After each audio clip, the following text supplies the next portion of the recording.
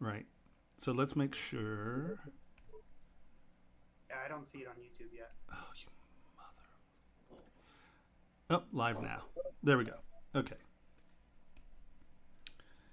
Well, that's good. Right? So we are live on YouTube. Okay. Yeah. Okay. I need to mute that. And so this will record this now, right? Is someone else recording this just to make sure? I'm not, but I can be. I Would you? still don't see it on YouTube. What's that? I still don't see it on YouTube. But maybe it's recording in the background and not viewable live. I don't know. It looks like you got it. I'm here. We'll refresh your YouTube and see if that's it. Here, I'll send you this link too, just to make sure. Did you just say, you know, I'm not like that? No, I said, you know, I did that. Oh, I thought you said, you know, I'm not like that. I'm like what? What am I missing? I know how to refresh. Yeah, you're right. Who am I? Okay, someone click on that link. I just tried to Google YouTube Tomas, and it brought up Thomas the Train. Right? I was trying to find your YouTube, and it brought up. Well, you. I don't know why I thought I could just put Tomas, and it would. Well, did you see Tomas the Tank? Did you see my play on that? Tomas is all over. Hold on. All right, YouTube. One sec, this is kind of funny. Can you guys hear me? I'm just testing my mic. We can. Awesome. Thank You have too many old ZBrush. Do you see? Where's? It says you're live now. I see it. You're there. Okay, good. Yeah, I see it. How come I can't find my? Here's the new list, guys.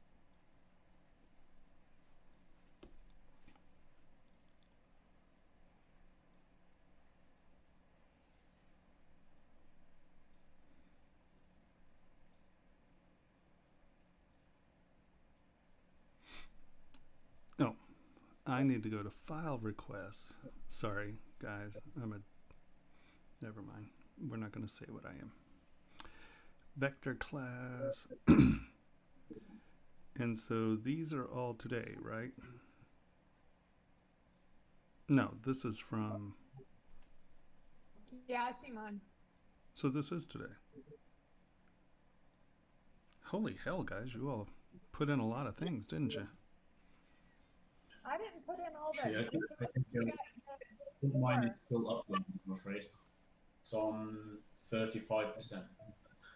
What was that? It's got this week and last week, Thomas. My file is still uploading, I'm afraid. It's on That's okay. 30-something%. It's a good old slow internet in the UK. Okay, this is beautiful. I now can't get rid of this window. Oh my god. Sorry, guys. This is absurdity at its finest. That folder looked like it had last week's also. I'm not Okay. sure. Yeah. Yeah, it did. I had mine from last week too. Okay, I'll go through by date. I don't even know what day it is. That's where I'm at. Okay, here, this is what I'm looking for. First of all, we need to get rid of this window. Okay, so we're going to, we're going to take this and we're going to drag this little guy right here.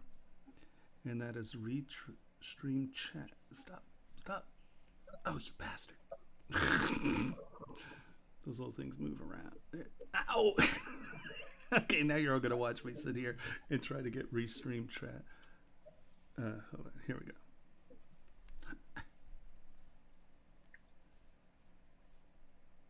I know this is like watching a cat chase a laser. Kill process. If you click the word process, will it organize them by name so they stop jumping around? Oh, sure. Someone's thinking out there, aren't they? Now, when I did that, did I just kill the live stream? No, you're still going. Okay, good. All right. Now I can start downloading your stuff. Sorry, guys. I'm a wee bit of a shit show today.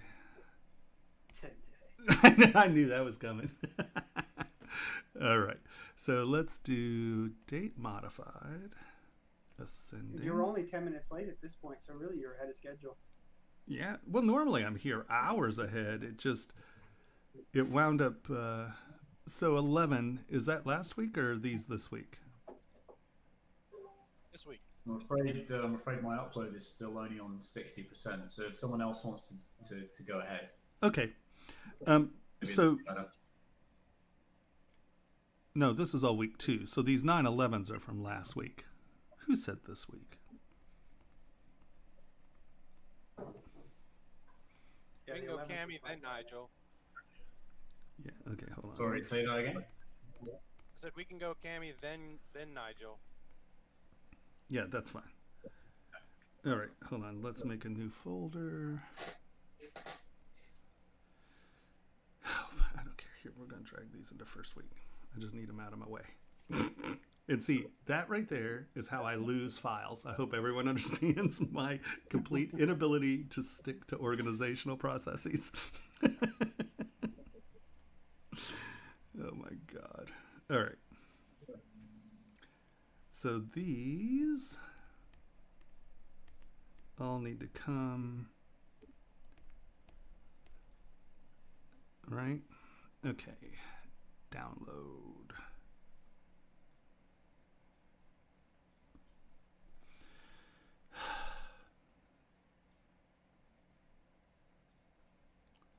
Oh my God.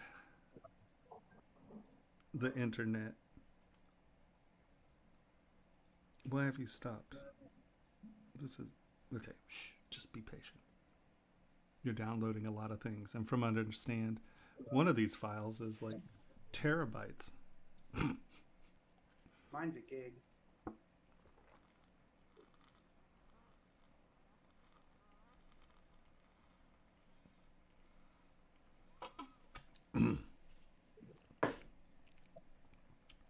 Coffee. I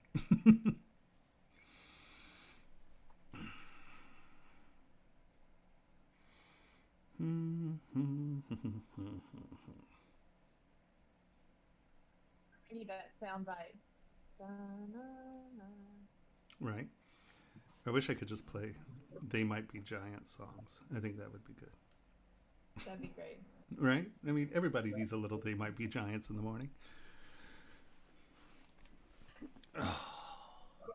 What time is it? For me, I think it's like, I don't know, it might be evening by now because I got up at 1:30, started designing, and never went back to bed. So you did make it back to bed. That's good. I did not. No, I didn't. Oh. I didn't. I stayed up. You're I like, never went back to bed. you're like, what are you talking about? It's 5:30 here. I'm not going back to bed. I'm like, oh no. It was too late at that point. You're right. There comes a point where it's just like, all right, I'm done. I'm up. No, what's this? Well, I almost hit that. Yeah, I almost hit that point. I was looking at like I said, I started shuffling around a little more. Then all of a sudden it was 4 o'clock, and I'm like, fuck. I get, myopia is a horrible thing.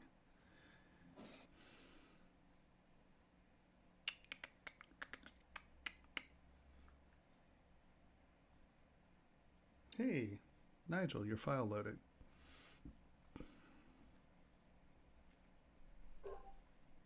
Overall, that was quicker than I thought.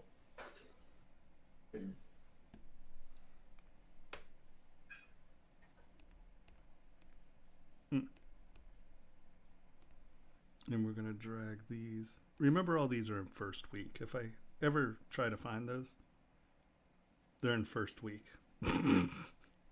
Because I don't see make a new folder just real.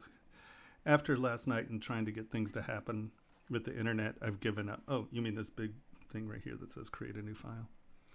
All right, now we go to you and we download. Hey, Henry, how do I get to your message in Discord?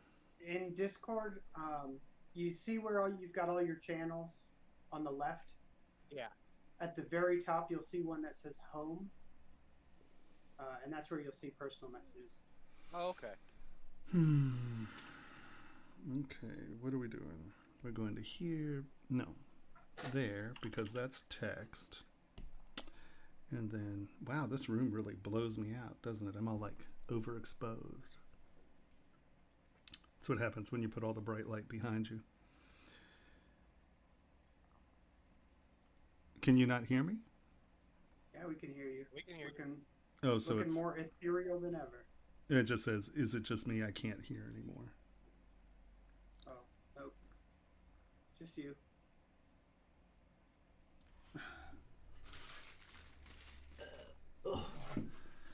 Hold on.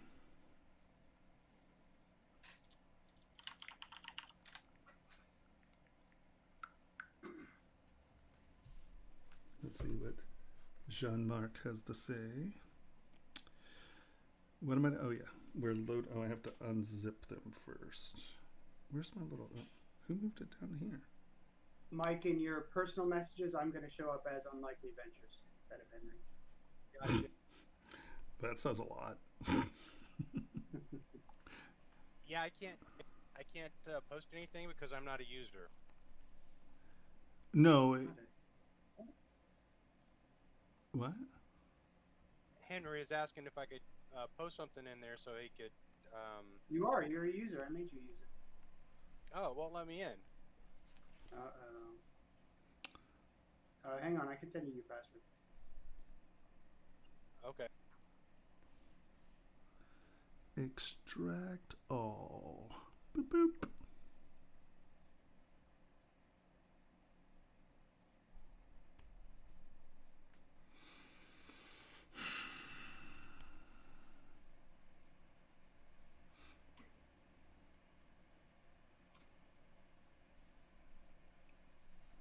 Come on.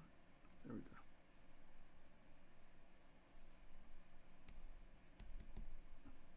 Sent. You should see an email. Okay. There we go. Now we should go. I wish I could import multiple things. I wonder if it'll let us do that. They're always changing things on me. It might actually let us do it. Hold on, let's do it this way. Load tool. Downloads.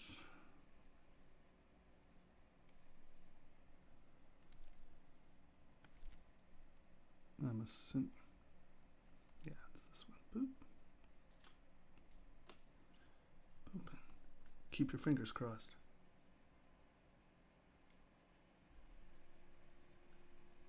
No. Nope. Is it still thinking? Oh, maybe it's doing it. Oh, look at that. That's new.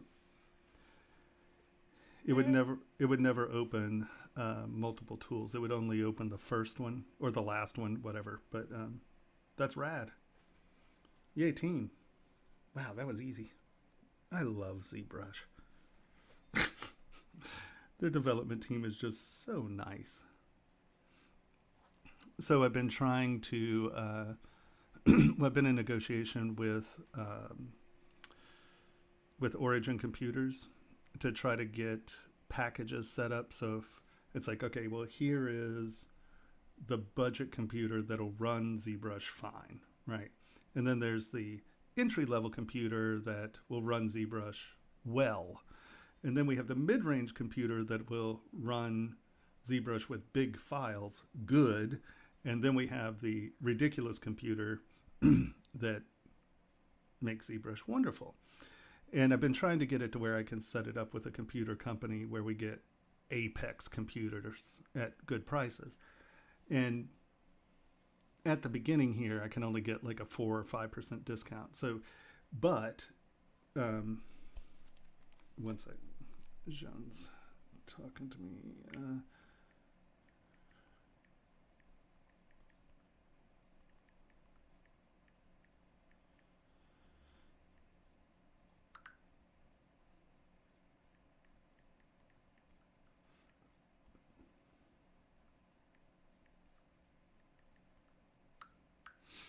Okay. And so I called Paul. I don't know if you know Paul. When I say Paul, I mean Paul Galbraith. He's part of Pixelogic. And he went on to Origin Computers website and did some builds for me. And then I sent those to Origin. Like, who takes the time for you like that? They're just wonderful. They're very good friends. well, no, that's. So no one's came in with their names up. Okay, so.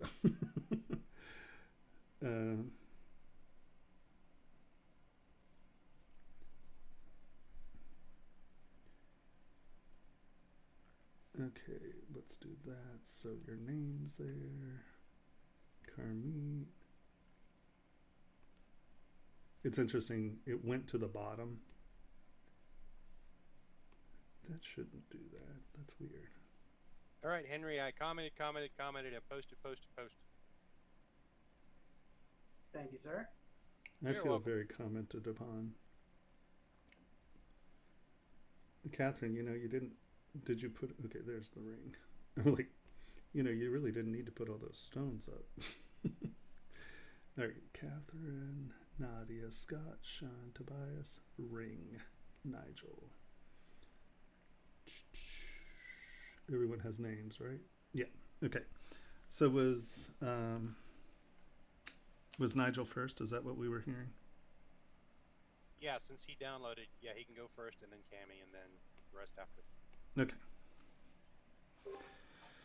Thanks, guys. Wow, that was like work. Holy hell. Have I missed anybody on the list?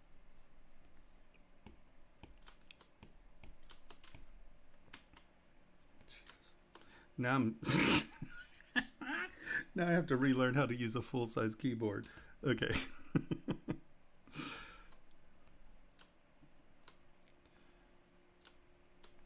Very good.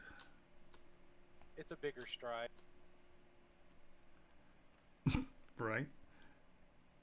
How thick is this here?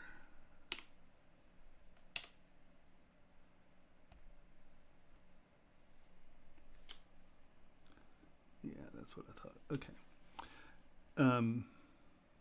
Well, 3's not bad. 3's on the outside of.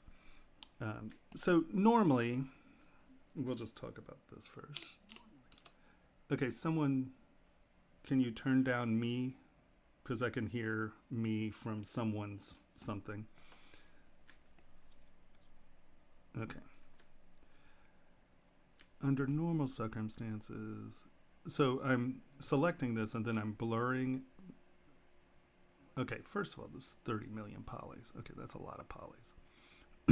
Let's lower this right now just so I can work on Hey, it. Tony, can you mute yourself? Me? No, Tony. Oh. Not you. That's why I was like, well, I guess I could. So as you notice, I'll drag this out, right? But now I'm going to hold down Control and then tap it a couple times. And you can see that it, see how it blurs that edge a little? So that's not sharp. And now I'm going to do this, get rid of Y, get W, hit Y again, so we're back at the gizmo. And I'm just going to do this, and I'm going to drag the, ooh, have to turn on left-right symmetry. I know it's local symmetry, but for some reason my brain says left-right symmetry.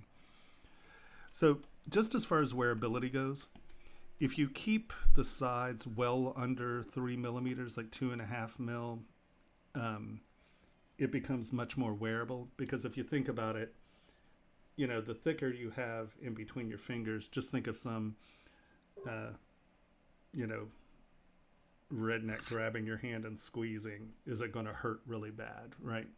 And the other thing is, I would take these points and just, hold on.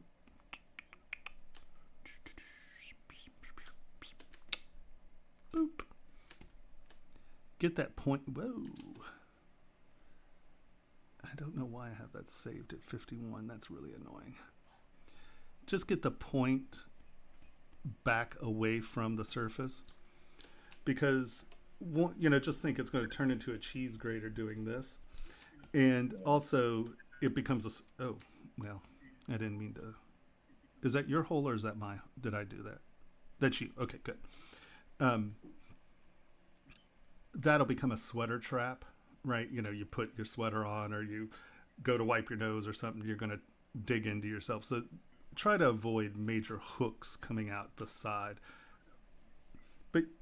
But you can see just by taking that point in, wearability becomes a much less an issue in that context. Okay. I get that. All right. So your layer separation is wonderful. You have, using the bright edge as a frame for the flat surface is nice. Because you have it as a repeating theme, right? You have these two raised edges, these are raised edges. So you have this repetition of this nice bright edge. And here, you're kind of using that. I would probably repeat it here just so that lip transition sort of follows those guys. Now you were probably doing something more in this vein.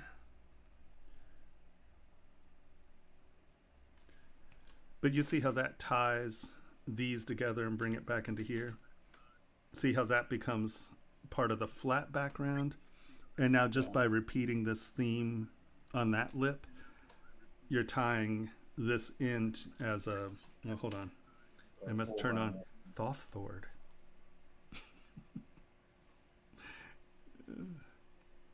Okay, boop. Right, so now what you have is this and this.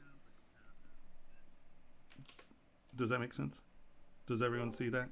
Just by adding that bright line there, you're tying it to these shapes. Yeah, absolutely. And so now you need to decide if you want the flow to be linear this way, or are you going to come back in and have it be all pointing to the center. And either one of those are fine, but you can see how that changes the focus of the part by just putting that ridge on those, right? Yeah. And then, you can also, depending on how you want to play it out, by punching that. What? Somebody. I'm sorry to hear that. I'm sorry to hear it too. Right, do you see how that changes the focal point of the center? Yeah, and if we come back here, because right now your center is the soft part. Does that make sense? Yeah. Can I ask, when you do a design, do you hammer out the shapes and the motifs that you want and then do this afterwards? Or Yes, do you just for the do most this as part. you go along? As I go along, I mean, it completely, that's why, I break it up into sort of sculptural block up and then sculpting. So I'm in sculptural block up, I'm just trying to get my layers and my reflective surfaces in place. And then I'm going to, halfway through it, I'm not going to not do this, because I'll be like, oh, well, that, instead of making that dimensional, right, instead of making this something that is... Are we on clay tube? Yeah. Instead of turning this into something that has a lot of sculpt in it, you decided to make these sort of flat ribbons. Does that make sense what I mean? And so, you were like, oh, well, I like these as flat ribbons. And they read well as flat ribbons because, these aren't necessarily your focal point. And this would be actually what would be really nice in something like this is if this actually were a gem cabochon and you mounted it from behind, right? So you have a little bit of color in here. And, so these flat ribbon, you have these flat details around. So that flat is good. The only thing that bothers me, and when I say bothers, is these lines right here are nowhere else on your model, or at least on this face, right? These just look like you came in and went, oh, wow. So if you came in here, because you already have this flat ribbon thing, right? Just make sure that all of your parts are in the same vocabulary, because now we can come in here.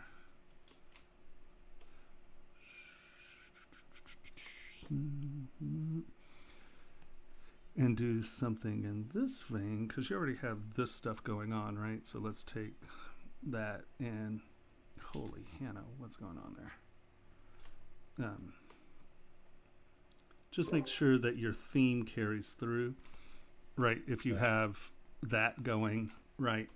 And you can see how now that sort of looks like, I mean, obviously it's fast and clunky, but you know, this at least is speaking to this same vocabulary here, as opposed to, come on, you can do it.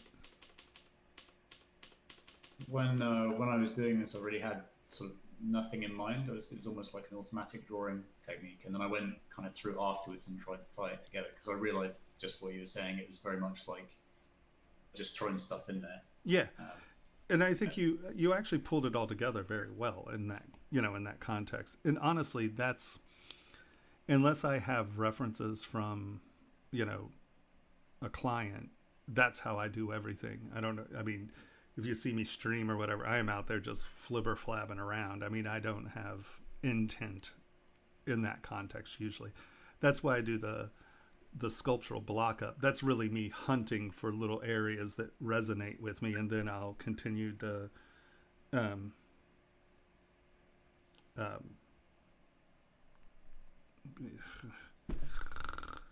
The shape comes out, and then you go. thank "Ah, you. I'm like, my brain just went boo. I'm like, white noise. Yeah, I'm always hunting for those little elements that are going to give me something that resonates with the form, and then I start to dig in that direction, you know.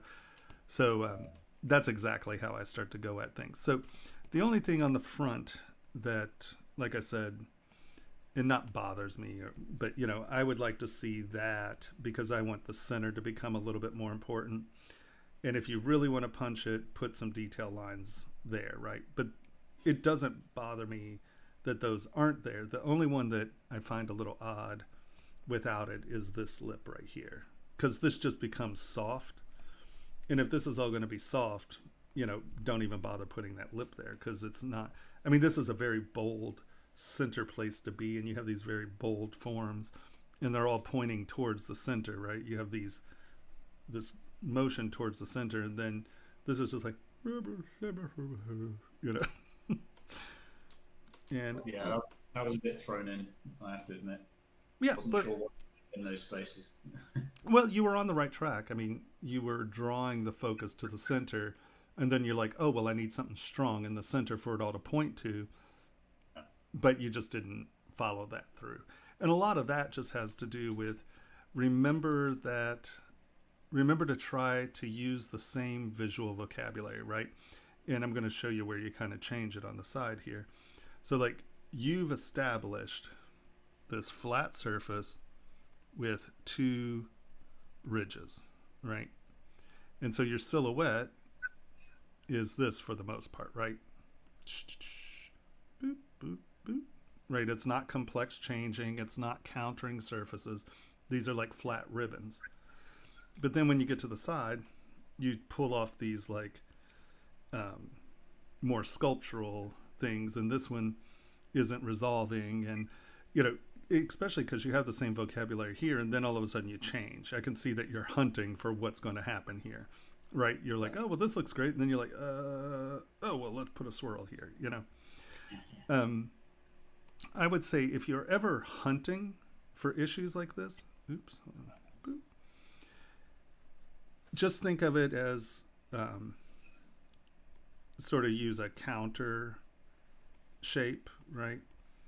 So you have this shape on top. Well, don't be afraid to use it here, you know. So now this becomes a focal point for this design, right? So just think, if you look at Art Nouveau stuff, it's a lot of mirrored, symmetrical architectural elements. So if you came in here and you made these more like ribbony, right? Because you can see that the vocabulary of this part changes down here, right? It's not those flat ribbons. You're trying to be sculptural. And even right here, you're flat, right? And then see how you abandoned that here? And since you have something that's such a strong architectural shape here, I probably would have repeated this where it was... You can see where I started at the top, came down. Yeah, exactly. I started at the bottom and came up and met it the other way. Yeah. And then I probably would have even gone as far as repeated this shape. right? And then found something down here. And then that way, at least this is, the same vocabulary. And, you're good here. I can see. I would say that, well, see, all of your elements up here and your elements here are pretty architectural. And then you shifted, like, you did this, right? And then, tell me if I'm wrong. I could be totally wrong here. You were doing this, you come down, you do this, you're like struggling, and then you're like, oh, well, this is almost a heart shape. Here, let's put a heart shape down here, right? But at least you readopted your ribbon flavor. So I probably would have kept the bottom of this a little bit more geometric, because you have a pretty geometric vocabulary going on the top. You really establish it on the side by doing that like sort of bridge archy point thing. And like if I have something in that vein where I probably would have done this and then maybe repeated that form, just so if you have design elements that are that strong, I would find a way of, and it doesn't have to be a repeat of it, it could just be something that's like that, but try to stay in the same vocabulary, because you got a little swirly down here. Yeah. And I think that swirliness is because you didn't know what to do. Oops, we're gonna have to change. I think I kind of discovered something that I liked right almost more than what I'd already done, and just thought, oh, right, I'll do that. yeah. And then you just so then if you like this more, now you just work up and convert this stuff into this stuff. You see what I mean? Like, don't be afraid to go back, because honestly, all of the side stuff fits in that pretty well. The only thing that is a change is this stuff right here. These are even pretty close, right? Because that's a replication of a heart shape in some format. And so if you like the swirly stuff better, you can very easily come in here, just smooth it, and do that. Right, and now instead of it being architectural, it's sort of a replication of that organic form. Does that make sense? It does, yeah. Yeah, so just make sure to try to get, if you have something that is this strong of a statement, right, make sure you're repeating it or holding that up, because you also had them here, right?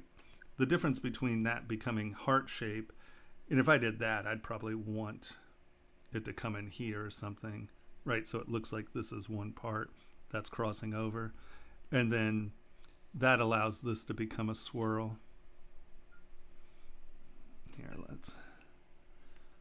and that is if you're going with the heart shape instead of the architectural stuff, right? So you got that, you got that, and then you have these coming over, or something in that vein, right? But you can see by just knocking those points off, we completely changed the vocabulary of the part, right?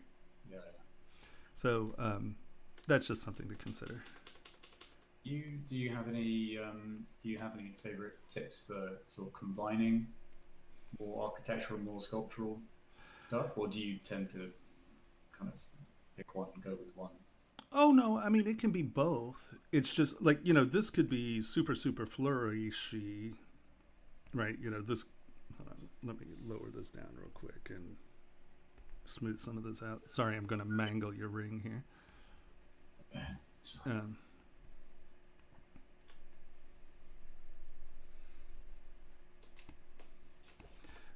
Let's say you like the I don't even have smooth stronger turned on yet. Okay.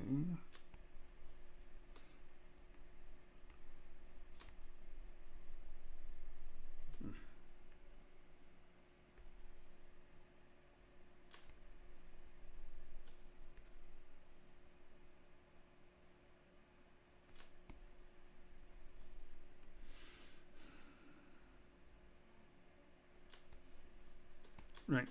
So let's say you really want something that is architectural and organic, right? So let's go up. One sec. Let me just look at this real quick. Quick save. 40 and 40. Why is that quick saving? Have we really been on for 40 minutes? That's depressing. Okay. Okay, so.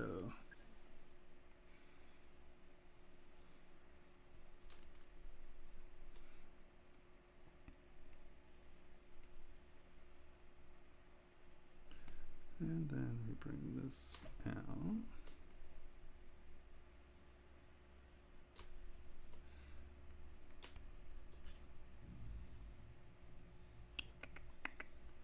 So we're real, organic, and flourishy, right? And then you want something that's really architectural.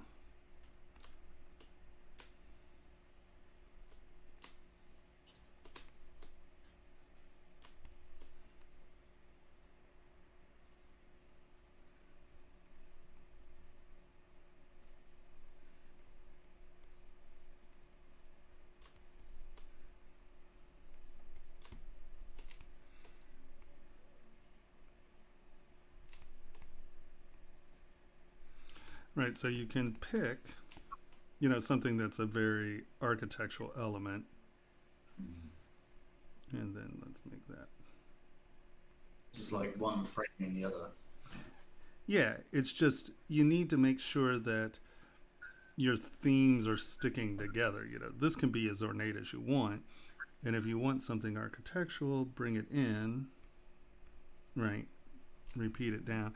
Just make sure that it is a complete thought, right? Where, okay, so we have this, and then maybe the bottom here is just, you know, repeating sort of that square pattern. Right, so this is tying, this element is tying to this element. These elements are coming up here. And if that were the case, I might make this a little bit harder. So you have the dichotomy between the hard and the soft, right? And, you know, just think of it as a story, right? It's like, okay, well, I have this strong architectural center. And, you know, maybe you have a square here and a square here or something. So it looks like this is one solid piece. And then the organics are wrapping around it, right? So just think in stories. What's happening? You know, it's like, oh, well, there's this, you know, it's a temple with vines. It's a, you know, if you look at Angkor Wat, that's a lot of hard architectural stuff with a lot of organics around it. So just, you know, try to find like a metaphor. So you're like, oh, well, okay, I have this substructure and then these flourishes are growing around it, or they're growing out of it, or this has landed on top of it and it's crushed it, or, you know, because at the end of the day, that's all we're doing. We're telling visual stories, right? So just make sure that you have a consistent line through it, right? Because once again, I think, I mean, if you look back here, right? Look, these two lines stand out dramatically as not belonging, right? And then if we go to, oh, well, I wiped them out. There were two more down here somewhere. Oh, there they are. You know, you have all this beautiful work, and then you have just these two lines cut in. And I'm sure you put those in there because you put them here, right?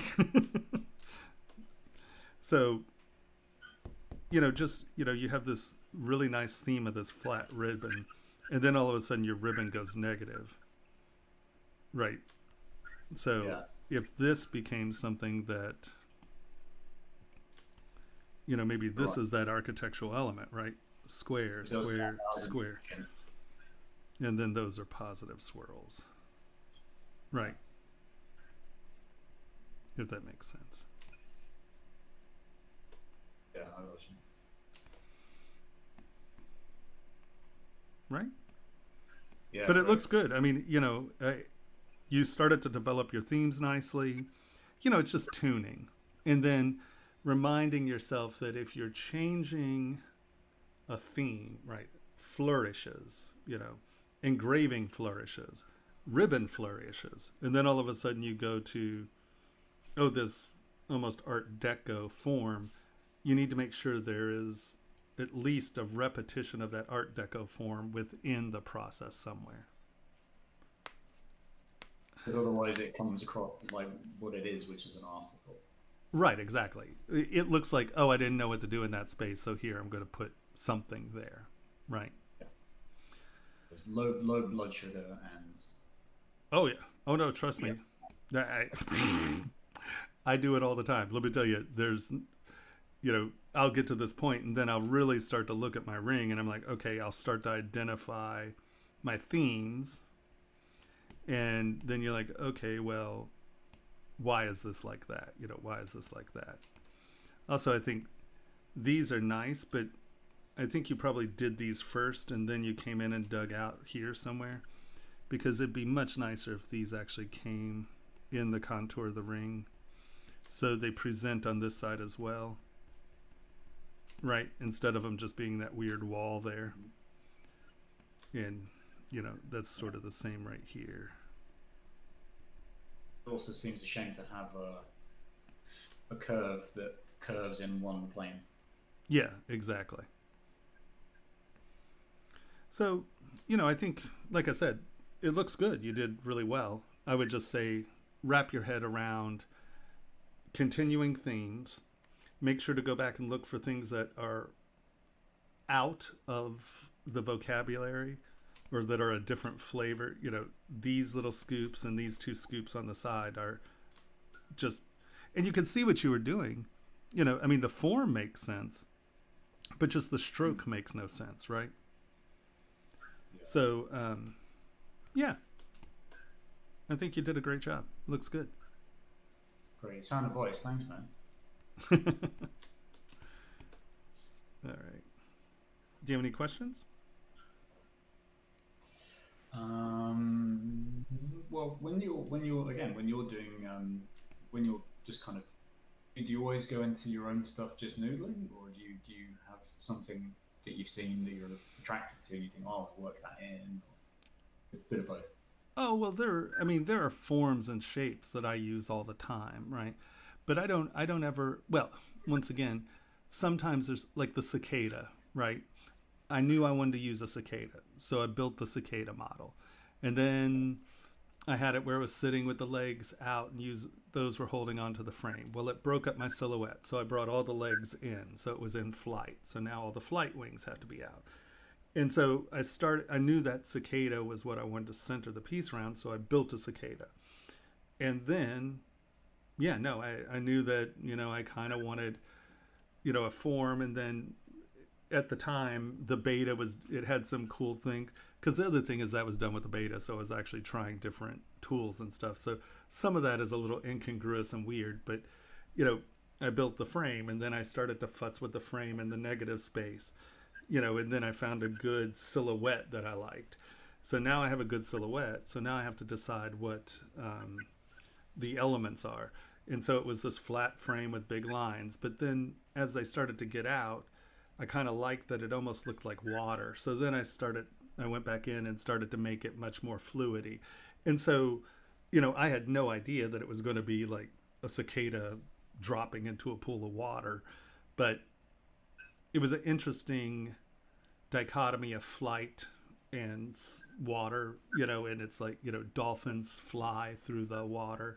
And so, I was playing with that, flying through water. But that was by no means what I was going for at the beginning, So it's often lay down stuff, find something you find aesthetically pleasing, and then stepping back and looking at it, going in one direction. If that direction fails, like you said, if you got to this point and then like this stuff better, well, make sure to go back and homogenize the other stuff, right?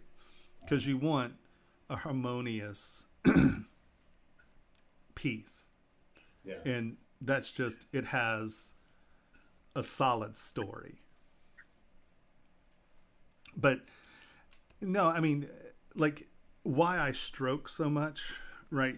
When I'm doing this stuff, and this is something that I see some of you guys doing, and that is, it appears that, I'm laying down a bunch of lines, right? But when I'm laying down a curve like this, I'm not going to do this. I'm going to lay down the curve, and then I might come across it to fill things in. But when you're laying down curves, make sure not to do this because that gives you lumpy curves. Sorry, that has nothing to do with you. That was just something I wanted to toss out there. So, what I'm doing when I'm laying all this form down, I'm often trying to find, hold on, we got to higher res a little here.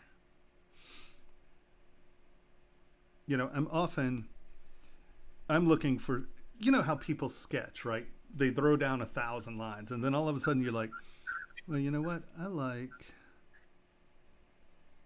this shape. And I often let, this randomness kind of define stuff for me. I'm like, oh, okay, so actually that's nice. That counteracts that. This is a good shape, and I literally just look for surface patterns that catch my eye. Yeah. And I'll ride with those. And then that allows me to kind of build out, it's like, okay, well,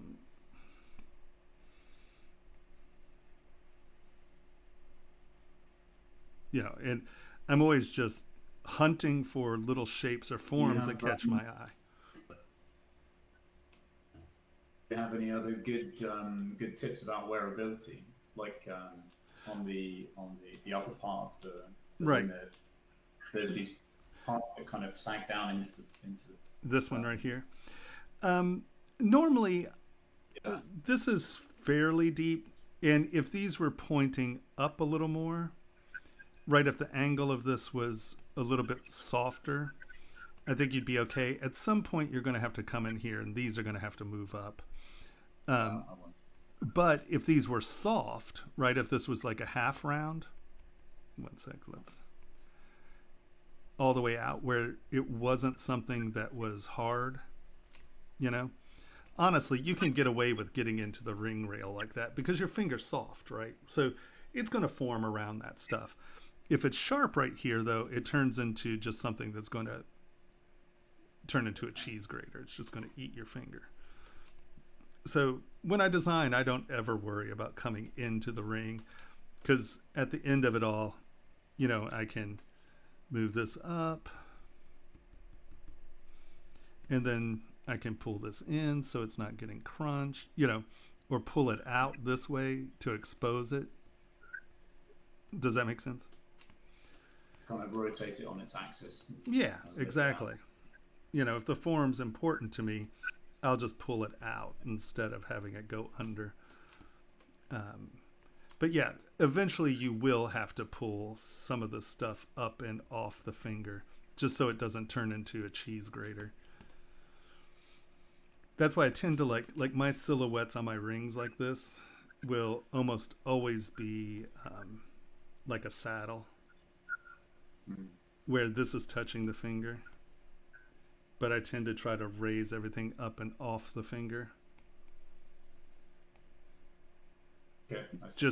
Just for wearability. I like to have as much space in here as possible because, if you're wearing things and you're in a bag or something and you press up, you don't want it to turn into a spear. You want it to kind of ride with the finger. So when your finger's like this, it can be really long pointing the knuckle, but it can't be really long coming back. So if you're doing something that's not symmetrical, just remember that if you're going to do it, just let's make this a little bigger. Just make sure that I thought I just turned that off. Just make sure that you're only in one direction, right? Because that way that can sit out over the knuckle all day. Now, you'll never be able to put your finger in your pocket, but whatever. I mean, what we do for fashion, right?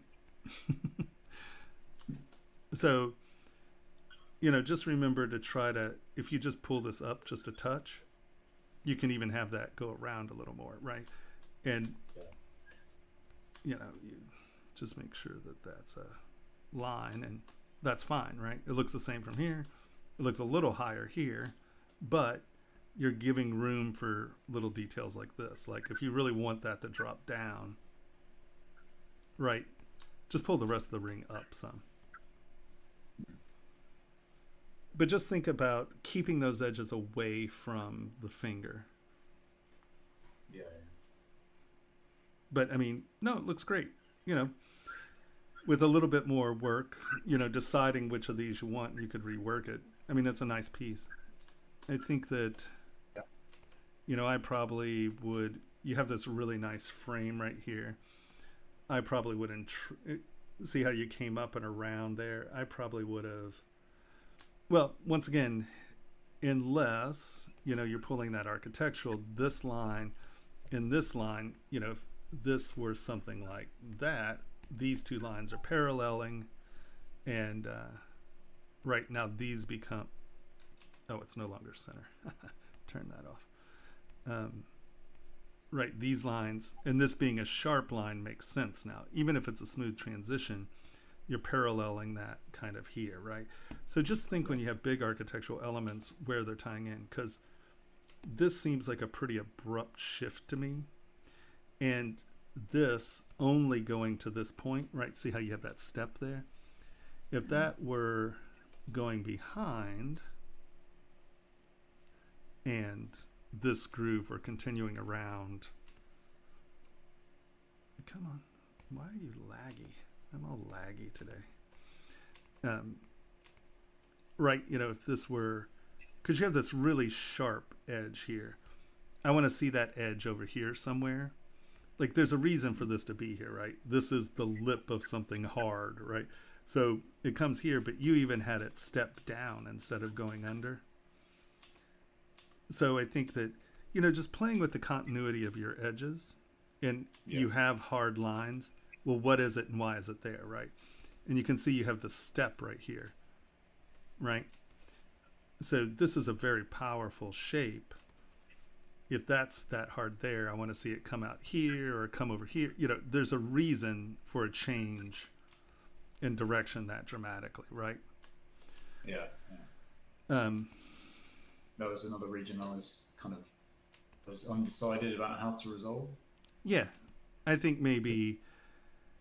So I done what I did in Z Modeler, and then just. I think if you just kind of made that the swoop, maybe where it because that being behind there, that's just a nice architectural element behind the softness. If that makes any sense. I know that I'm mangling your model.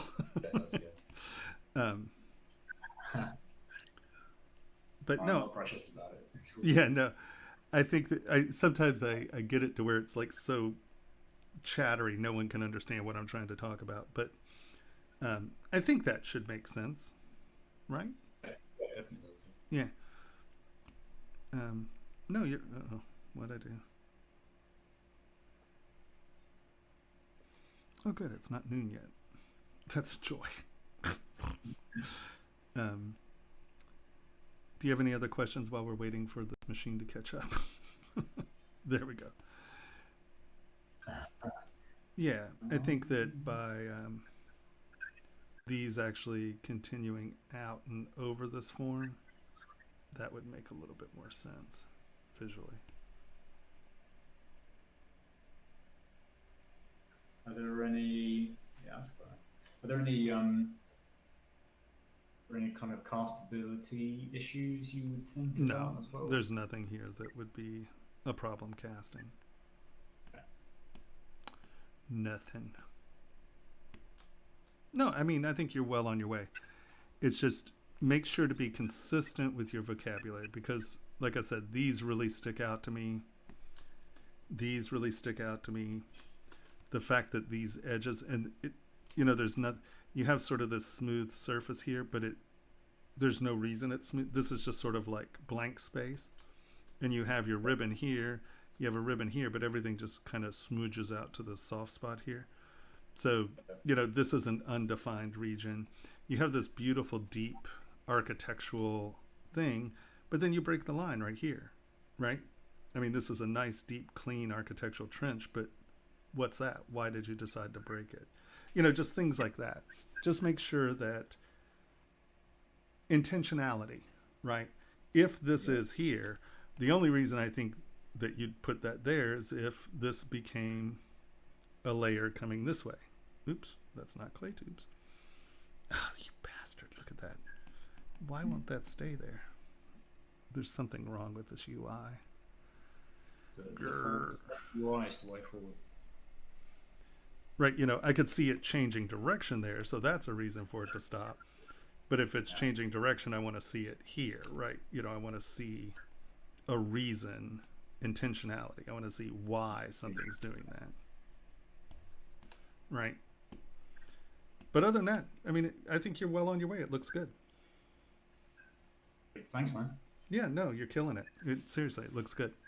It's funny because I know you have, short periods of time and people are doing things and homework. This isn't like your art. You're trying to learn technique and this. So, don't let it get up in your head that things aren't necessarily completely thought through and completely thing. It's just, I'm not saying, oh, you didn't think this through. It's just think about why things are happening, right? This broke that form. Okay, I know I stretched this out more, but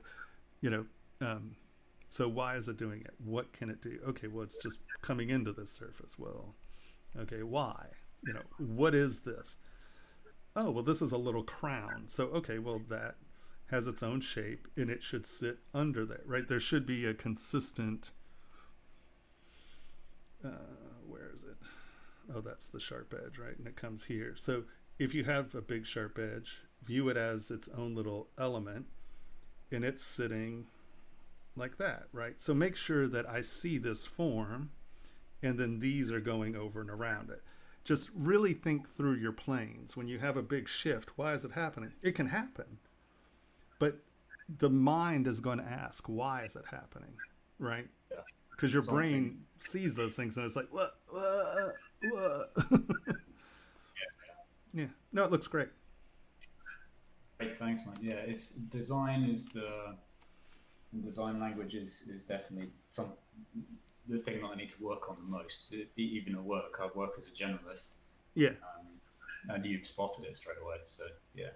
Well, so what I would suggest to you then is pick a theme beforehand. Say Art Deco or Art Nouveau or engraving flourishes, or just pick a theme and see if you can do the whole thing within one vocabulary and concentrate on theme as you're doing some of this stuff in class, right?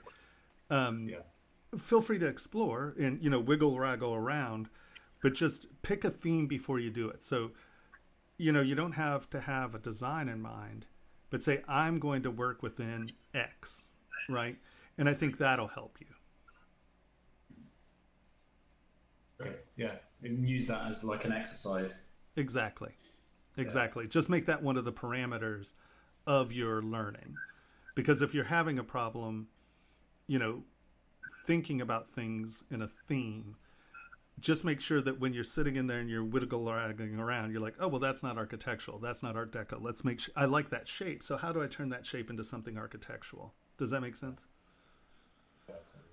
Are there any kind of exercises like this that you do or used to do? Copy, right? Like look at an Art Deco building and try to sculpt it as an element. Because the thing about copying when you're first learning is that you have something to judge against. Either you made it look like that or you didn't, right? Because once again, with students, I come in and they're not hitting those themes. And then they're like, well, but that's how I wanted it. And you're like, well, no, it's not, So when you're practicing, just, find something simple, whatever it is. Make something very organic, make something very architectural, and just copy it, right? It can even just be an element of something, but copy it. And then that way you can judge your capacity to get those forms right? So I think that as an exercise, I think copying, and when I say copying, I mean trying to replicate something that you see, right? I mean, it's not like go steal, so-and-so's design, but Yeah. I mean, I'm going to be creeping on your Instagram. that's okay. Good luck. If you could copy it, I got a job for you. Challenge accepted. You're on. Right on. You get out there. You're on. Everybody's got to copy the Mayan ring. Copy that Mayan ring. All right. So, are you good? I'm good. Yeah. Okay. Thanks, man. Yeah. No. So, everybody, before we move to the next person, Hey, Thomas, we're all going to need side shots and front shots of that mind ring now. I will give you side shots and front shots of that Mayan ring if you want to try to do it. No problem. I'm gonna. I'll give it a go. I'll give it a go. All right, on. I'll put up pictures. Actually, that one shouldn't be that hard at all because it's really Mayan. I mean, the images are all real Mayan images. They're all off Jaguar God temples. So even the glyphs and stuff are in the right order. They all tell the correct story. That's how weird and anal I am. All right, let me run to the restroom real quick, and I will be right back. Sorry, guys. Poorly planned morning. I'll be right back. Everybody, we got our first student challenge right there.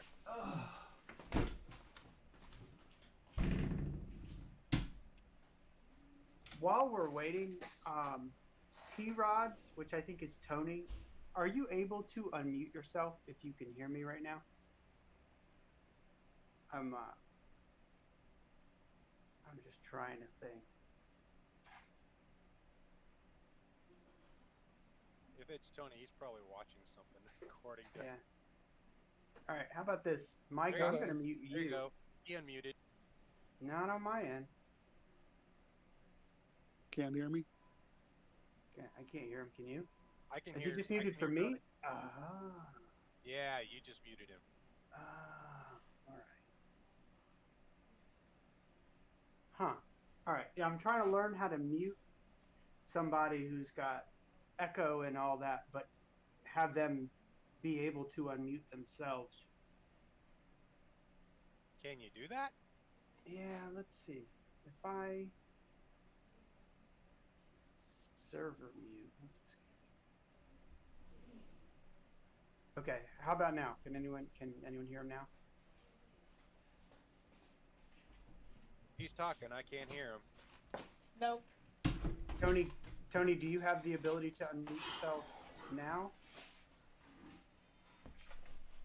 No, yeah, I think I shut him up for good. Well, all right, that's a little excessive. All right, I unmuted you. I know you're talking to me. That's excessive. No, I'm not. I'm trying to learn Discord mod stuff. If I want to mute somebody who has like a bad echo or something and they're just not near their computer, can I mute them but still let them unmute themselves when they're ready to talk? And I don't think I can. I think I just shut them up for good. So the question is, are you officially a moderator on Discord? Yeah.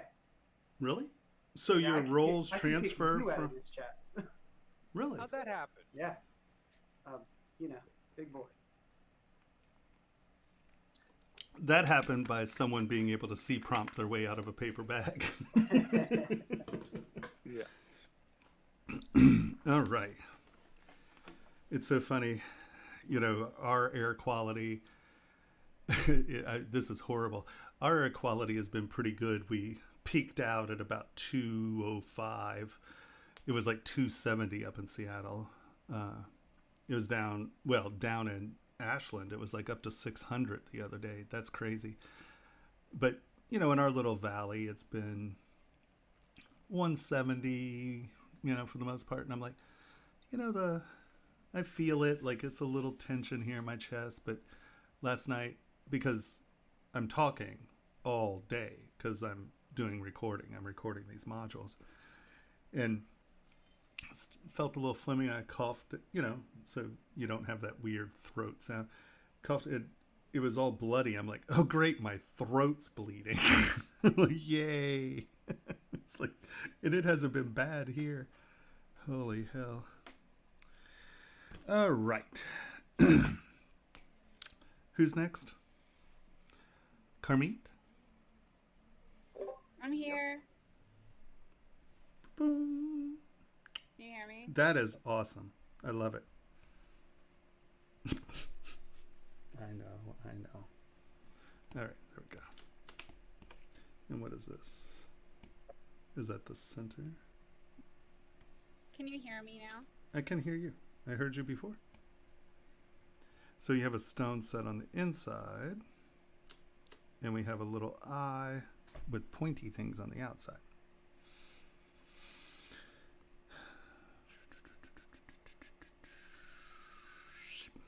Okay, so question: before, when you first did the ring and you were talking about the seams, you were going for a pretty realistic eye. Did you choose to make the eye very stylistic this time? Can you hear me? Did you just mute yourself? She's not muted, but I also can't hear. How did we just heard you, Kermit? What did you do?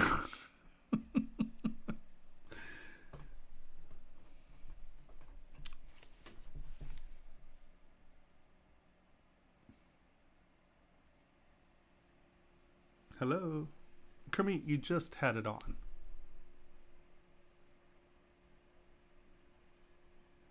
Hey, can you hear me? Yes.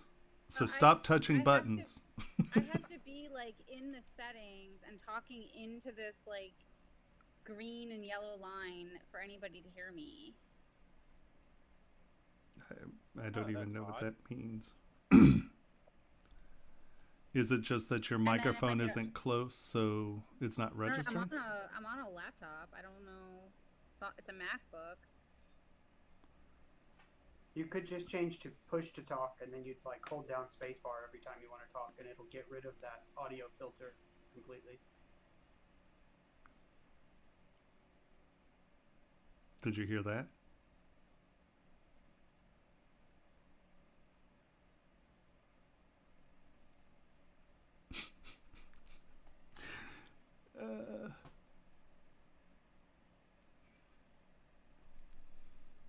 No idea. Sorry. I'll just do chat then, I think. No, it's important that you talk. Listen to what he has to say and see if you can get it to work where you press to talk. Okay. We'll wait, because I'd prefer you actually get an experience here than just... So will you tell her how to do that? Should I go to Discord so she can see? Discord?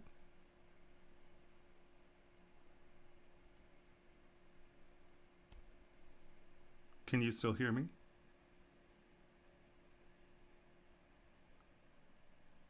No shit. Did I just change it where no one can hear me?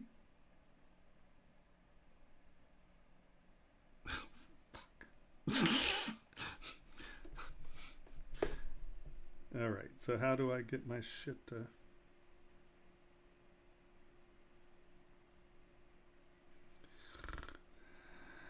Fuck me.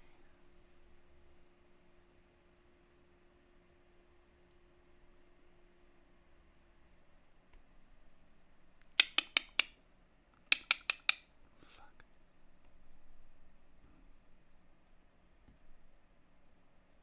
I can hear you. Okay. Check this out. So can you still hear me? I can hear you. Yeah, we can hear you. All right. So maybe I just had to have that. I have to have that gear. I have to be in the settings for it to work. I just switched over to Twitch. Okay. That's bizarre. Did you push this push to talk? No, it's like I have to be in the settings. Okay, stop. Page Stop. and leave it there. Right. Did you try this push to talk right here? Yeah, it's making me have to download something, and I have an error message. But if you can hear me now, then it'll be fine.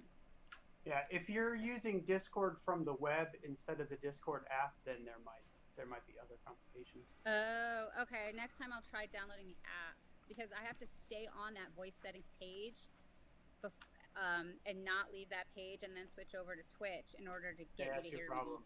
Yeah. All the functionality is locked into that browser tab if you're in the Yeah, on the web. you download Discord. Okay. Okay. So, but you can still hear me now. Let me just try going full screen on Twitch. You still hear me? I can. All right, good. So I just have to leave that page open then for now. Right on. Okay. So Okay.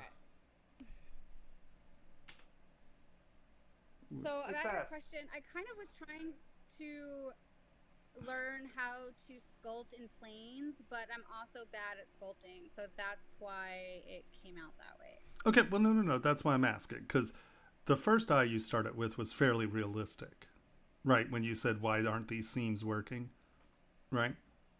Yeah. The more I did it, the more I kind of like screwed it up. But that was kind of my first attempt at doing an eye. Well, no.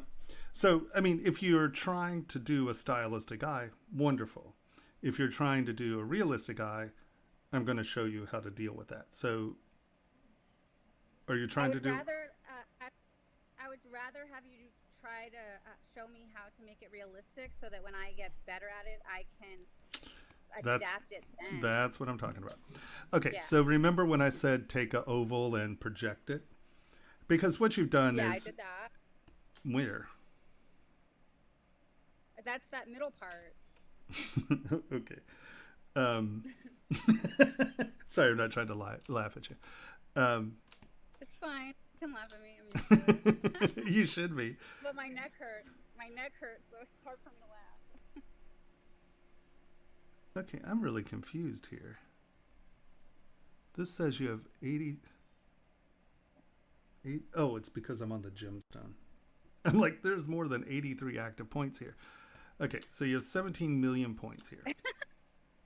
And you have no details at all. So first of all, right now, you have just way too much geometry for where you are. Oh, okay. I mean, right now, 4 million's more than enough. You see what I mean? You have no detail. Do you understand what I Yeah, mean for by sure. detail? Yeah. Okay. So next thing we're Yes. going to do is we are going to append a star. I'm going to go to that star, come in here, make it a polysphere. I am going to, I don't care, but I'm just, well, here, we're just going to go boom, boom, boom, and we've just dragged it out. That's enough geometry. And now we're going to just bring this up into the surface, and we're going to figure out our size. So really, that's roughly the size of the eyeball, right? Do you see what I'm saying? Mm-hmm. For the width of the eye, that's about the size of the eyeball. But I think we probably want our eyeball about that size, determining on the height of this ball. Do you see what I mean? Do you see why I chose that or how I Yeah. got to that point? Okay. So now I'm going to make it just Yeah. hold on, we're gonna... I was watching videos of people like sculpting actual eyes. You know what? in clay, I'm going to tell you something.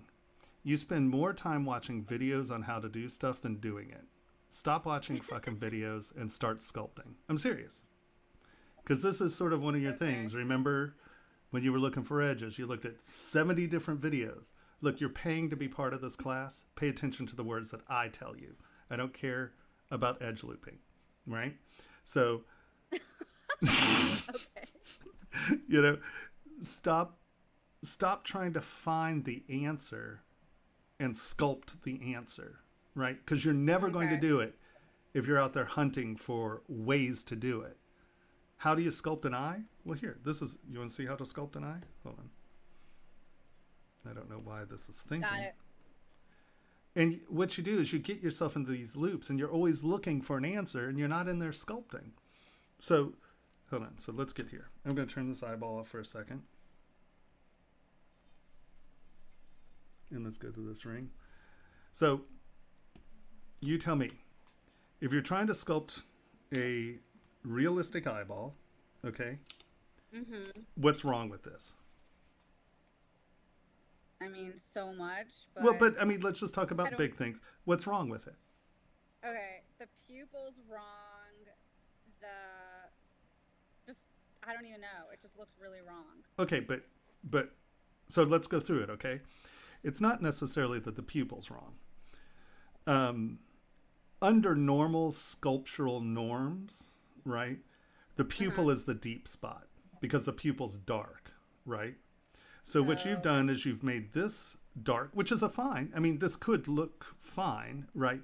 But normally a pupil is deep, right? And so your traditional sculptural pupil looks something like that, right? Because you get the deep and then this is the light reflecting. Does that make sense? Yes. So when you see classic sculpture, your pupils for the most part are going to be something in this vein. You know, it's just going to be a C or some sort of version thereof, right? Some people do it all the way around and then just put a little highlight on the outside edge. But almost always the pupil's deep. Okay. But like I said, if you really want to accent that there's a ring around it, this being deep could be a decision, but I don't think you made that decision. So that's why I'm saying your pupil's inside out. The other thing is, Yeah, I'm not well, going to tell you like, yeah, it was supposed to be that way. right. So the other thing is that this has absolutely nothing to do with a round surface, right? Look at this big dent right here, right? This is not a continuous surface. So you're not selling me on this being an eyeball, right? And the other thing is your bottom eye, this bottom lip is nice. And then you have this weird triangle thing going on up here. And it doesn't feel... So you got to remember, see, this looks like a piece of meat that is sitting on this plane, right? This actually looks right. You have the eyeball coming down and under, and it comes under here, right? But then the eye lip is sort of doing this and this. In this intersection, this silhouette makes sense. But then you just kind of like lose your mind and you just go, right? So you have to... Okay. While you're sculpting, you have to think about what and why it's there, right? What is that and why is it doing it? So let's just let's just go to your square. Divide, divide, divide, divide, divide. Also, I kind of realized, it's a separate issue, but I kind of realized like later that the face of the ring was just the wrong shape. Well, not necessarily. I mean, there are a lot, eyeball rings, are a very, very, through all ages, you have eyeball rings. And so your ring is almost a very classical old Roman or Greek shape, but more Roman. And they used eyeballs a lot. So having the outside of the shape associate with the inside of the shape doesn't necessarily have to be. But here, let's just real quick think about what an eyeball is, right? Yeah, this is So we have this ball. And that's our eyeball, right? So now, what you have to think is that the eyelid is actually just a thin piece of meat going over the eyeball. And then you have your pupil, this comes down over here, and then this is coming under the eyeball, right? So you got to remember that the eyeball is actually going up and down into the socket more than you can see it, right? So you can see here, this makes sense because this angle is the same as the angle of the eyeball going down and around, right? This is parallel with this surface underneath it. And then I'm just going to put a pupil, throw a iris, pupil, iris, and then this is meat going this way, and then normally this line is the brow meat coming down and in, right? So this crease here is usually behind, right? This silhouette here is something like this, and then like that, eyeball out like that, and then that, right? So this is the brow meat coming down, and this is tucking up under it, right? So this is a shiny face, this is a shiny face because that's going down. So, we have this thing that is a ball with thin membrane over it, right? And then, look at the side here. Well, this doesn't look like the profile of an eyeball because this is flat. And so you get that profile from this coming back.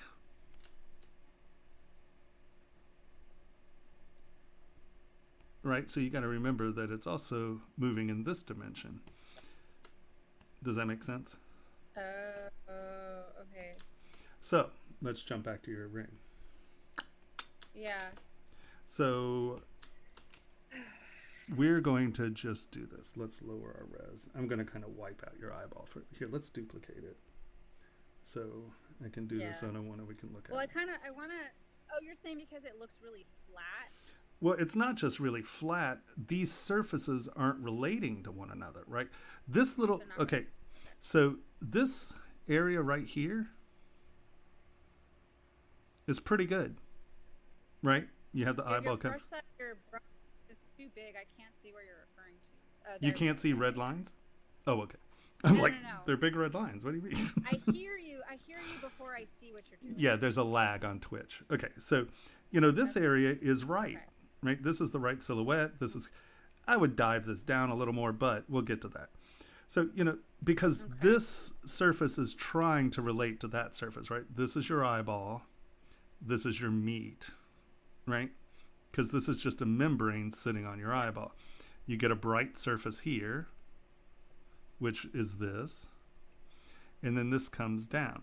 Now, this meets the cheek muscle, and this makes the eye, you know, the bags under your eyes. But if you're just doing an eye separate, this can just come down. It doesn't matter. This can associate with that surface, whatever it is. So let's get to here. Okay. Let's lower our res. Oh, I'm still in dry. Lower our res. Oh, shit. Wrong one. Hold on. Let's go to you, and let's come down. And let's actually sort this out.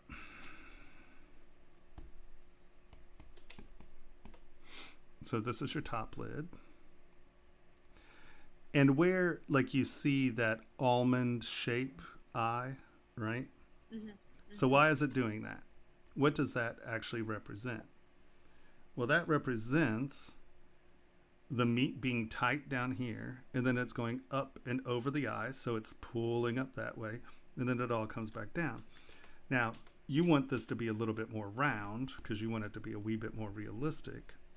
So you have to think of this as a ball, right? So let's bring our ball in. Mm-hmm. And now I'm going to turn on project. And let's turn on transparency so you can see what's going on. I'm going to make this a ball. Shoot. Shoot.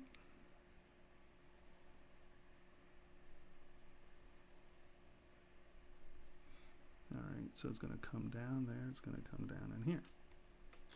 I'm going to smooth this out and go over, oops, go over it one more time.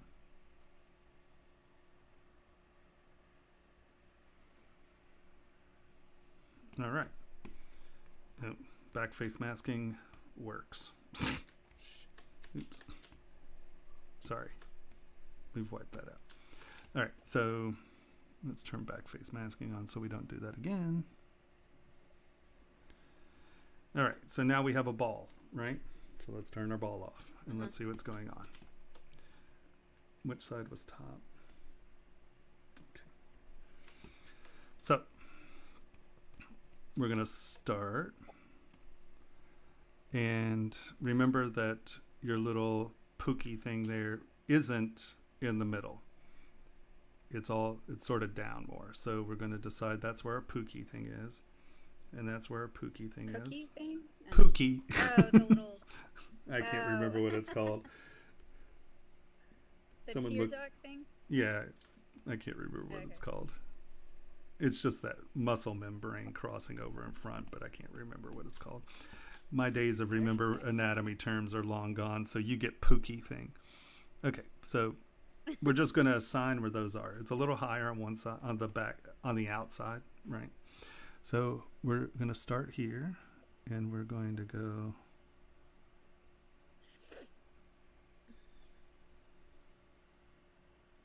Okay. And come in, and we're going to tune that curve up. Pookie. Pook.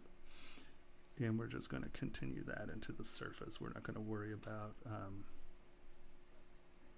the cheek muscles and stuff, right? We're just going to say, okay, bottom eyelid.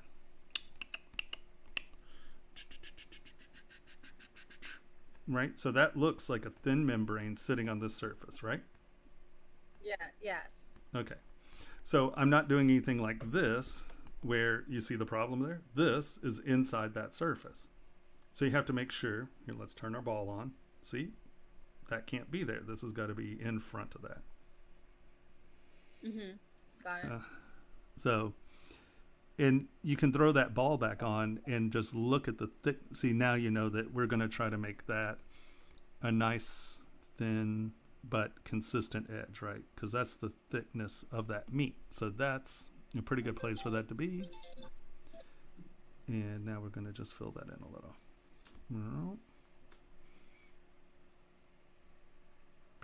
All right. So we have our bottom face for the most part.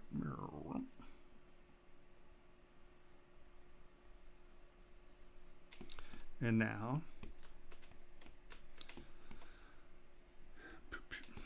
we're going to come here, fill that in, go come here, and we get this shape. It really helps to leave the ball on for a while. If you don't know where that ball is, it does help. Right? And you kind of get that form. And now you're choosing the shape of your eye, right?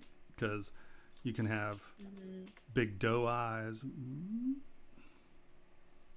You know, you can have sinister eye, right? So we're making that decision here. But look at how far down on the ball this is, right? This isn't like all up in here. So it's, hold on, let me fill that in. Oh, okay. In and does. So you're saying my ball or whatever that was just like it was really flat. It wasn't. It wasn't a ball. It wasn't a ball. Okay. Well, and it also, I mean, this surface has absolutely nothing to do. Shallow. Well, and also you have these weird lumps, right? I mean, this is a big concave dent here. You know, this is not a surface, right? You can see that this has nothing to do with each other as far as continuity of surfaces go, right? Continuity of surface is a really big deal, right? Because in the reflection, it's going to look like a sphere reflecting, or it's not. Here, let's look at reflective surfaces. Boop. Boop. I obviously got confused. Well, you weren't thinking about it. I was trying to push it back. Yeah, I wasn't thinking about it. And I don't mean that as a negative. You just weren't thinking about it as membranes sitting on top of a sphere. Because you can see here, this doesn't reflect as a sphere, right? You got this big damn dent in here, and, you know, that has nothing to do. And then that doesn't cut back, right? This is actually cutting forward. Well, what the hell is that? It's blending into that. Yeah, that's not what an eye does. It needed to be more of I needed to keep that sphere shape more, Yeah. and that, I don't 'Cause see, know look. I opened it up too much on that edge. I don't know what I did there. Well, see there, that reflects as a sphere. Even if I were to cut this in, see how this surface and that surface are still reflecting as a surface, right? Mm-hmm. So by putting a big dent in here, that no longer has anything to do with that surface, right? So you got to think about reflectivity in surfaces. And so, you know, I'm always saying, oh, well, that reflects as a flat plane, or it doesn't, like they're coplanar surfaces. Well, it's a similar thing. You want this to feel like one surface, and then whatever you're cutting in is either reflection or a dark spot. And see, this is why pupils are normally this, because what you do is you change your surface, but this reads bright, right? So now back here, it looks like a pupil with something in it. Now it's dead center, so that's a bad pupil, but, you know. Okay, so how do you cut in the pupil like you just did without, like, completely making your sphere look flat? And Well, you don't fuck with your sphere. That's the key. So hold on. Let's get this up, right? And now the thing to remember about this as well is that this usually is a thicker piece of meat. So let's give it that lip right there, right? So we want to sculpt this up enough that you can actually get, because you're also implying eyelashes here, right? So we're used to seeing this edge as a bigger edge than the lower edge. So make sure that's a nice, clean, bright edge, right?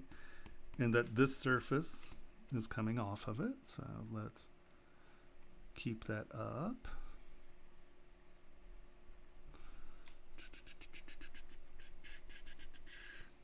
Because remember, this is a consistent surface. So you want that to read as a surface. It stretches tight here, because those are actually insertions and origins. I don't remember which side's which anymore. Which side's my insertion and which side's my origin, right? So now we're just going to kick that edge back up because I'm adding that there because I want this to be one nice bright reflective surface. I'm going to knock that down.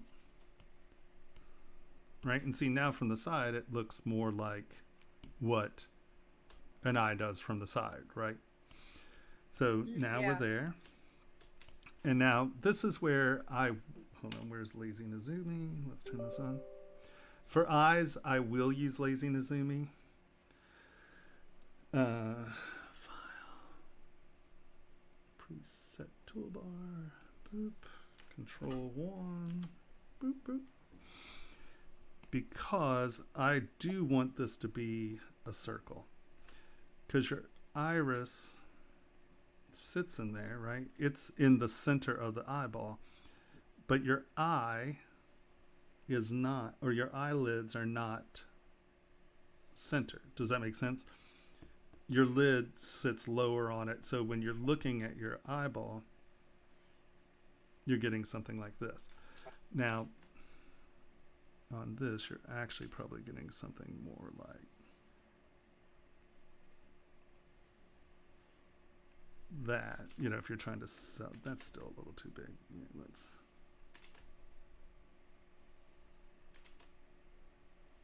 There we go. More like that. And then your pupil is here, right? Boop, staring eyeball. And then, so what are you thinking about? You want, how do you make your pupil reflect as if it's dark, but has a highlight, right? So now, in most sculptures, what you're, like classical sculpture, you're going to see something in this vein. And that is, you get a pit, okay, with a lip.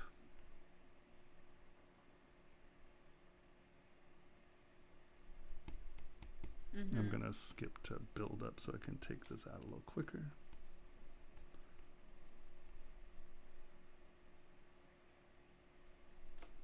Is there construction in the back of your place? Oh, it's just the PCH. Oh, okay. Sorry. Oh, no. It's really, it's subtle. I just hear this. I'm like, what is that? All right. Oh, it's the street traffic. Yeah, it's cool.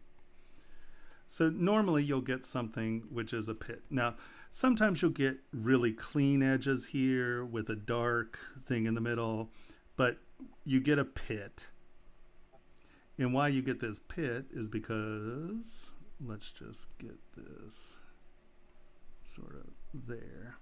So why you do that is because, look, it looks like it's dark, right? And you get this reverse reflection here. See how that's moving around? Yeah. So you It's now like have a bowl, kind of. Yeah, exactly. So now you have that, but it's still, now that's just a deep bowl. So what do? We come in here, and often you'll just add a dot. So there's this, and you can see that looks like a reflection, right? You're forcing that to be a reflected surface. So that looks like a reflection on the pupil, right? So you have this dark thing, but you're selling that half round reflection by putting something there. Now, more traditional is something more like this.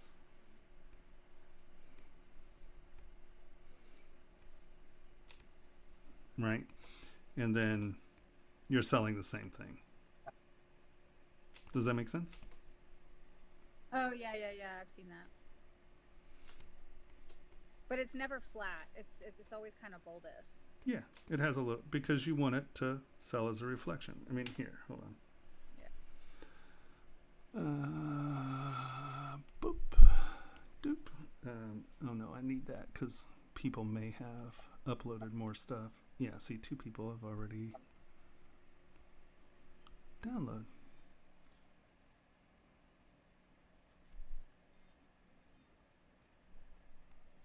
First week. Let's go here.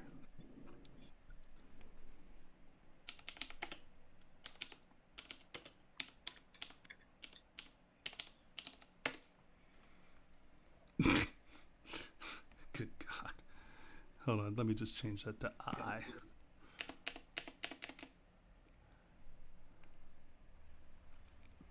So this is David, right? You can see just a little scoop. Hold on, let's see here. Yep. Scoops. You can see these are dark, and then there's a little lip right there. Let's see here.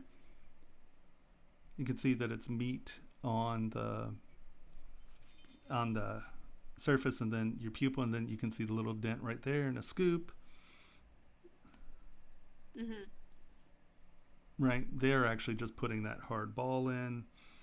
Here, let's do Roman.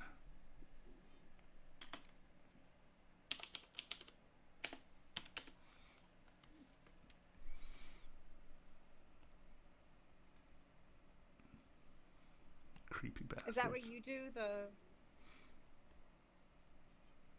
What the hell? I just want a damn sculpture. Right? You can see, how come everything's David? And you can see here, there's still an implication there, right?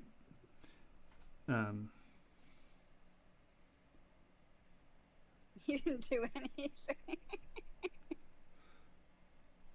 Let's see. Them and their damn ivory eyeballs. Creepy bastards. But you can see even in these, right? And this is sort of what you were shooting for, right? There's still half round, and a dimple in there. So, God, I love that sculpture. It's so awesome. It's a beautiful sculpt of Nera. But even here, you can see that there was the line, right? That's the iris. See how much the iris takes up of the eye, though? Right? And then you can see here that there's a little ridge there, and there's a little high bump here. So they're still doing that implied. The Romans did a lot less of the deep sculpted eyes because they painted their statues, right? So they weren't where the Greeks didn't really paint the well, they painted the clothes on the statues a lot, but the Romans painted their statues to be pretty realistic. And so they didn't do as much, indented eyeball sculpture because they were actually painting those details in. But do you see what I'm saying? Right? So I'll do that often. A lot of times I just, cut a C into it. Right? A lot of times I just do that. Really, a lot of times I kind of do this and make spirally ones. Really. Actually, mine often look more like that. But, yeah. Okay. And now, so you can see that for this ring, I made this too big, right? So this really probably wants to be, if you want those triangles, this is too big. If you just want the eyeball, that's not. The fake eyelashes. Right. You probably want that to be.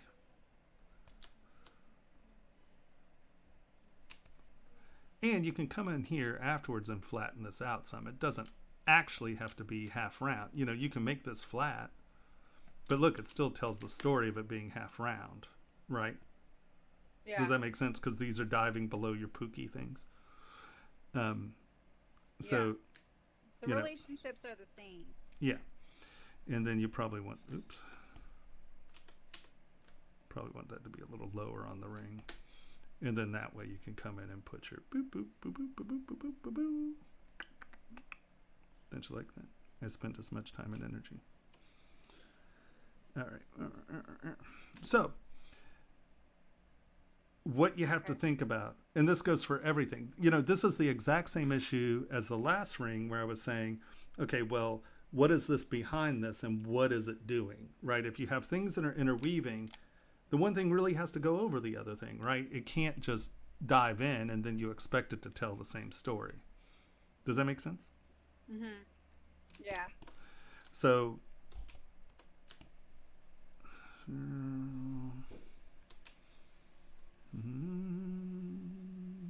let's get the surface to be right. So now we're going to come in, and I flatten this out, If I right? started with an actual sphere and kept that shape, I would have been off to a better start. Without a doubt. That's why I told you to start there. I did, and then I think I cut into it too much, and I just ruined the shape. All right, so we'll even make this more stylized. Just remember, you really only get this defined shape on one side. The other side goes over and under. So this side actually is coming up and around, and this is going over. So both sides aren't the little pooky thing. Yeah. Yeah. Like the top was going over the bottom. Right. So now we have that shape, we have that shape, and then you put your iris in, and then your pupil. And then normally I'm going to come in, and I usually put texture on this, so you're selling that kind of, you know, irisy thing. And then take, flatten. Let's get all this back on the same plane.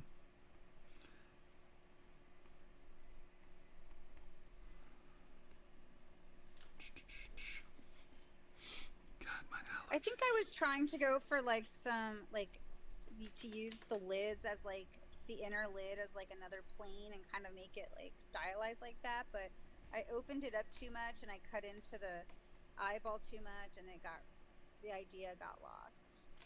Yeah. Well, once again, you just weren't thinking about it in the concept of see, you were thinking about a plane, not what is that plane sitting on top of and why is it doing it, right?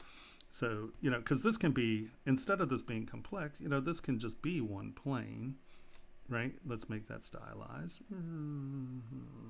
Well, it just stopped looking like an eye.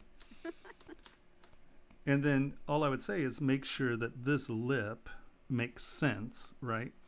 This actually is a bright edge because it's a change of direction, right? This is the thickness of that lid. So you just have to remember that that's what you're implying. So you can take this and just kind of tune that edge up by sliding that back, right? And you can tune the shape of your eyelid that way. Mm-hmm. Smooth. So, come on. There we go. Oh, you bastard. All right. Yeah, it's more of like an open face rather than, yeah, I get that. And so, same thing here. Well,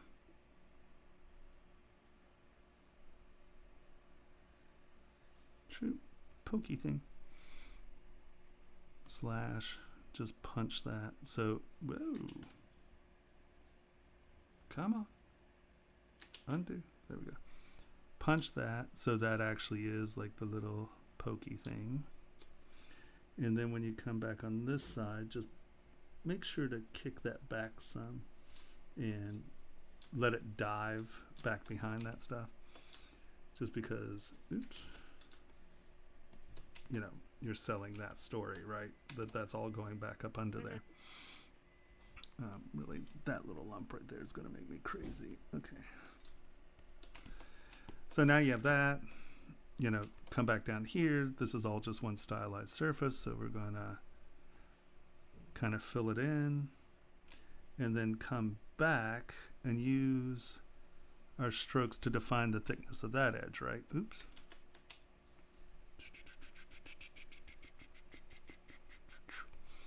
All right. So there we go. Our surfaces are roughly, oh, I'm like, why is that digging in so much?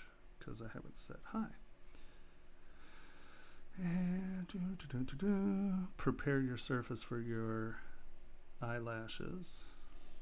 Oh, yeah. Okay, I see what you're doing. Right? That makes a lot more sense.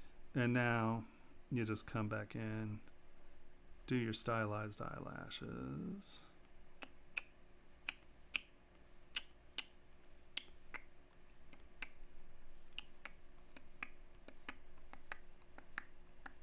This is still a little big for this ring, but right. And then I liked your little lines; those were nice, right? Your little thin lines. And so, that's a much easier way of getting there. Now, Okay.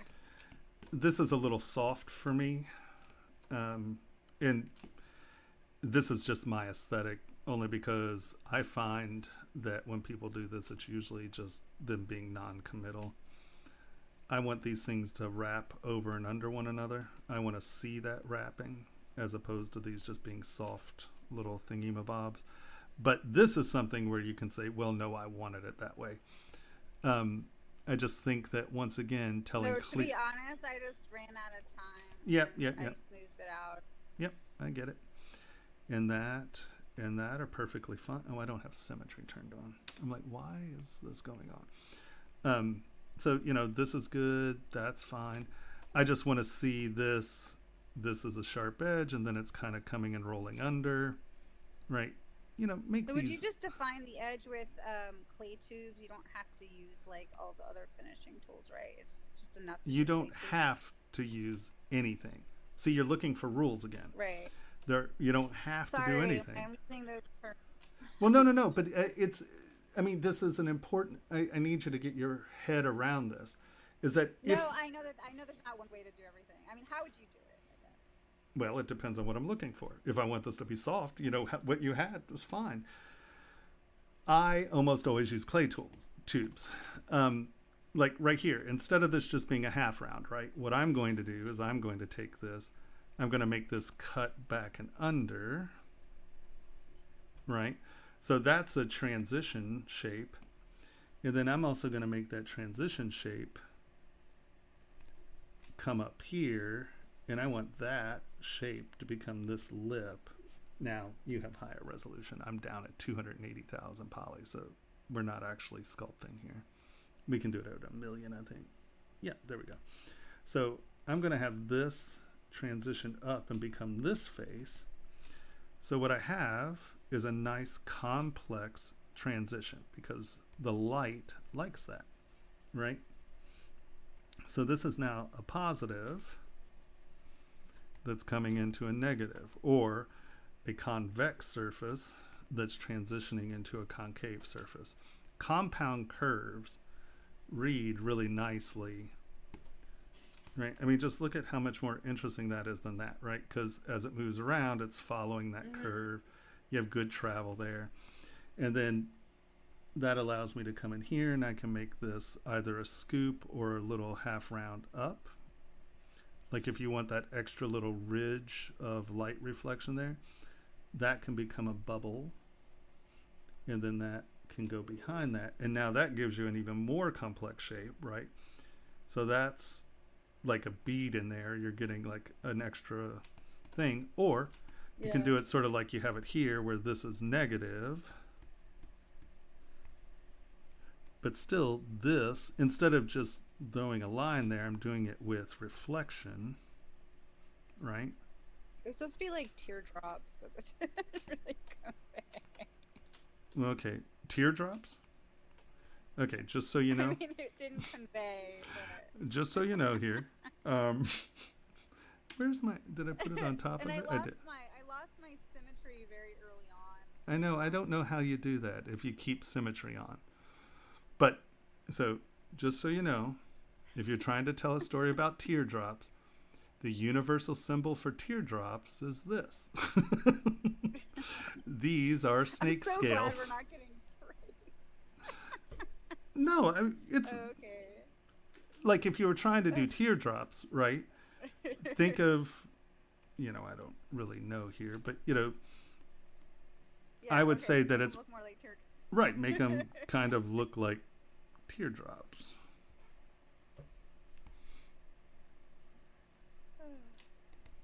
And I would probably just do one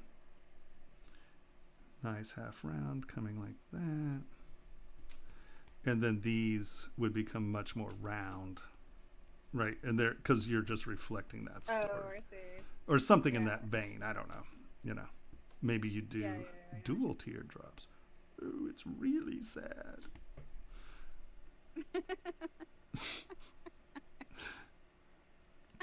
Are these the teardrops for your abs because you're not out on the beach doing your 'Cause I was thing? doing too much, too much deep brush. This is depression of my waistline. Is that what it is? We better put a Brush lot is of making me we fat. better put a lot of teardrops on there then. Oh, it's so sad. So you know, yeah. Hold on, these are not symmetrical. Right, so come in, and if I were doing these, I would still do these a little bit more like the Roman inset eyes, where instead of this being completely flat, I would still give these a height change. I was trying to go for like a pyramid sort of thing where there was a line in the middle and then it sort of had the two planes, and I just couldn't get it. Like, Right. there's the high point was in the Yeah, center, no, and then it sort of. I get it. But what I would probably do is sort of reverse that, where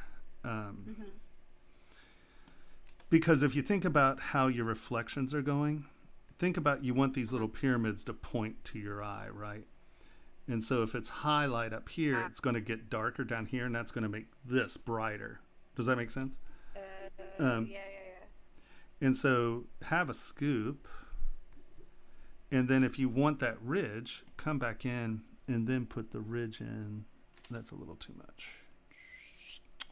Come in, put your ridge in, put your ridge in, put your ridge in. Make sure that you have a ridge up here, ridge up here, ridge up here, ridge up here, ridge, trench, trench, trench.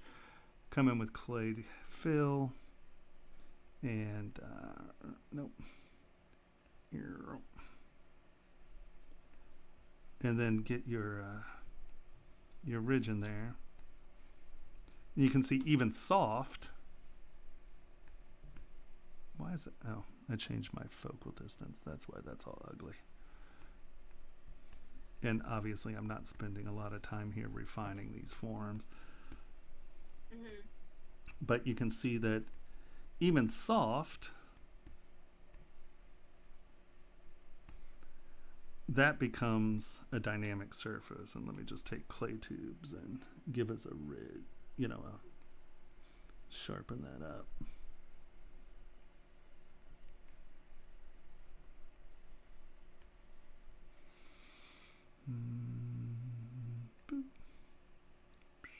So, where does the light reflect differently? Oh my God. More at the points? Well, the points are going to be bright. Yeah. Right, your points are going to be bright, and you're going to put that ridge in there, and actually that's going to give you a nice deep shadow thing going on there, right? Okay. So you didn't like the two side, like what I was trying to go for, because the dark spots are. Well, yours was really flat, first of all. I mean, Right. right. Well, I mean, how did actually, you were close. Well, no, actually, this is fine because you have a bright edge. I thought these had more depth to them, right? That being, you see how that. This No, is they bright. were too flat. I was trying. Right.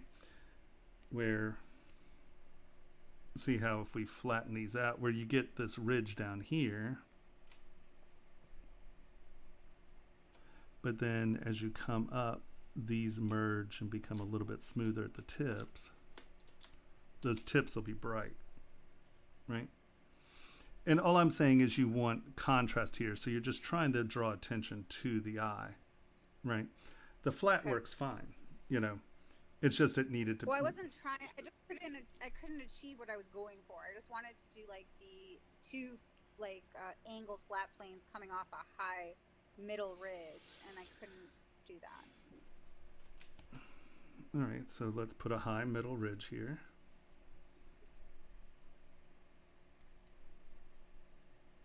Start with a high middle ridge, and then just work down from it. Yeah, mine just kept flattening out. because you kept going over your middle ridge as opposed to leaving it high. It's so much Right. easier said than. It looks so easy when you do it. Well, it is easy when I do it.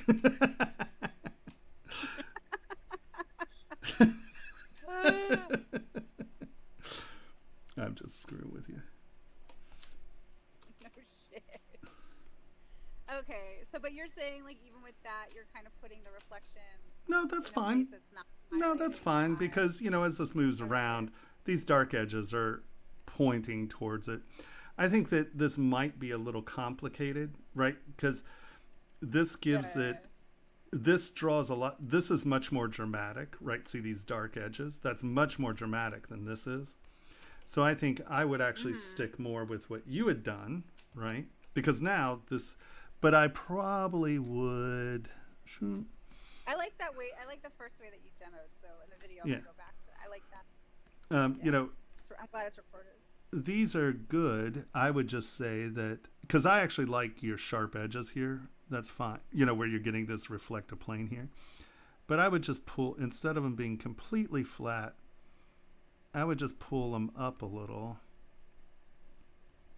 So you have that. And now you have a reflection that moves around some, right? But you can see that that's still plain. This is more complex, right? If these, because the eye is plain, right? It's a simple shape. It's a ball with two planes on it, right? It's not a lot of chatter.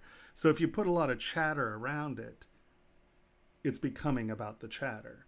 Now, Yeah. if you do decide to put the chatter around it, right, where it's like, wait, where is it? Well, let's hide you. Boom. Right? If you were going to do something like this, you may want to then come back and use a texture. No, hold on. Let's get rid of lazy mouse. To get a texture in here where that's still the darker side. Right? So now, do you see how the eye is punching with that being dark? Does that make sense?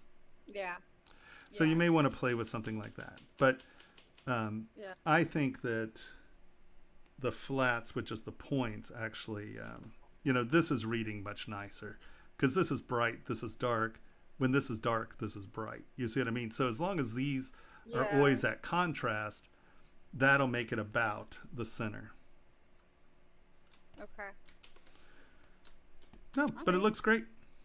2 thumbs up. Lumpy eye. Wait, I was gonna. Nope. ask about Nope. the You. inside. That's all you got. No more time. No, I'm totally kidding. You were going to ask about the inside? Fine. No, don't be silly. You were going to ask. Okay. I'm wondering if you're gonna talk about it when we do stone setting. I didn't really think too much about it. I mean, I know how I would do it. Like I would put like the double setting, put like a little lip underneath, kind of for the girdle. Well, here, But I'll show you. Basically, we'll get to it in stones. It's not a quick answer. Okay. I'll show you. Okay, yeah. I'll show you in, because all you're going to do is you're going to use the stone to create a cutter that's going to cut straight walls in, and then you just have to make sure that you have a ridge there that then all that's going to be cut straight back, and then you just fold that lip over. It's it's just bezel setting, Okay. right? Well, then we'll do that later.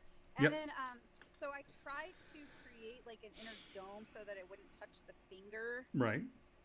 That's good. Is that Yep. No, that's what you're supposed to do. okay. All right. And yeah, and that's it. Nope. I mean, this is not something I would ever. This was just like an exercise for class, but as far What? as, This like, isn't good enough for you? No. Actually, you know what? I bet you could sell this. Just say you meant to Here's the do thing, it. though, there's like stuff worse out there. Oh, without a that question. sells for, than the See, side, like when you now see it's types of stylized. designs. Yeah, okay, I meant to do that. Right, I meant to do it.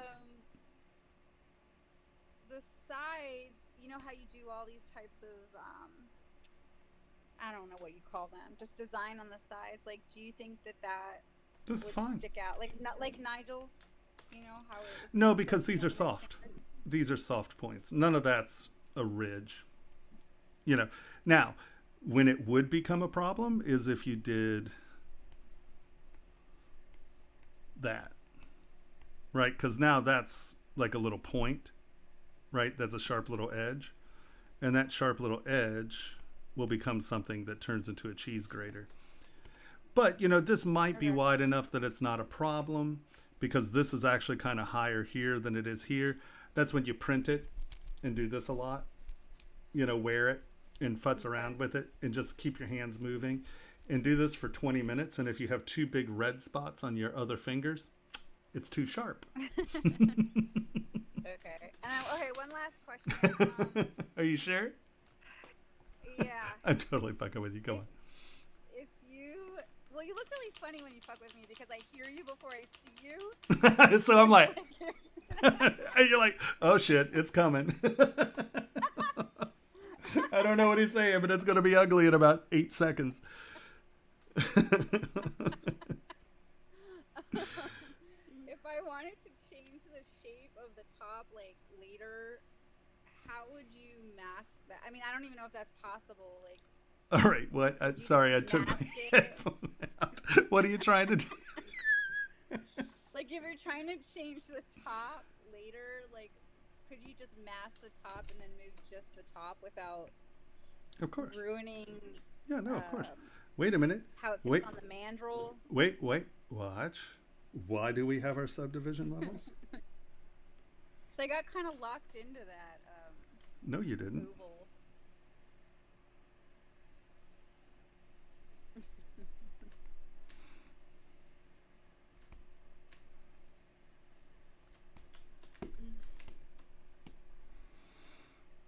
And somehow you got rid of your. I have a hard time believing you And I don't blocked know this how- up at 4,000. I don't know what Wha- happened to my symmetry there. I don't know. Yeah, you turned it off. That's what happened to it. Well, I masked off the eye and I Uh-huh. merged it onto the other blank, and Why'd you go through all that? Why didn't you just work because on I it? didn't like the way the first one. Ooh. Oh, that's amazing. And now wait for it. Are you ready? Hold on. Wait, Yeah, I'm well, assuming you can mask off the eye, and then you won't Yeah. have that move. Exactly. That's. I kind of porked that. Hold on. Yeah. well, Because this is such a lovely shape that we're going to try to keep. Hold on. At least you tell me what you really think. I think you're just being really nice to everybody else. And No, it's just really fun to be mean to you. everybody else is just like so much better than mine, and mine is like so much worse. No, it's just super funny to be mean to you because sometimes I just, you know, because of our past Because relationship, it is. um, Because you just save it all for me. so see, we got it all stretched out, and then just make Okay. sure to smooth that back down, right? So it, But then Because- you kind of lose everything underneath. But well, no. you wouldn't have if you have kept your original block up. So you transferred this somewhere because I know for a fact you did not start with 4,000 polys. So somewhere along No, the line, I exactly. z-remeshed it and reprojected. You Okay, have that's nothing perfect. here. There's no reason in the world to z-remesh. The only time you z-remesh is if you mangle your Well, mesh. I had to. No, you I didn't. had to in order to split mask points. Split mask point? No, you don't. What are you talking about? Why would you Can't have split mask subdivision levels when points? you do Why would you have split mask points? I needed to get it off the other ring. I had to poly group it and then split it off. No, you didn't. All you needed to do was get your block, just reproject to your base shape again. Because, What's You that know- brush called? The one that you can. what's the what? What's the new brush called? I can't remember that you can draw on. You mean history? No, it's not Project History. It's the new brush from 2020 that you can draw on your detail. It's history. It's a That's history brusher. brush. You mean where you have it on one thing and then you can transfer it to the other? Yeah. That's history. That's this brush right Is here. that what you're saying I could have done? yeah, you could have had this, and this can be, 15 different things, and your seam could be there and all of that crap, right? But then it started at the same base, so all we have to do is come. Well, here, let's say you like this, right? But you want it on this ring. You come here, you hold down Control, hit your history state, come back over here. You have, hold on, let's lower our res.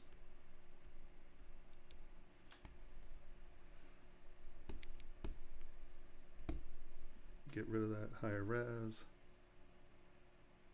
Get rid of it, higher res. Get rid of it.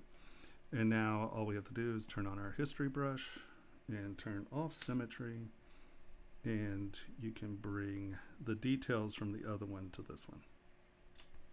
Do you need to start on a high res to paint it on, or do you? What do you mean? Do you paint it on when you're at the subdivision level you want? No, it doesn't matter. It can be. It doesn't matter. It's going to try to get it on here, right? Okay. So no, they do not have to be relevant geometry levels or associative geometry levels. Oh, okay. All right. See, so now what? This is 280,000, and this one is 1 million, right? Has nothing to do with each other. Now, if you want that level of detail, then yeah, you have to go up to, right? So you just divide up to that level where you were at on the other one, Yep. and then paint it on. Yep. See, Ah, okay. Sounds good. right. Well, thank you very much. Of course. All right. Dun da da da. Who's next? Yeah, we're gonna go until like 9 p.m. at this rate. Okay. Oh my God. DT. I assume that's Danny. Yeah, that's Danny. Okay. Oh, look. I think I know what this shape is. I'm seeing Mayan. Maybe Aztec. I can't tell yet. Turn transparency off. Yeah. There we go. Mayan. Right on. Okay. Yeah, I definitely didn't get to finish it. I thought it was going to be a lot less time. Yeah, no, it's never less time, especially when you're getting into this stuff. It's just like, ah. So you used an alpha, right, or a graphic or an image, yeah, and then you started sculpting the dimensionality in. Is that what happened, or was it really this dimensional? Yep. Oh, okay, no, okay, good. Yeah, that's what it looks like. And like for my Mayan ring and stuff, this is exactly what I did. I made my my image, sculpted it over, and then I'd reproject the image on the sculpture and just make sure my divisions are where they're supposed to be. Because like when I got up into this stuff, I wanted to turn this into dimensional forms. So I would come in and, just make sure. That's pretty much that's exactly what I was doing. But right. I thought it was going to be something that was going to take like not as long as it did, but no, there are lots of little layers going on in here. Yeah. I'll open my Mayan ring one day and show you. But you're exactly right. Now, the only thing I would warn you about, right, is once again cutting these lines in, because when you cut that line in, we lose surface continuity. I'm not even on the ring, am I? Hold on, here we go. You lose surface continuity. No, wait, we have multiple ones. Oh, I guess. Okay, let's come down here. Yeah, Is I this where merged we're... it all on the last. Yeah. The Okay. last subtool. So once again, don't cut this stuff in because it really separates your surface continuity and it actually flattens the image. Because you can't, like, when we look at this, can you tell that this is behind this? Because this is a half round, right? So instead of getting nice, clean planes that are behind one another, what you have is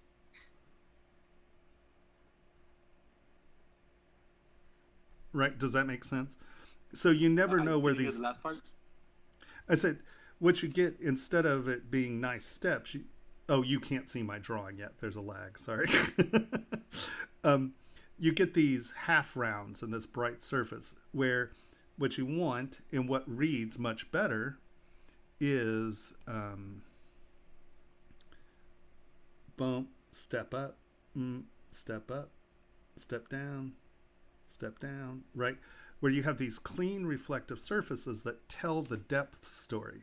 So let's look at this right here compared to, give me a second, planar, stoop.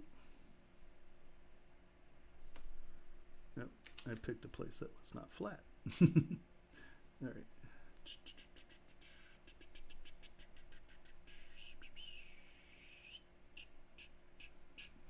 See, in all reality, that now actually steps off that surface. You see, compared to here.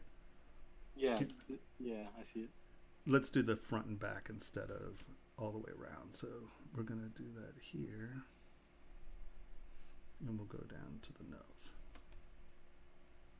And I know my plane's a little off, but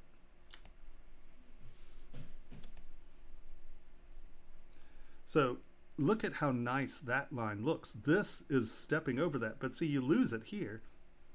Does that make sense? Yeah, yeah, for sure.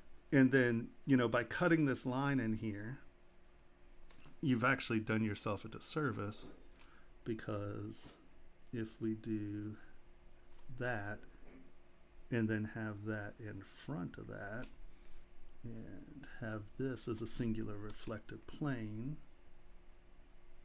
and then we put little details into it as opposed to making it two half rounds, you can see that I have far less depth right here, but it actually will read like a band coming off the top of the head, right? And then the ear, see how you've cut that in? By drawing these lines, you're removing the plane references. So we're going to come here, just get this as one reflective layer, and then we'll draw our little detail on it. And you see I'm not doing it with a half round, I'm doing it with flats, and now that actually reads nicely. And then what is our ear as a plane, right? So it's going to be deeper down here, brighter out here. So let's just make this flat.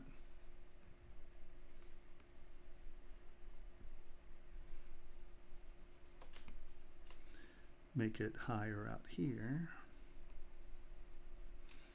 And then when we cut this in, see, this is still referential planes. And so now we can do this. Or that might be back in there. Sorry, I'm not paying too much attention to the actual design, sorry. But I think that this will help. I want that to be D. Boop.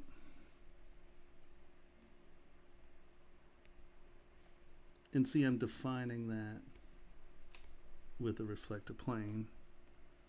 Boop. We'll cut that back a little because the earlobe hangs. And it seems odd, but the flatter you make them, the more dimensional it seems. Yeah, yeah. Especially when you're dealing with small steps, right? Yeah.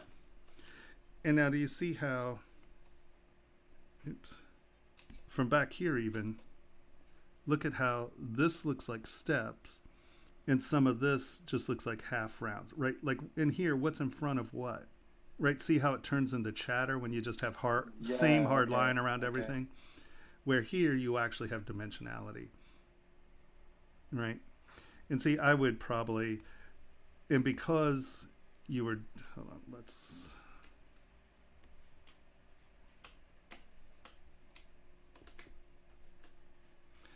see, the hand's great because they're all sort of in place, but because you were pushing back and down, our face lost some of its, right? That's not how a face works, right?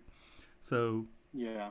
you can come back in and sort of get it to where there, the eye is in front of the nose, right? Because it's in front of the nose at this point. And technically, I'd probably pull that up some. right? So now the face is reading a little bit more like a face because the highlights and lowlights are where they want to be, right? You can pull that up and push that back down. Make sure your profile is sort of, you know, what it wants to be, because the monkey's used to looking at these shapes, right? We see profiles every day of our lives.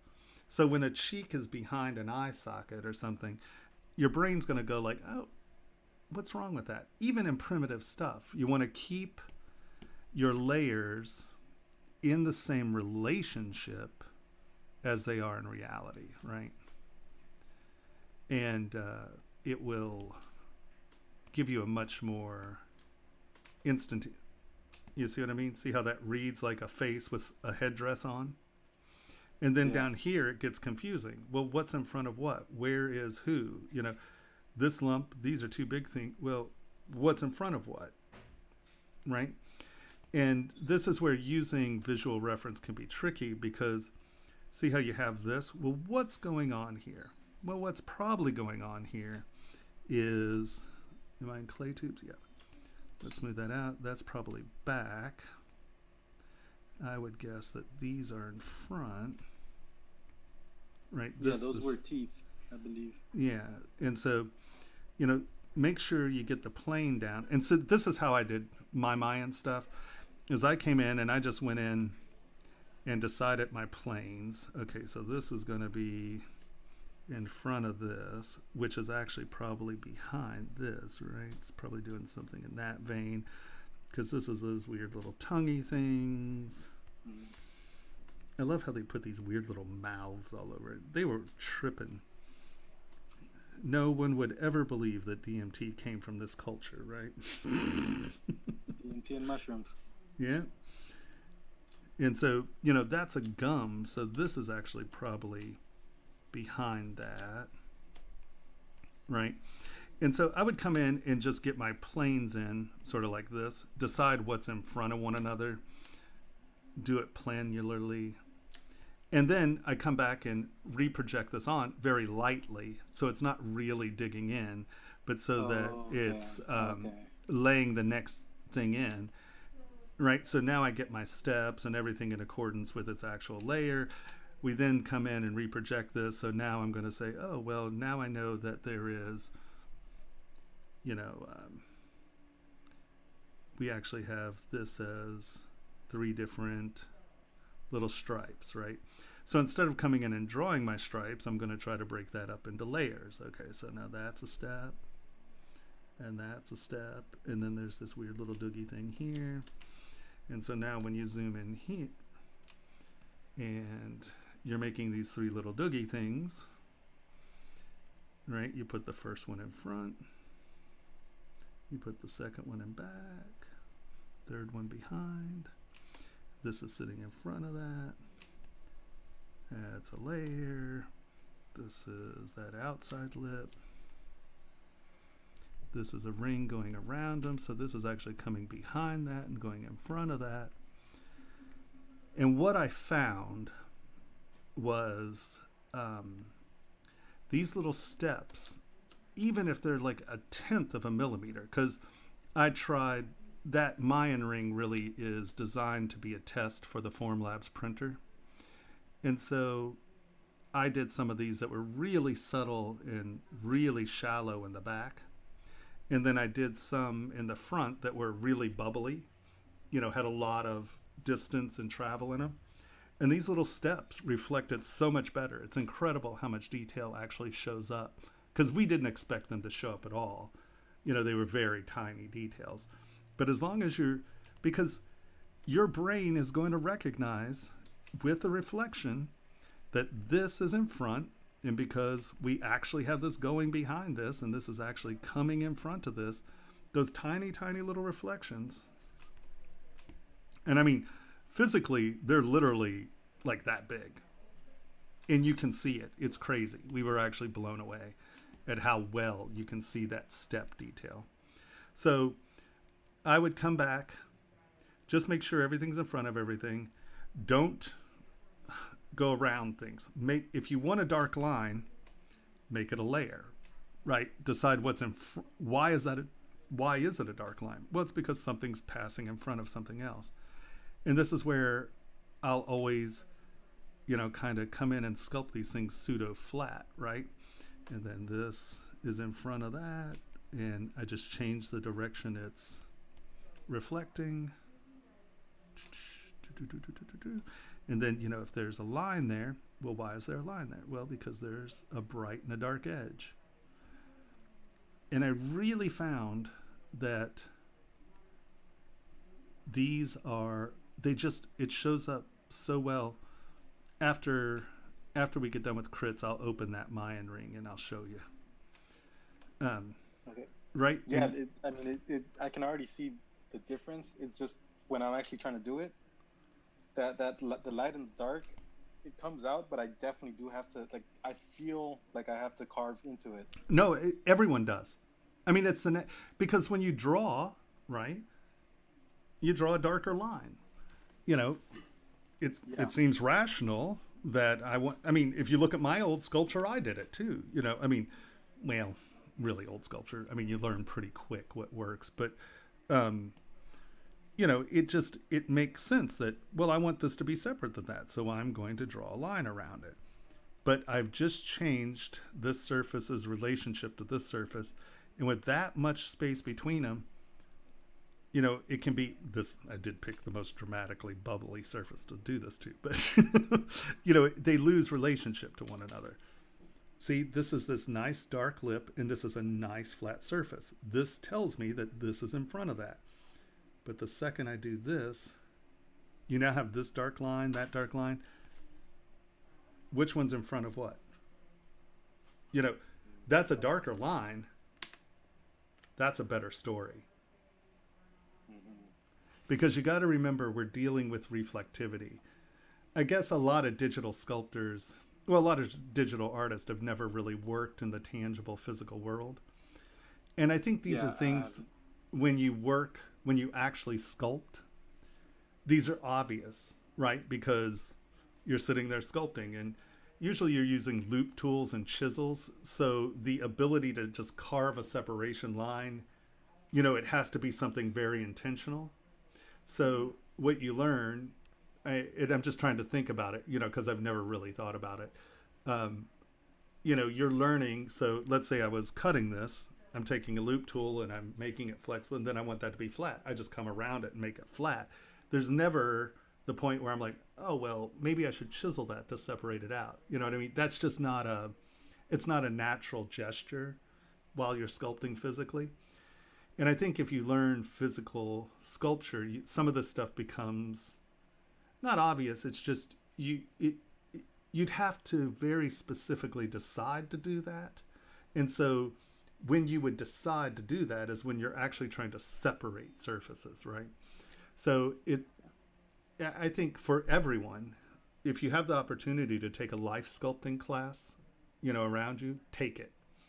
Because it teaches you a lot of things. It teaches life sculpture in particular, because you only have so much time to do it. So it teaches you to break the shape up quickly into basic forms and understand the basic forms first. And then two, you can't sit there and noodle on things. So it teaches you to get in there and just move shit. And then you're like, and then you start to tune your abilities. But I would say everyone should take a sculpting class if you're doing this, because having something tangible in your hands and getting something physically tangible is a very different process. And, I did it 30 years before I ever opened a digital program. So all that stuff is programmed into me. And by teaching you guys, I get the vocal. Oh my God, Siri. I don't know how it's thought I said, hey, Siri. No, stop. Self-referential loops. But, you were getting there. This stuff's really nice, but let's look at the hand here. Okay, the hand. And then let me take planar. And A lot of people have to teach themselves to think in volumes as opposed to flat surfaces. yeah, it's tricky. I mean, it's not natural, No. Well, damn it. Sorry, this is not a flat surface. Let me do this. snap to front. I'm just going to trim front here. And I'll use that as my reference plane planer.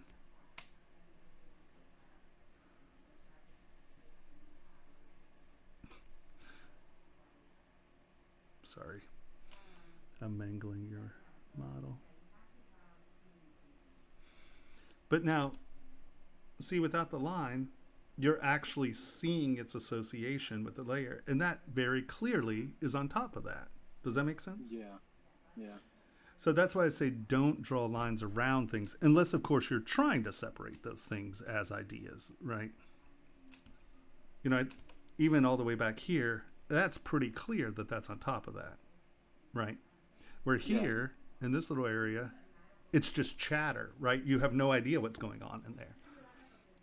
Where these simple planes really help define that. But all in all, it looks great, you know? And I like how you're trying to do the brick there. And, you know, I would say, yes, it takes a lot longer than, especially this. It takes a lot longer because the Mayans have so much crap going on. I mean, it's like, you know, until you start doing these, you don't realize that these are dragons, right? A lot of these shapes are like these dragons or sea serpents. And, you know, you're like, well, holy hell, this is actually a mouth. And like, this is the body. And this, see, these are a snake because this is a snake pattern, right? Yeah, this is coming up and that's the head, right? Yeah, I pulled up the alpha before I found the colorized version. Yeah. So when I found the colorized version, that's when I realized it You're was like, actually ah, a serpent. yeah, no, it's crazy. They pile stuff in, and they're like these weird mouths that are just coming out of spirals, and you're like, you guys were tripping your nuts off. You guys are off the hook. No, but I'd say you're killing it. It's I understand. It's so funny. I understand the horror that you're going through, the sense of what is going on. You know, this is the, so where's the eye? Because see, I bet that's the eye right there. That's the nose. This is the upper lip, right? Yeah. Yep. So that's the eye, nose, lip, mouth, beard, fluid pouring out of its, where that might be smoke, you know, and it's coming like that, you know. And it's funny, this is the frill, and that's, you know, it's crazy. If you don't know what you're looking for, it becomes really, it's just tricky to identify it. And then you have to go, okay, well, what's sitting in front of what? You know, so obviously these are patterns. They're in front. You know, I'd have to look at it. I don't know what this part is. But, you know, these are those little frills that come off of them. Yeah, no, he's rad. I love him. The Mayans were awesome. I'm a big Mayan fan. I mean, the Aztecs, they just kind of moved into the stuff. They didn't really build it. But the Mayans, they were out there doing it. Yeah, it looks awesome. You know, just think of it in layers. And don't be in a hurry.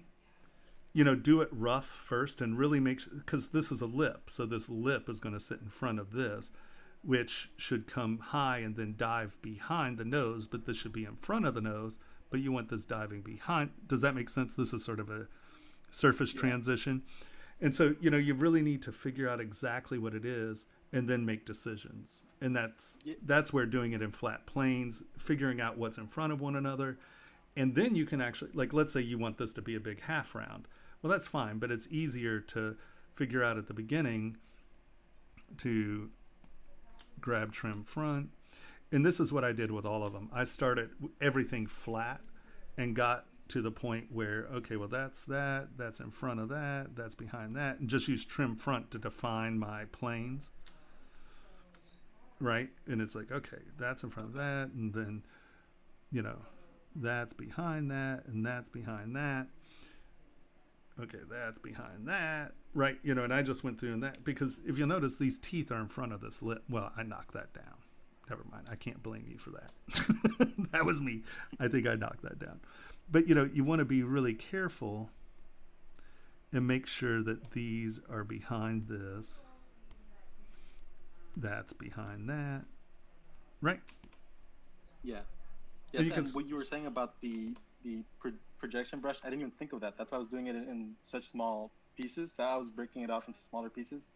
Yeah. But that definitely, it made it a lot harder. Yeah. Yeah, it's hard. It's tricky. Yeah, it's a tricky thing to do. And you picked. It's funny. It's primitive. It seems easy. It is a nightmare. And it's really funny on my lighter, on the Mayan lighter I did. I'll show you both those parts. But you can see where I got better at it as I went along. I'm like, well, if I do that. So it's super funny that one side's distinctly better than the other. It's like, damn it. But remind me and we'll go look at that when we're done here. This looks great, though. You're definitely on your way. Sweet. Thank you. Of course. So now we have Nadia. Boop. Wow, this is really nice. No, oh, well, that is very nice. I like. Is this a nose piercing or is he wearing a kitten nose? I'm not being a smartass. It looks like one of those little kitten noses. But I'm assuming that this is a piercing? Yeah.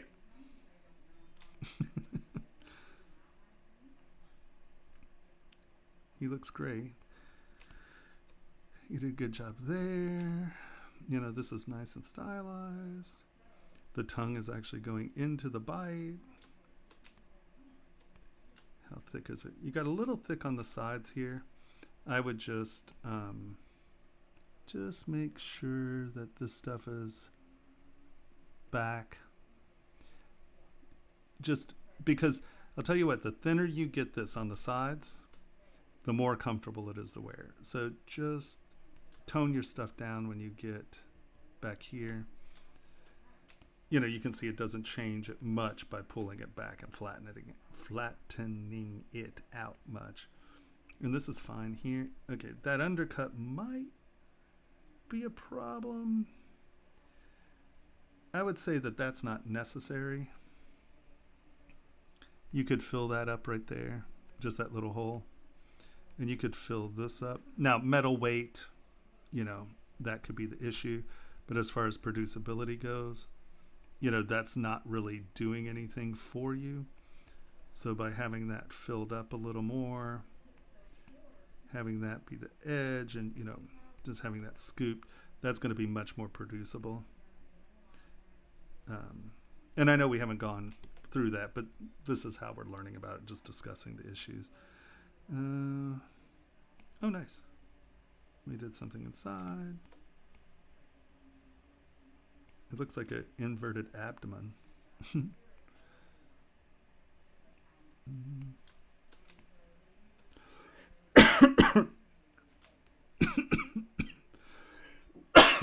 Sorry, my throat is thrashed. It's funny, if this were like a little kitten nose, that'd be funnier in hell. Sorry, I'm implying my sense of humor on you. I would probably give yourself... Oh, these aren't Z7. Give yourself just a little thickness here on the bottom. Just so that doesn't get so thin that one good tap on it is going to collapse all this.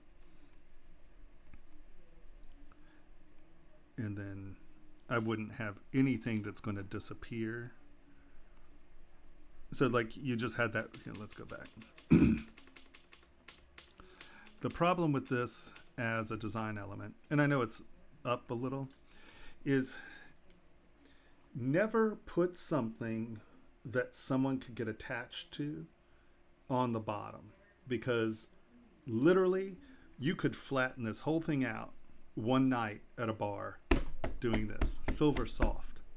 3 good hits on a, let's say they're pissed about a drink, right? And they're like, hey, this is gone now, right? This has now been hammered down flush. And so now they're like, well, where's my detail on the bottom? So, right, if something's missing, they'll miss it. It doesn't matter how dumb it is. It doesn't matter what it is. If it goes away, they're going to be like, well, damn it, this didn't hold up well, and they're going to blame you. So I would say be very careful on details on the bottom and have was that another 40 minutes? Shit, it was. Clay tubes, yeah.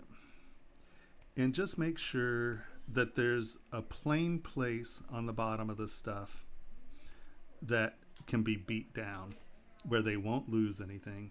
And this allows you to come in here, like do a nice little ridge thing or something, just whatever it is. But don't put anything that can be loosed from slapping on something. All right, the next thing is round these edges off a little, because you just created something that is a cheese grater. You put your finger in there and you gain a little weight, or it's a dry day and it's hot, you swell it a little and you go like that. That sharp little edge is going to literally cut this whole lump of meat off. Don't create sharp edges. And that goes for these edges too. And I know that you didn't do anything to these edges, you just booleaned them. Make sure you come back and knock those edges off, because that hurts like hell. Trust me, I did it. I'm saying this from experience. So make sure that those edges are rounded, and also make sure that these don't become traps. So just come in and make sure that this will release well, right? Don't let that become an undercut. Right, so you can see it there, and that's not going to trap. So just make sure that there's no trapping here. Right, you can see you have a big trap there, right?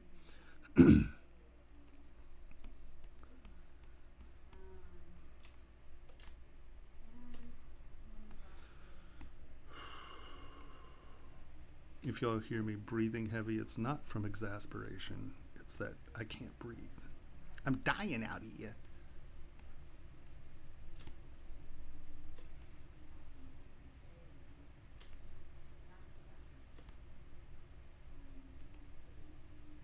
Right. So make sure you're not trapping. Get rid of your sharp edges. Make sure that you don't have undercuts. I don't know what that little lip is for, but don't make it pointy. Because once again, if you're putting your ring on and you go like that, those two things would skin you alive. So just make sure that on the inside of the ring, there's nothing, these are nice because they're soft forms.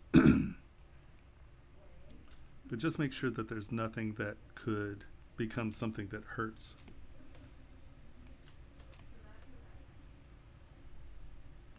But all in all, he's great. It looks good. Do you have any questions? Because I have a problem when it comes to cleaning the edges. No matter how much I put into the work, how many times I try, I cannot clean a model, meaning sharp, clean edges where I want them. My models are lumpy with unnecessary brush strokes.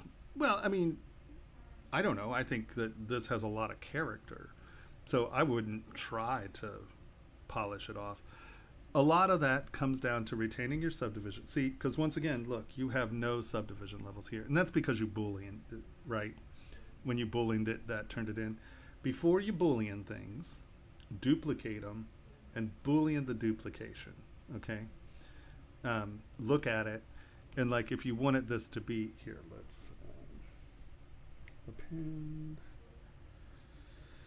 a star. W, a sphere, W, make it bigger, divide, divide, divide. Now, well that's, hold on, we started at 60,000, I don't know how that happened. W, sphere, delete lower. A sphere. How is that 60,000? That doesn't even make sense.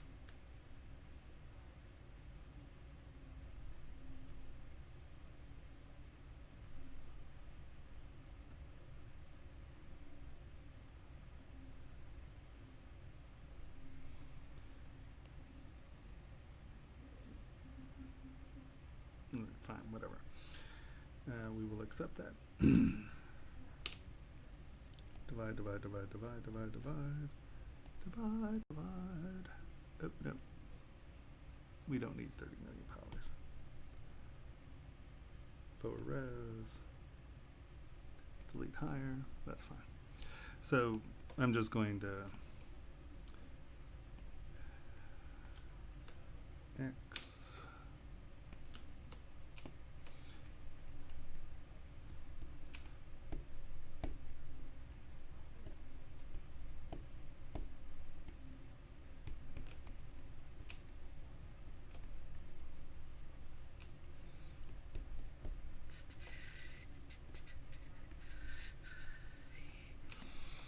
Let me turn this up.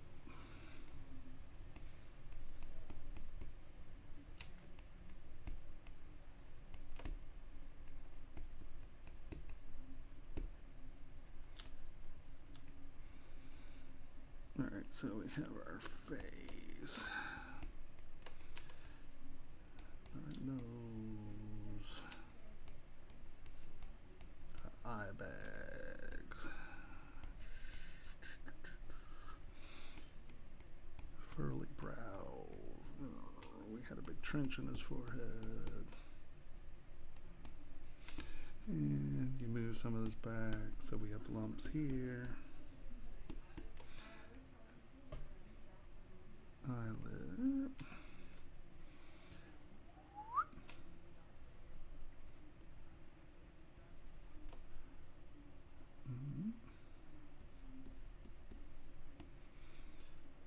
Eye bag.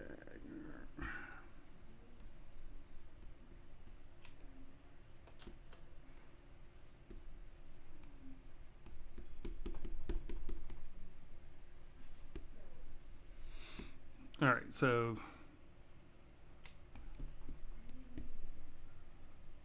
right, you were sculpting and you got kind of lumpy surfaces, right? Let me. Yep. And by the way, never do pupils when you have symmetry turned on. Oops, wrong direction. Because your reflections are not mirrored. Pookie thing.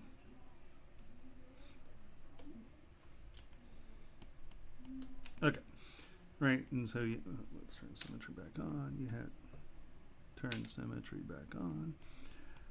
You got some rough stuff. You got some build up here. All right, so right, you got your face in there, and your surfaces are lumpy. So if you come back here when you're at 7 million polys, and you're like, oh, you know, I can't get rid of my lump.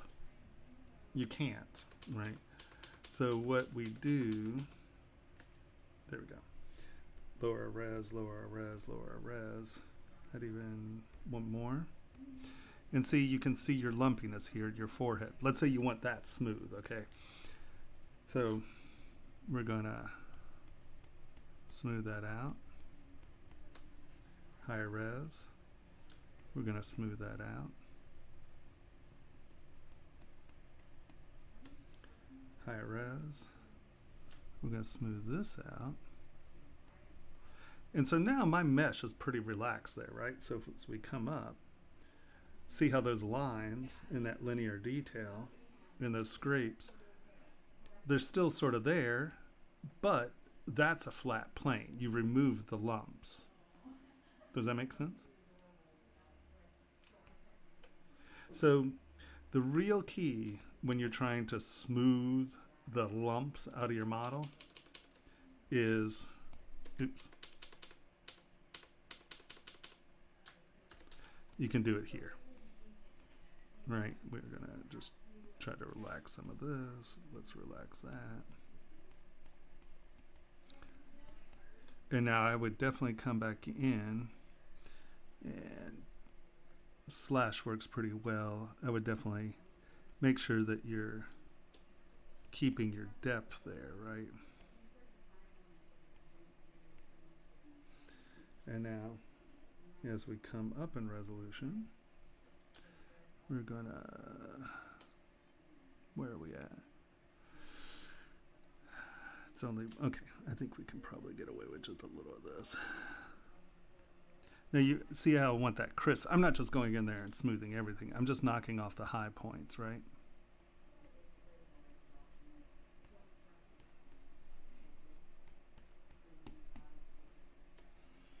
Higher. And now I'm going to want to get rid of these scratches, but I don't want to relax my mesh. So now I'm going to go all the way up. And now when I come in here and smooth this out, I'm not changing the substructure, right? The lumps are there. But I've smoothed my mesh out dramatically. And now I come back in and turn my clay tubes down. And now I can turn this into something that's the contrived line that I want.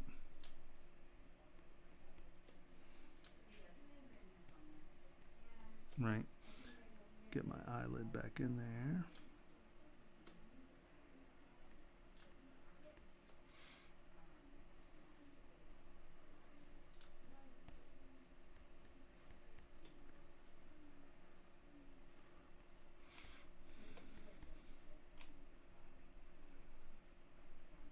And I can decide where I want lumps. Right?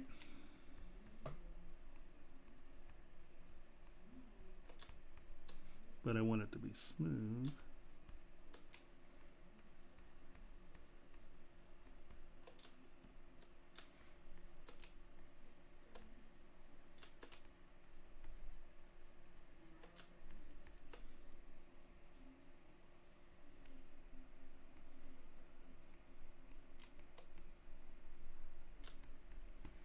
Right, so we have the same sculpt.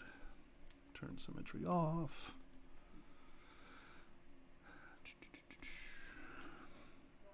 Redefine that so it's sharp.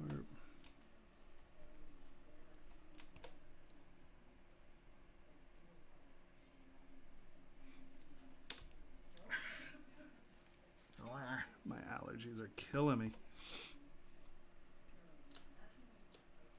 Right, and so you can see that we've smoothed that out. We've actually smoothed this forehead out where it doesn't have the lumps. And we come back in and put the lumps where we wanted them. Did that make sense? This is an important process, guys. Everyone, does that process make sense? Let me rephrase this. I always do that. Is there anyone that this process does not make sense in? And this is the whole reason that we are sculpting in quads, staying in quads as long as we can. And if we Z-remesh or Dynamesh, we go back to quads unless you're done sculpting. If you're done sculpting, Dynamesh, who cares? Or Decimate, who cares? If you're not done sculpting, you want to go back into quads. Anyone not get this? Bueller. Okay. Makes sense. Do you have any questions, Nadia? I mean, all in all, it looks great. It's a lot of fun. It's unique. You know, it's good shit. But, you know, I don't think, you know, I find that interesting. I don't find it a problem because in all reality, your plane information is still there, right? You don't have anything that's dug deep into the plane where, well, wait a minute, you know, this sort of looks like muscles or something, you know, because you've retained your plane information. If you had a big dig in, we would say, well, where does skull go, you know? Hey. Okay. Any questions? It looks great. It's fun. It's a lot of fun. I would say, now see, now this is where getting persnickety, this muscle bag, you just got a little hollow in here. Just, you kind of,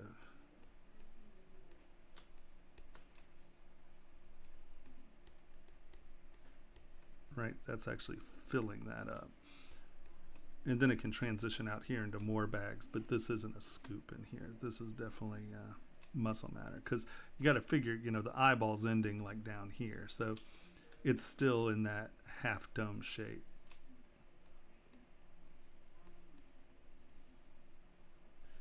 And under most circumstances, this is doing this, and then at some point, this is doing the right. That's becoming the cheek, and so that transition there is where that bag comes from. Because you got to think, what a lot of people don't understand is that the eye actually sits very low in the eye socket, right? Because the top of the eye socket's here, the bottom's here. It doesn't sit in the middle, it sits down. So this edge right here, this bone is the cheekbone, right? So this intersection is the eyeball. This is just the muscles that move the eyeball around, and then you have your cheekbone. So there was a little bit of a concave dent in there that I was just, this is not an aesthetic thing. I was just talking about the bones. So just remember, once again, kind of identify what's going on there.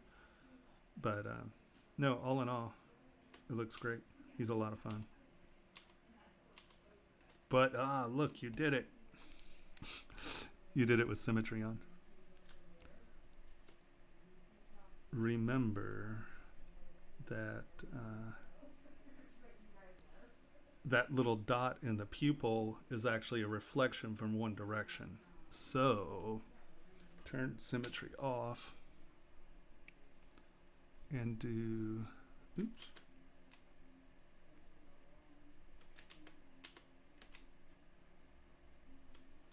Make sure that these are on the same side.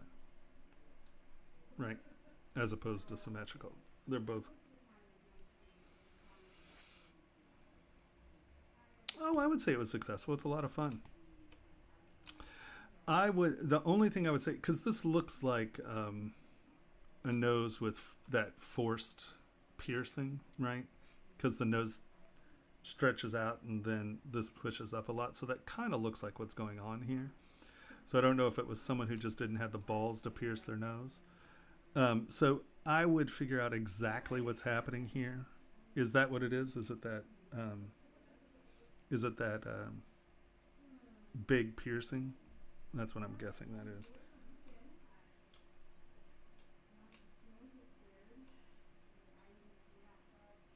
Well, I see that it's a mask, but that's what I'm saying. But it still I understand that it's a mask. But what I'm saying is that it looks like one of those nose piercings. So it's someone who didn't have the balls to get their nose pierced, or, which I just find much more appealing because I think it's funny with this face. Is this.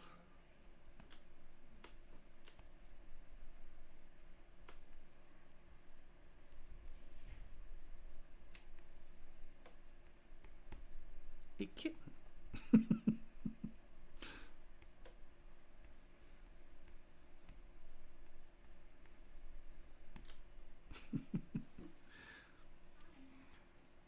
No, I mean, I get that it was a mask. I just want to know what it is, right? If it were a nose that, like, this is someone pretending to be a modern primitive and they have a fake nose piercing, right? I want this to actually appear as if it were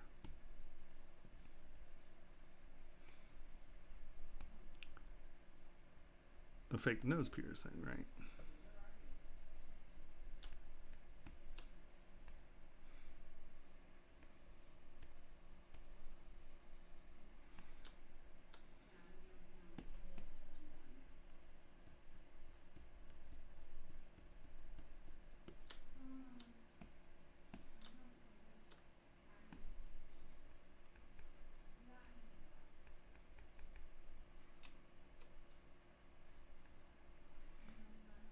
That's a fairly different story than what she has going on there.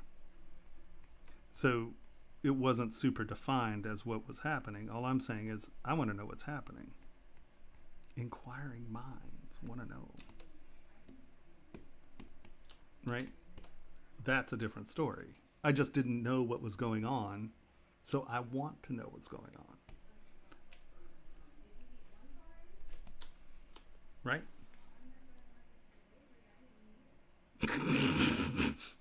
Well, I'm not saying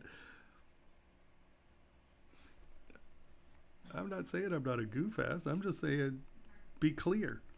Especially with something like this that is a dramatic story. Whatever it is, homie got a big ass nose tied to his head. Not, with the description and the tongue sticking out. It's sort of that, pseudo Maori kind of, or that's what I get from, like a loose head wrap. Yeah, it's sort of a dude who wants to be tough, but didn't have the balls to pierce his nose.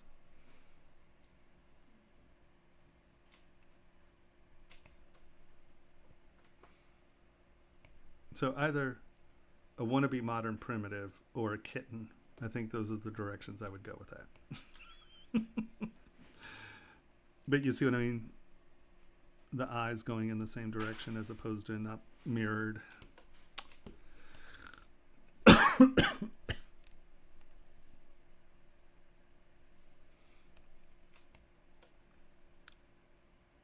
Any questions?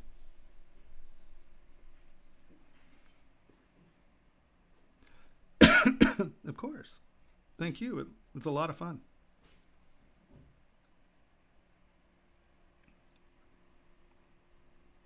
Cat. Okay. Are these Hi. the same? Hello. Are these the same model? No, there's two different ones. One's more finished. The other one's that one I was working on last night. I didn't get it finished, but. All right. So I'm assuming this is the one that's more finished. Oh wait, no, I don't know what's happening there. This is the one that's more finished? Oh wait, yeah, there you go. Yeah, it should have stone sets in it. I took the gems out and just went with so where there's a couple blank spaces, I'm gonna pave in some stones. No paveing for you. Sorry.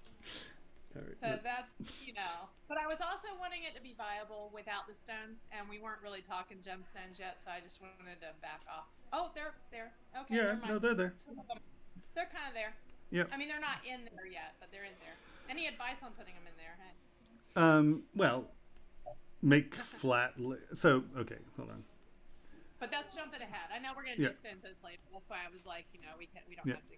We can talk more about the sculpt.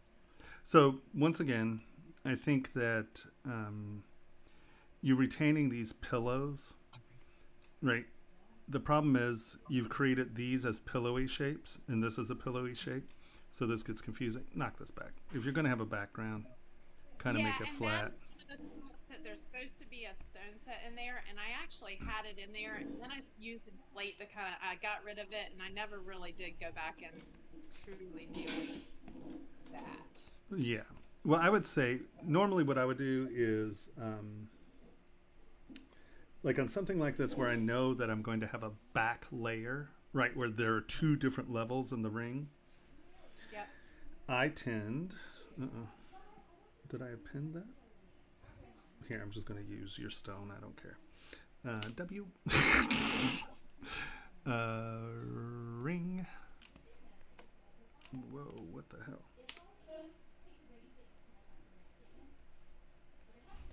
What size is this? Oh, is it huge? Oh, it's huge. Okay. Never mind. I'm like, I what? accidentally made the ring like a size 9. Oh, what's that? No, that's the ring that I just brought in, and it was I was huge. going to say, well, mine I somehow accidentally made a size 9 and it's supposed to be a 6. So It happens. that was going to be my next question is, in that scenario, too, like, if we can address how to resize it down without losing proportions?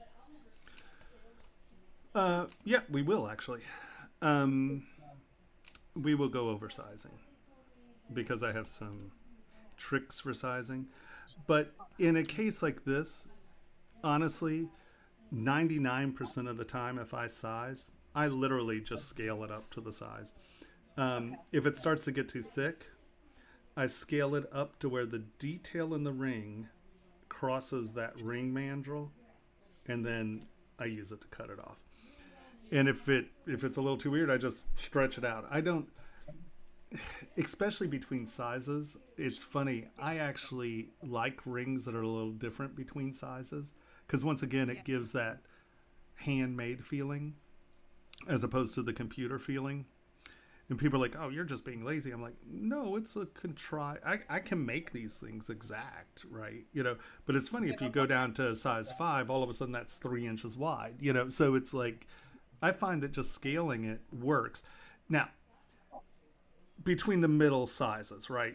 Between like 8 and 6, you can push 5, or up to like 12, they actually work pretty well. But when you get into those tiny sizes and you get in those huge sizes, often it's actually a resculpt, right? Because you have to get rid of stuff. That's what I was going to say is, honestly, you lose detail where it changes things. Right, exactly. So it's like, so let's go to Z Modeler. I'm just going to knock this out. Boop. So now I have this flat surface, right? I'm going to spread this out so it goes out past the ring. And now I'm going to divide it and make it past the ring. So that's fairly. So, like, let's say I know that there's going to be a plane here, and I know that it's going to sit like that, right? So if all my stuff is sitting on top of a plane, well, you see our problem here, right? Well, now the plane's too far out there. So where do you do? And this has a little. Hold on. This has too much bow to it. Let's go back to here. And let me crease. Boop. Increase. Boop. Did that work? No. Crease. Edge loop complete. Boop. Edge loop complete. Boop. Let me hide your ring. Alt. Oh, hold on. We gotta go to insert. Alt. Boop. Really? Why is that not working?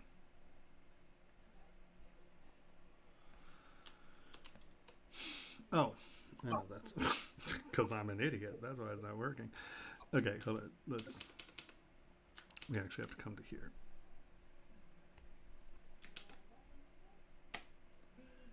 Crease, edge loop complete, boop, boop, and that should keep that from bowing. There we go.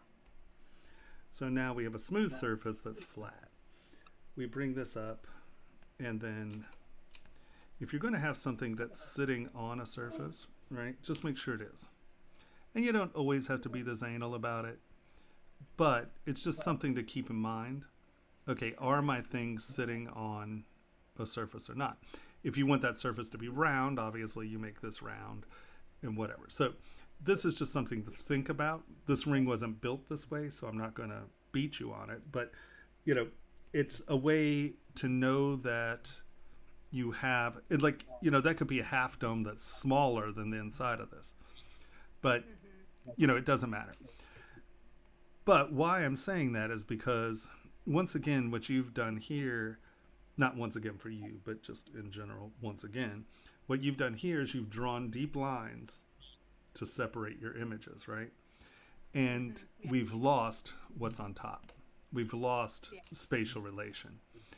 And so, here, with this being so high, and a half round makes a crappy place to set a stone anyway, right? Yeah. Well, that's where I shouldn't have filled those out when I took the stones out. I should have left it just... Yeah, just left it flat.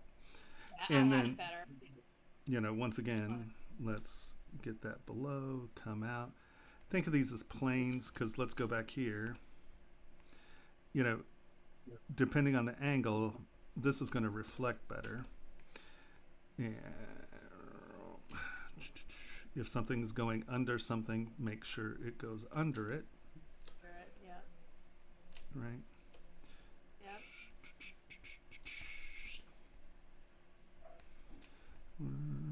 Okay. And now, look, you have...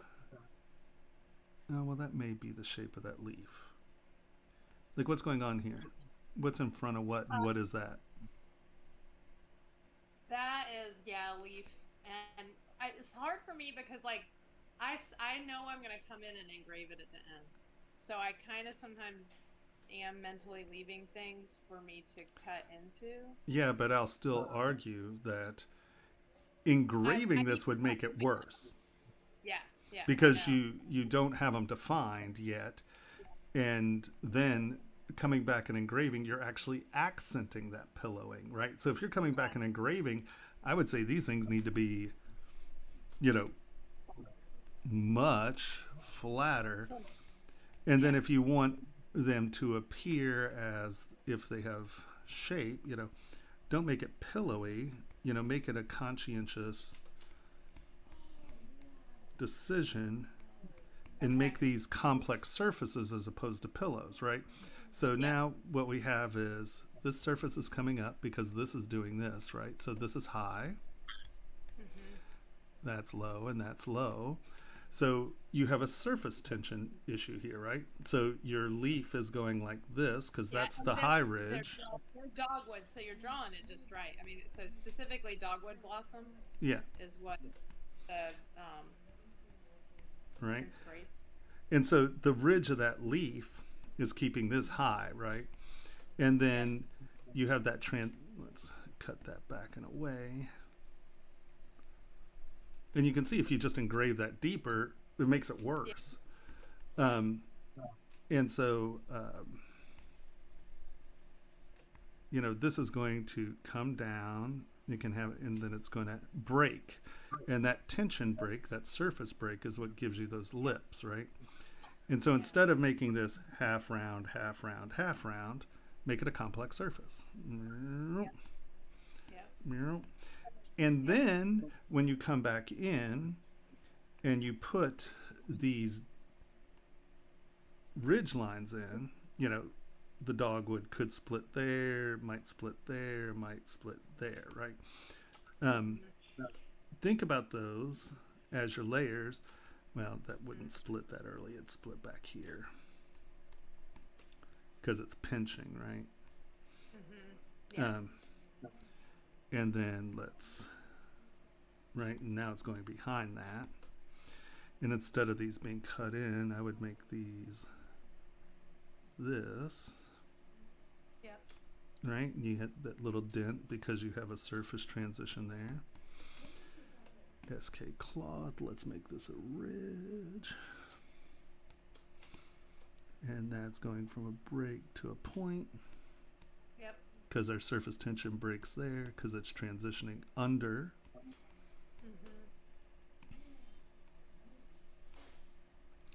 So especially if you're going to go back and engrave over it, right, think about this. These are two, if they have that split there, this is round, right, because that's supporting that shape.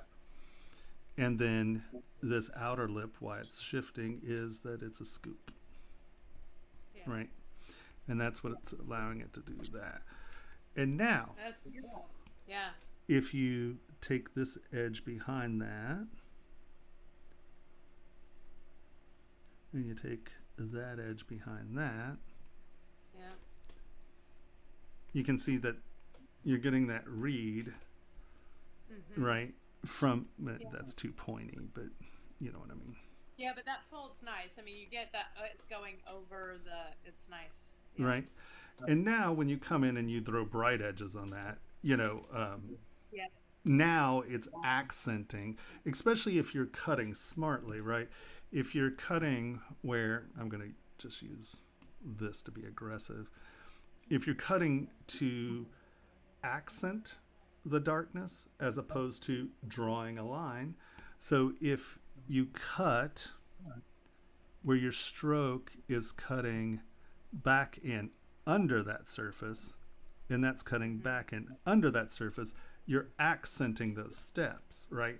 Where if you cut this way, right, this bright edge, if that, well, the nice thing about gravers is, you know, you get a nice sharp thing. So the thing is that you don't want it to ever look like your line, right? When you're using your graver, you want to make sure to accent this transition, right? As opposed to getting a cut that's going down and in. Don't just, you know, you're not just cutting it in. You're accent, you know, you're making this a bright edge or you're making this a bright cut, right? So make sure that you're accenting the layers. You're not separating them. Yep. So, your composition's lovely. Thank you. I like, make sure to bring these around. But once again, I truly like this exact ring. I have engraved from just a half round. So what was interesting was trying to reverse that. Like, Yep. okay, because we want to be more production. I can't hand carve 50 of these. It's how do I do this? you And can't. so I carved this in white gold before, where I just straight up, blank half round carve it. Mhm. So it was kind of an interesting challenge to be like, okay, how do I sculpt it? And then I can push things further. Sure. But then where should the gravers still they should still be in there somewhere as that final, Yeah. polish and cut. And see here again, just make sure that these surfaces have continuity. This, you cut this big and deep. And once again, don't think of these as big cutaways. Think of these as that base shape. And Got you. we can't reapply this to this, but Yeah. think about it when you're working on it. Let's say you decided that this is the base shape that you're working Okay. with, right? Yep. And now everything's lying on it or going around it, and it'll allow you to compose something that has a consistent form as opposed to Yep. getting lumpy. And once again, that'll allow you to, and that's a little big, I'm sure, but that's probably better. But now you have a consistent shape on this side where instead of cutting these back and into the band, you are considering them as things that are sitting on top of the, it's like a trellis and the flowers and stuff are around it. Think of it as having a foundation, right? And now this stuff will visually make a little bit more sense. And so Yeah, we'll pull our flower out like this, but make sure that, Are you using regular move? I was asking you, I know last night about the difference between move elastic and just move. yeah, on this, I'm just punching stuff around, so I'm not really even paying attention to either of those. I think, honestly, if you're doing it this way, this is where, your SK Carve tool works really well because it's a pretty flat bottom thing.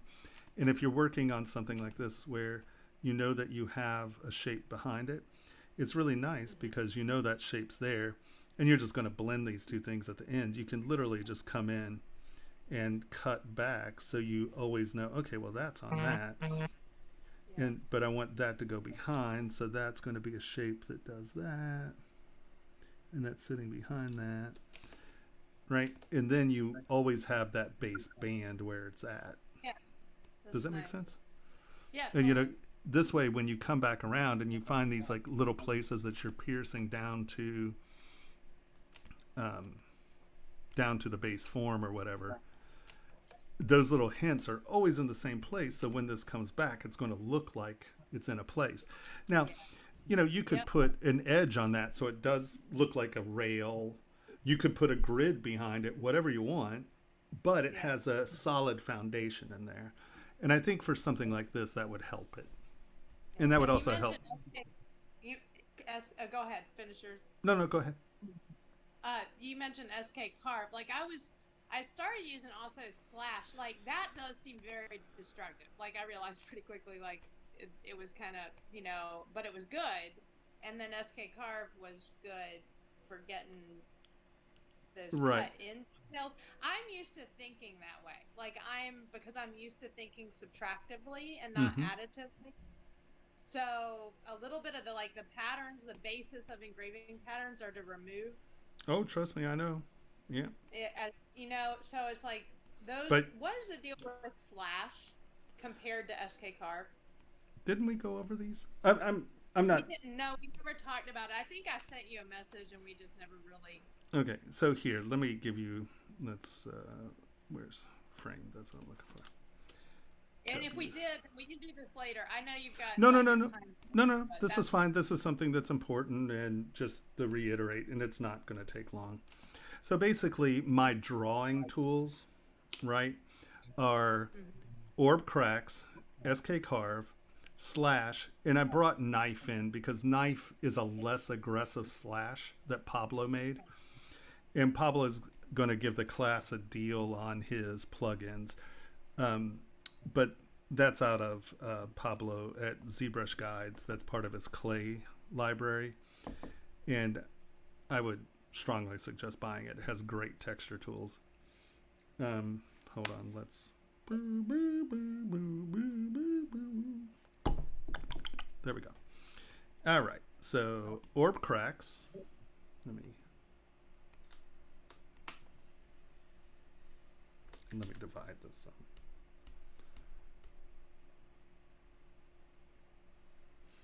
All right. Orb cracks. SK carve. Oops. Damn it. I hadn't even played with orb cracks yet. That's nice.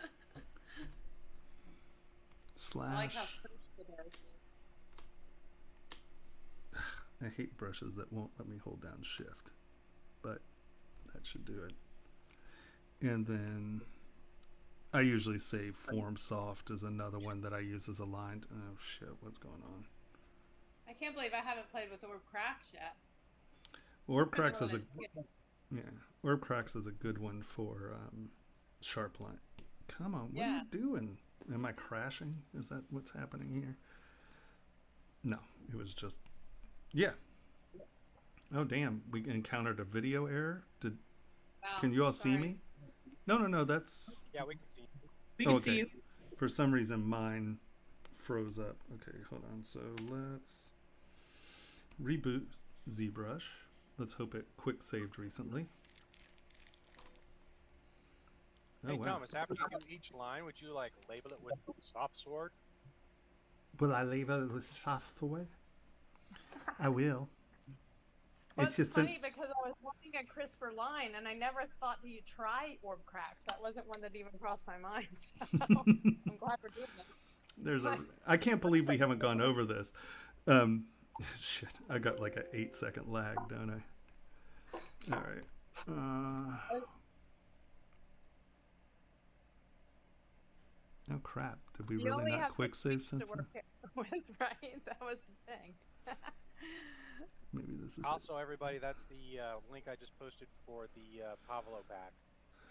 Oh, Oh, I cool. lost everyone's. Thank you. Wow, I lost everyone's chat too. Look at that.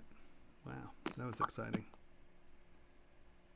Wow, thanks. You really just blew us out, didn't you? I love that it crashes when I'm just trying to draw lines on a plane surface. This is my life.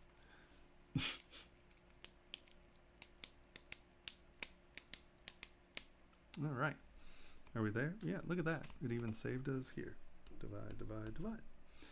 All right, so let's try this again.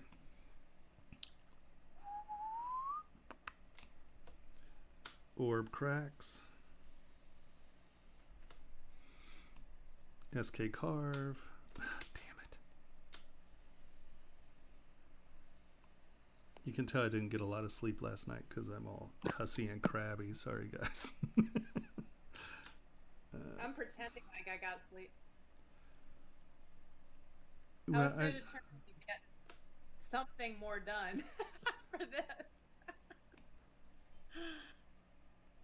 And to get the straight line, you're just holding shift as you go, right? Yep. Nice. So when you do want a straight line on something, Hold down shift.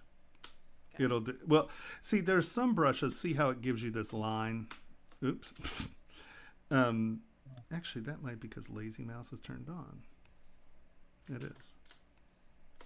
I was going to ask, do you always have lazy mouse on or only for certain brushes? Only for certain brushes.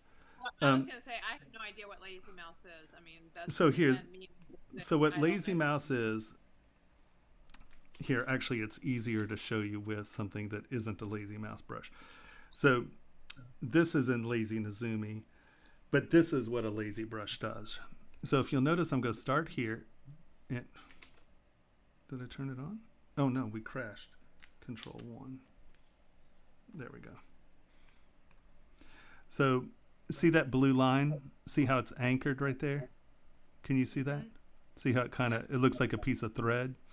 So what that does is as you're pulling a line, it actually reacts later than the actual brush. So it allows you to do nice, smooth So it's curves. like steady in sketchbook or Exactly. I got it. Yeah. It just allows you to make curves that aren't Humpty Dumpty lumpy. And some brushes work better if you're not all chunky lumpy, right? So as you asked before, whoever asked that, so do you tend to keep it on most of the time and then turn it off when you don't want it? no, there are so Lazy Mouse also does other things. It kind of locks you on a track. So if you change planes, it digs in. So actually, I tend to set the lazy settings because the brush without lazy set will still step the same way. So like there's here we have these things. See, there's Lazy Mouse, there's lazy smooth, there's lazy step, there's roll distance, there's radius, right? So that is how the brush reacts and how many steps there are in the stroke. And so I set my brushes with lazy in mind because I'm changing how the steps work, and then I'm just breaking the connection with the actual lazy tool. Okay, so in tools like SK Cloth, usually when I'm using this, I'm trying to get these smooth forms, right? Usually when I'm doing this, I'm putting an edge out there and I'm trying to get, smooth transitions. So I leave my lazy on there. On these, I tend to leave lazy on because they get jittery. Certain brushes just get a little jittery than other ones. And so I'll leave, see, this doesn't have Lazy Mouse on. So when hold on, let's turn this up to 100 because this is the other one that I use. 100, okay, there we go. Okay, so, then there's layer. So I use, here, let's get to it. So, orb cracks. Actually, in my education platform, I have videos for each of these. So this is orb cracks. This is I like that you put OK on that. SK carve. Carve.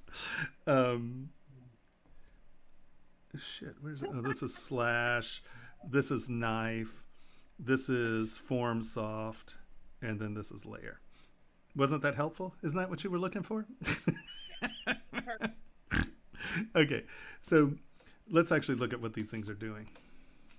So you can see that that's awesome. What orb cracks does is it gives you a sharp, so this isn't very reflective, it's a dark, and it gives you these little lips on the edge which make these edges bright, right? Yeah. So if we look, you can see that the edge is bright and it's going to read as a dark line, right? That's great, like a lining, shading. Yeah, it's a good one. Now, the next is SK cracks? Carve. Damn it. See, now you've said it and I'm all damn confused. Carve. Okay. Sorry. I'm just like, banana. I don't know. Okay.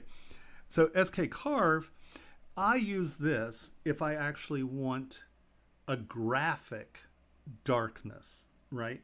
So if I'm going to use liver of sulfur, or let's say on a gold or white gold piece, I'm going to have a sand blasted surface and then I'm going to polish the highlights. If I have a texture, this works better because what it does is here. I'm like, I don't see my pencil. I'm falling apart. Holy Hannah. So what this does is this gives us all of this area to sulfur. So you get this nice, dark, this holds Yeah, it holds text, it. paints, oxidization, texture differences, and it actually is flat, so you can actually see it better, right? From here, most of the time you're looking at one reflective plane or another, right? If you're just looking down, you're actually seeing more of these bright edges. Does that make sense? Where this, you get a nice flat line. Now, when we go to slash, Yeah, I'm surprised by what Slash looks like, but it's funny because I was like kind of loving it, and then Yeah. I was also like, oh, this can turn into a holy mess fast. fast. And it's Fast. because why it is such a nice, half round, why it's such a Yeah. beautiful seam right there is because Yeah. it's a Well, perfect seam because it's blown it out down below the surface, yeah. right? So I this, see why I like it because my detailer is an angled. It's like it's got that sharp angle, and right, yeah. Now I understand what was happening though. right. But now you get all this garbage underneath it. And then if you try to cross over it, it just becomes an absolute disaster show.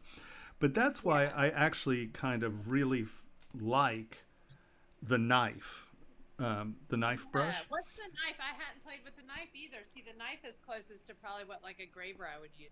Right. Like. And see, so you notice that it doesn't blow that in, but it gives you the same shape, Okay. right? It's a little Yeah. more aggressive. So if you want it to be this soft, all you do is make the brush bigger, make the brush a little bigger, and make it softer. And then you'll get more of, you see what I mean? Yeah.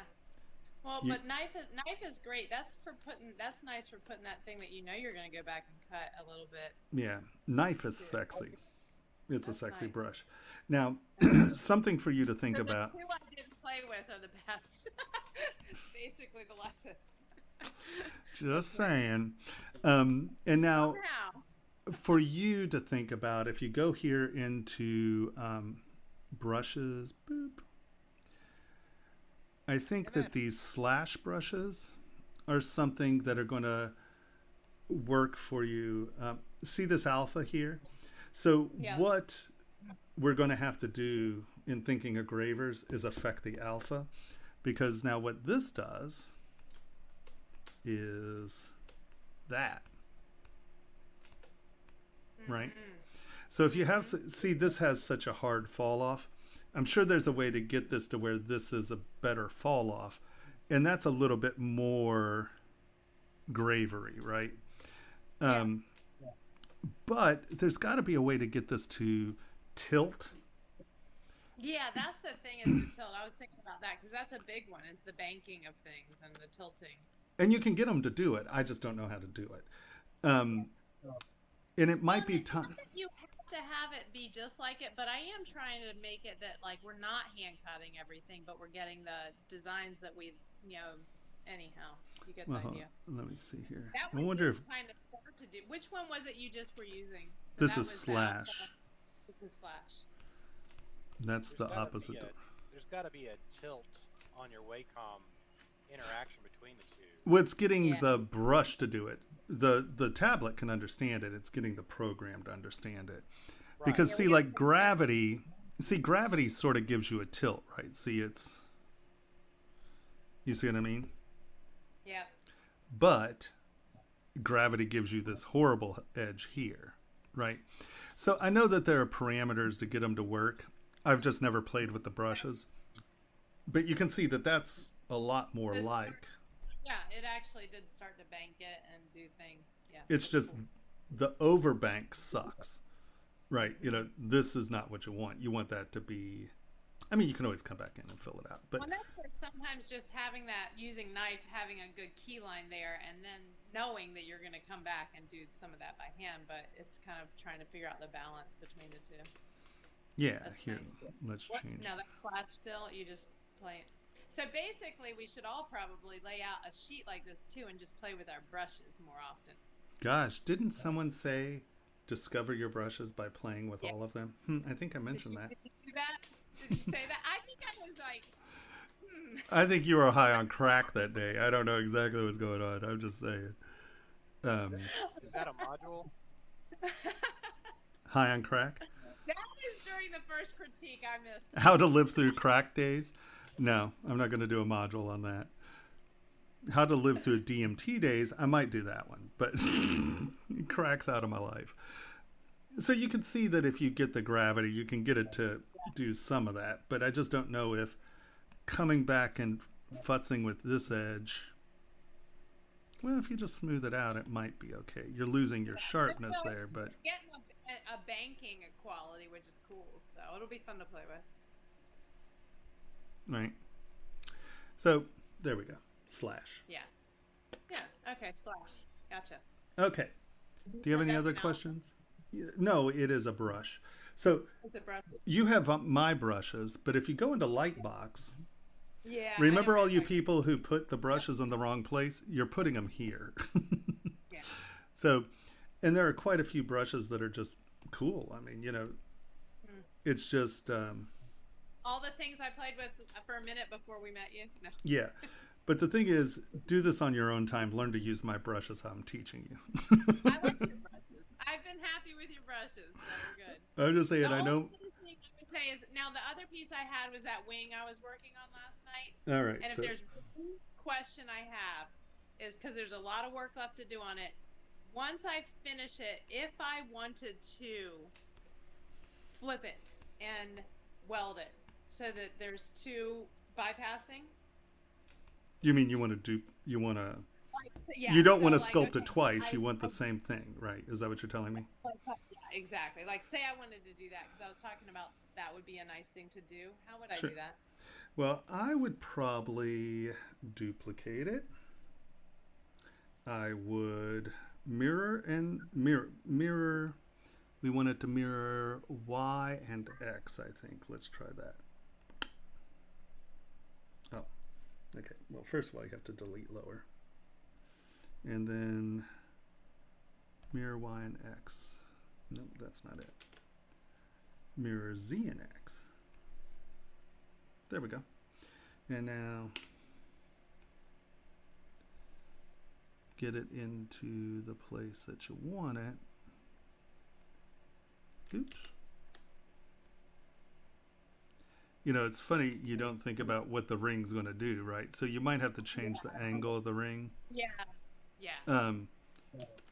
Or Right now, I'm just futzing with it right now, and mostly was working on just figuring out that bypass and the wing. see, like you between can, the two. so that's where it's going to wind up because Yeah. this is a big fat belly, right? Yeah. So, yeah, but that's how you do it. You just pick which directions you want to mirror it, duplicate it, and then mirror that one. Okay. And those are right here. Mirror. Right? Yep. Now there are a couple mirrors. This mirror is the one you want because you're picking direction. This mirror does something completely different. That's just it just mirrors the subtool. It doesn't, you don't really have control over it. But they do different things. And that's why they're pulled out. So if you're doing a bypass, I would say at least block out in bypass, because what you've done is you've created this really beautiful ring, but you didn't block out in bypass, right? So you just kept working Yeah. on this. Yeah. Get it blocked out in bypass so you know that these things work together.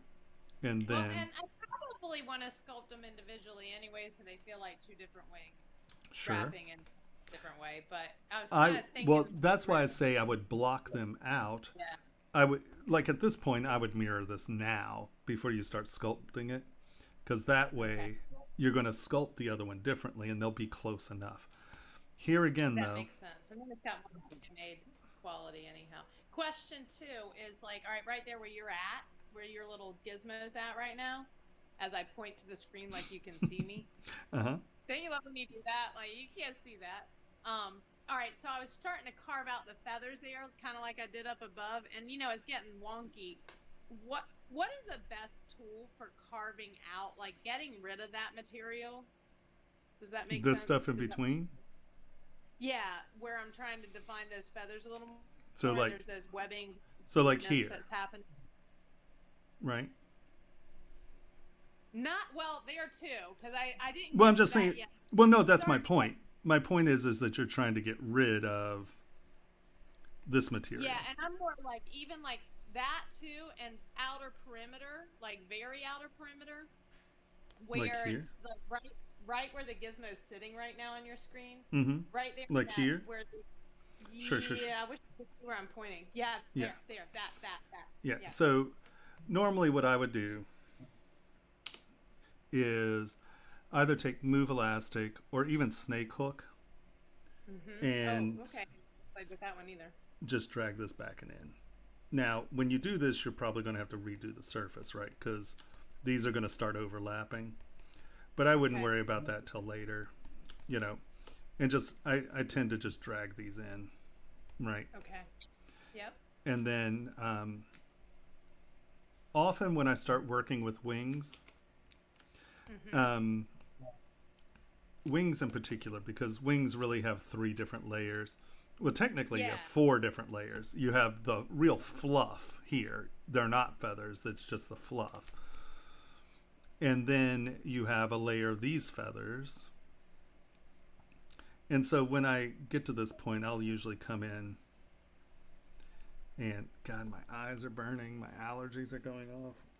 Fucking I can't smoke. fathom it. I feel for you guys who are in the smoke. I'm so sorry you're having to deal with that shit. When it really sucks because I have allergies and it's just like, oh, you're all beating me to death here. And then I would spend the time, obviously. Oh, that's not mask brush, dumbass. Spend the time and make this sharp, right? Yeah. And then Control W, come here.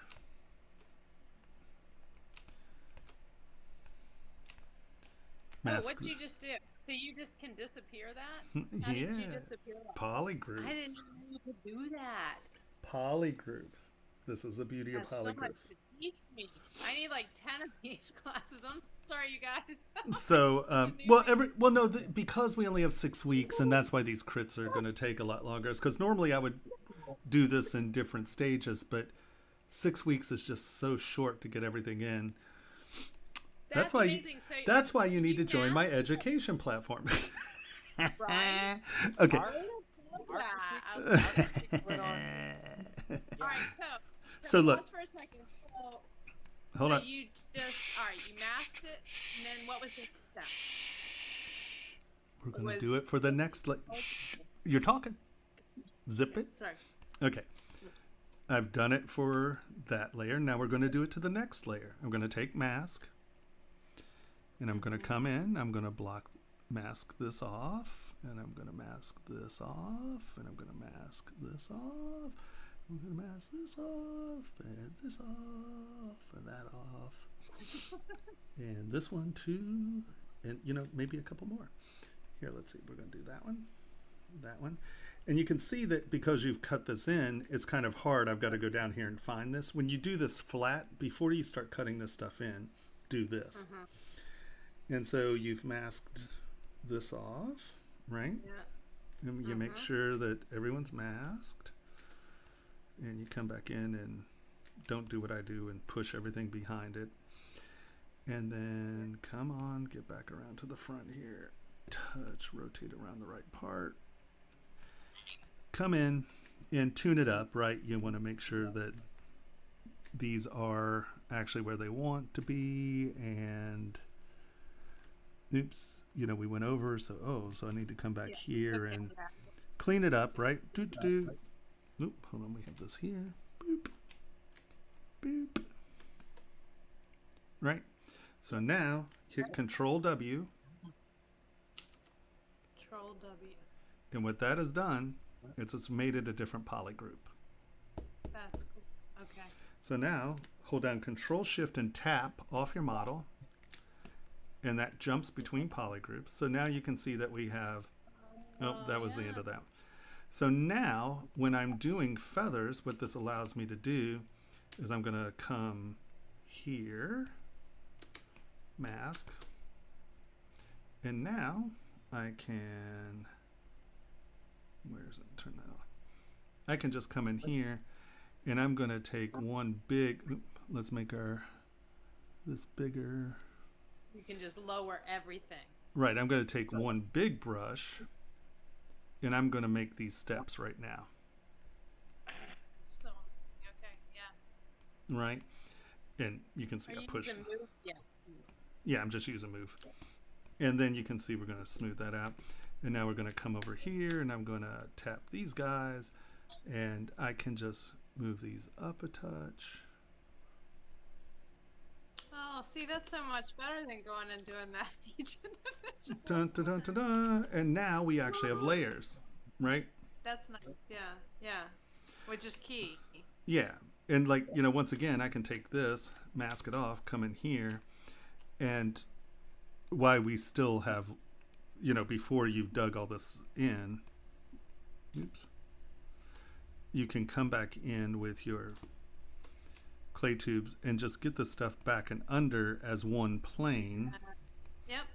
And now this all associates with itself. It's all going back to where you need it to be.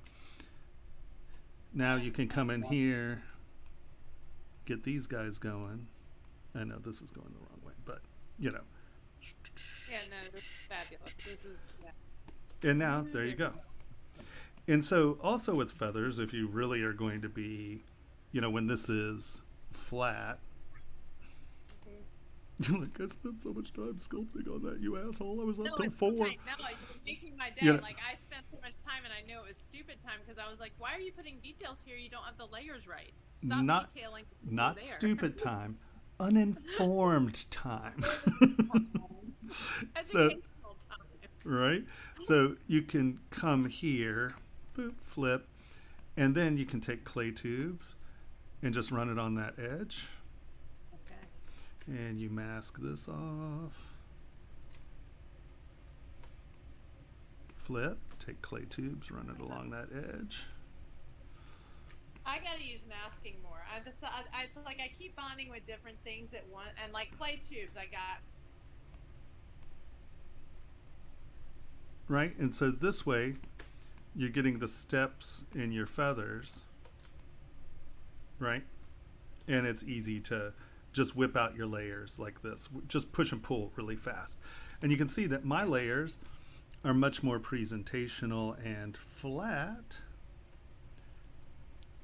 where your layers are all bubbly and goofy. Right? A little bit. These are all half rounds. A feather is not a half round. You can say it. A feather is a big flat thing here, okay? So instead of these looking like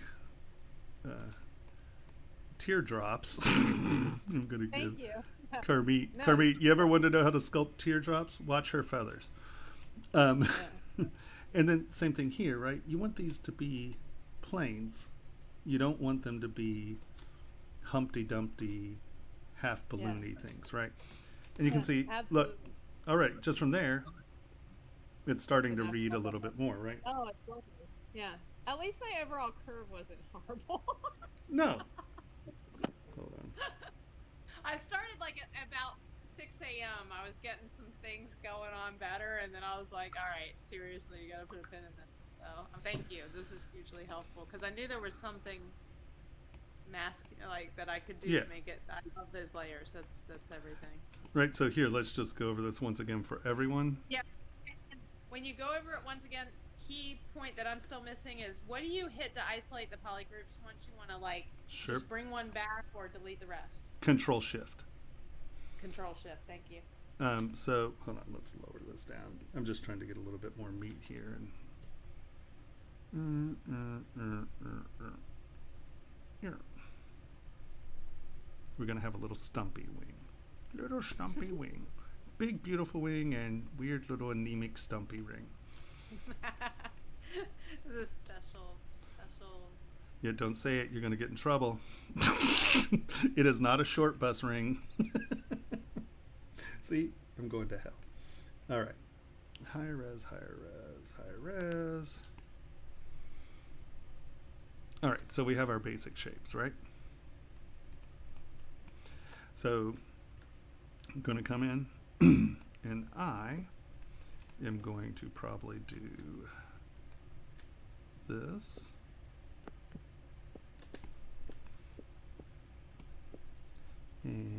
and move. Who has a like digital duck? That's cat. Oh, okay. That was because like 3 people have tried to call me in the last 5 minutes. I'm like, I'm in a class. Stop calling. All I heard was digital duck. Burk, burk, burk, Sorry. burk, Was burk. that like what texting sounds like? Now we know. That's me texting. Sorry about that. Going, No drama. stop bothering me. I'm in important information time. It's So- my moment. Right, it's my moment in the stars. So, you can spend more time and actually sculpt your leaves, right? Or, Jesus, sculpt your feathers. But I'm just doing this as flat planes. Okay, so, I'm an idiot. I was just listening to your digital duck. I wasn't thinking about what was going on here. It's all your fault. Distracting. Okay, let's get back here. There we go. Oop. There it is. Nope. There. We got it. Let's turn this on so we can see what's going on. Let's turn those lines off so we just have color. All right, so it came in, and these are more like little fluffy feathers. Okay.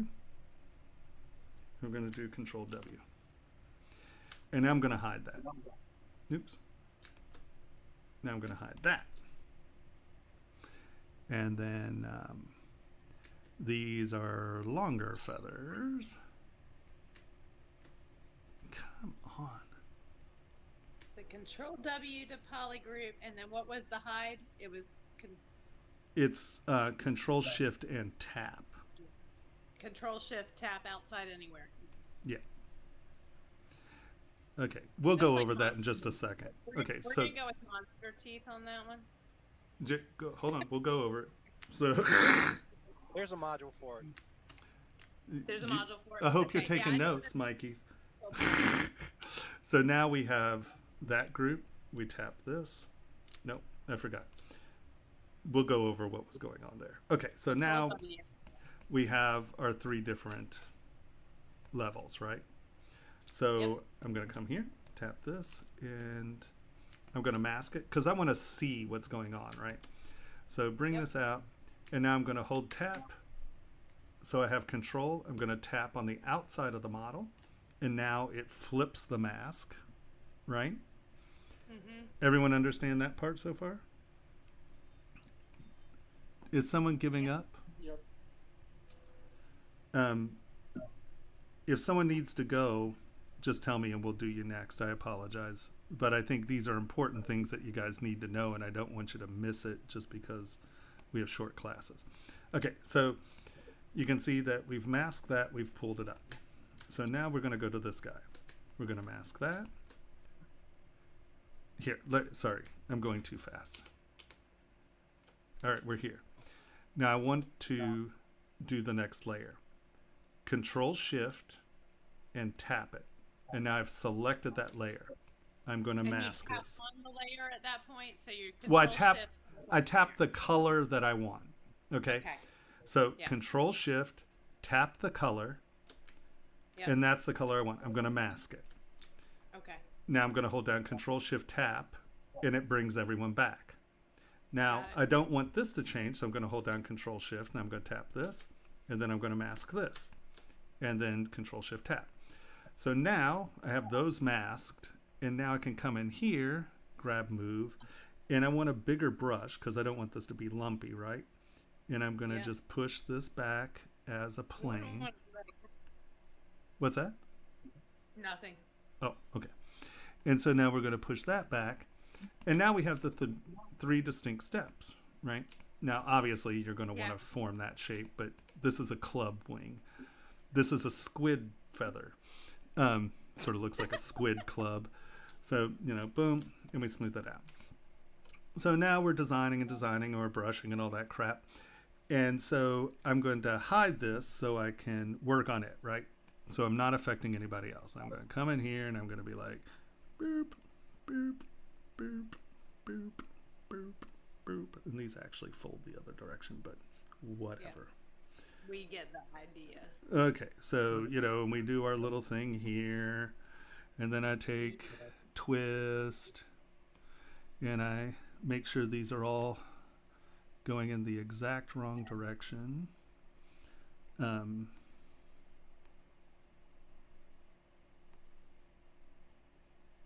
Okay. And then clay tubes, and I'm just gonna futz with these some.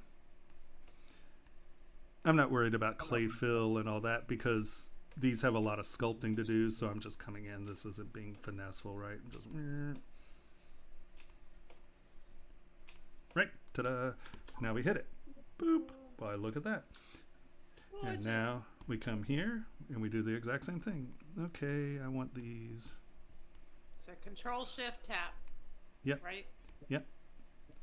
And we're gonna do that.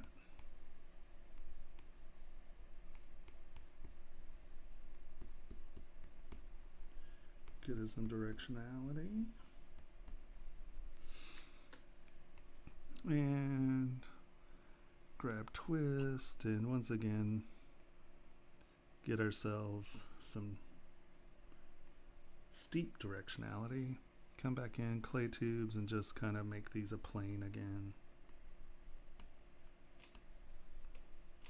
And we can accent it some by taking that back and down.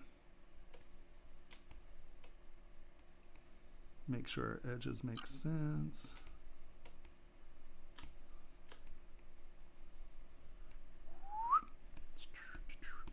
All right. Boop. And now, what just happened there? Oh. I'm like, never mind. So I hit Control Shift, so it flipped, right? So it took what was hidden and brought it and hid the other thing. So you have to do it twice. Shift, you want to reverse what you. Right. It's just Control Shift. Exactly.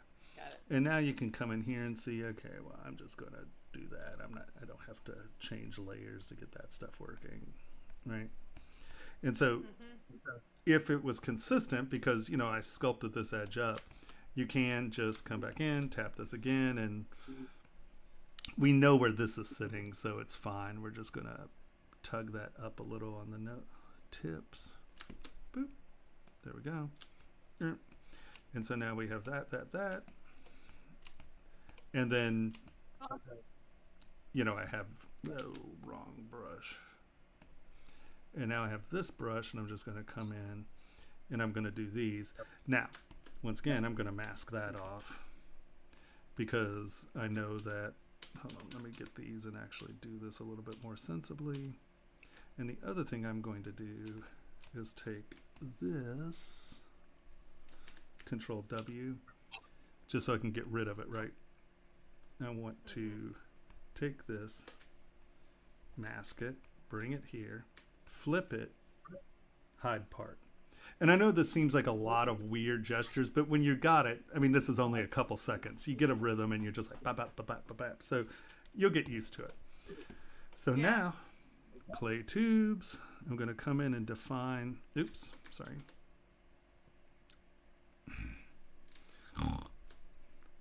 There we go.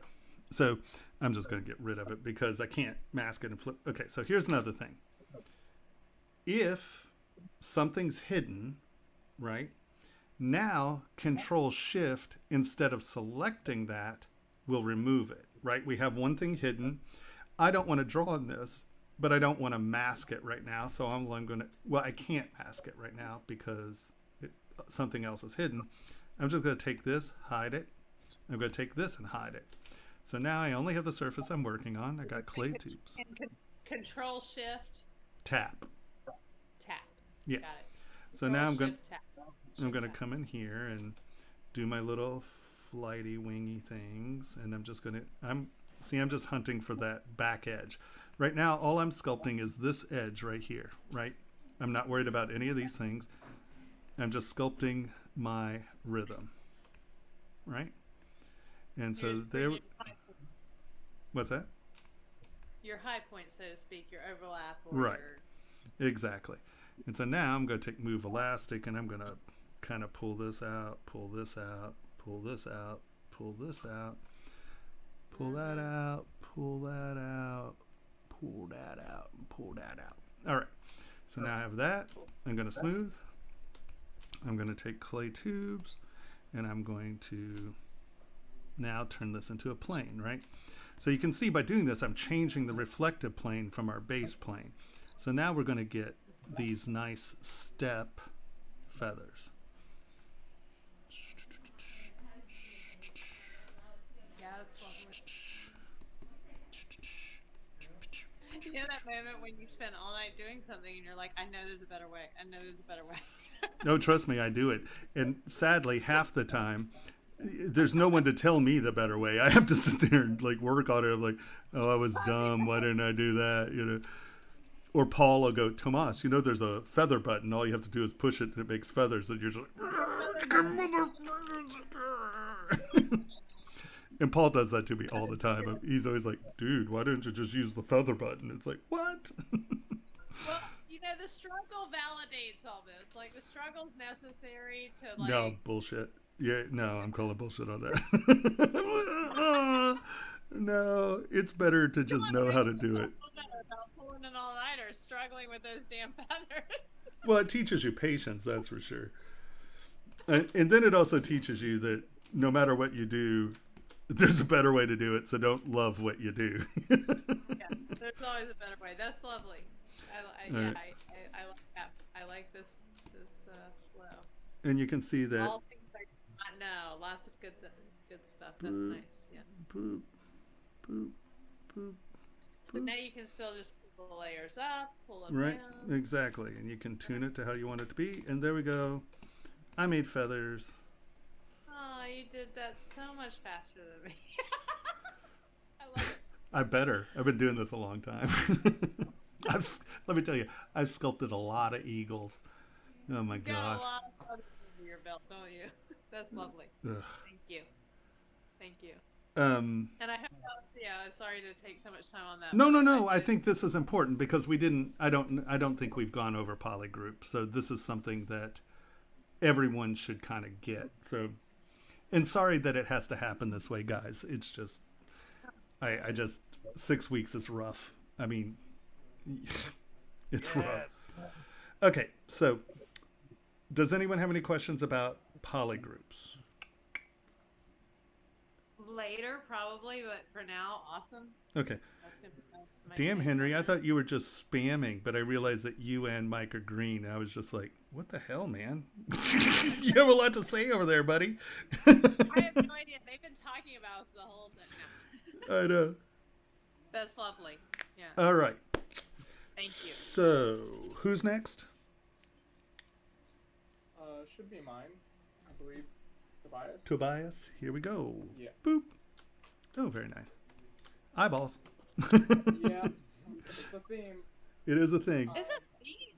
Because Henry did it too. That's lovely, Tobias. Now I'm cutting out. All right, let me turn mine off. Thank you. She's coming out. Yeah, so this one I was obviously it's not done. It was more just kind of getting into the groove of things. Mhm. Just drawing and trying to mostly get the Boolean removing at the inside the Boolean, which was something I struggled with. Oh, this. But yeah. Yeah, sure. But yeah, mainly like this was inspired by what is that? I really like the movie Atlantis, so Mhm. it's kind of like a mix of the way they studied it. Sure. Was, I believe, what was it? Did you all hear Mayan that? That was my. and kind of Celtic. So Yeah. I tried going between that. No, it's good. Now, here's one thing I would say. Mm-hmm. We're sculpting, not drawing. And look at how much depth you have here. And look at how much depth you have sculpted. Yeah. So I would, hold on, is this quadrantly symmetrical? Deeper. I would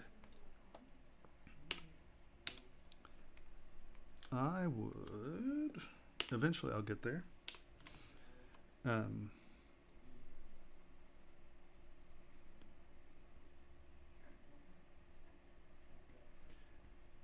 Okay. The beauty of sculpting is that it lets us sculpt. And get some depth transition here. Right, and I'm just doing this quadrilogy symmetrical, so this is not necessarily the best way to do it. And so that opens you up to a lot more depth. Hold on, I'm going to duplicate this. And that allows you to kind of get in here, and I'm just going to break these shapes up really pathetically, because that wasn't supposed to happen. Hold on, let's turn this off for a second. We're here. Let's turn this off.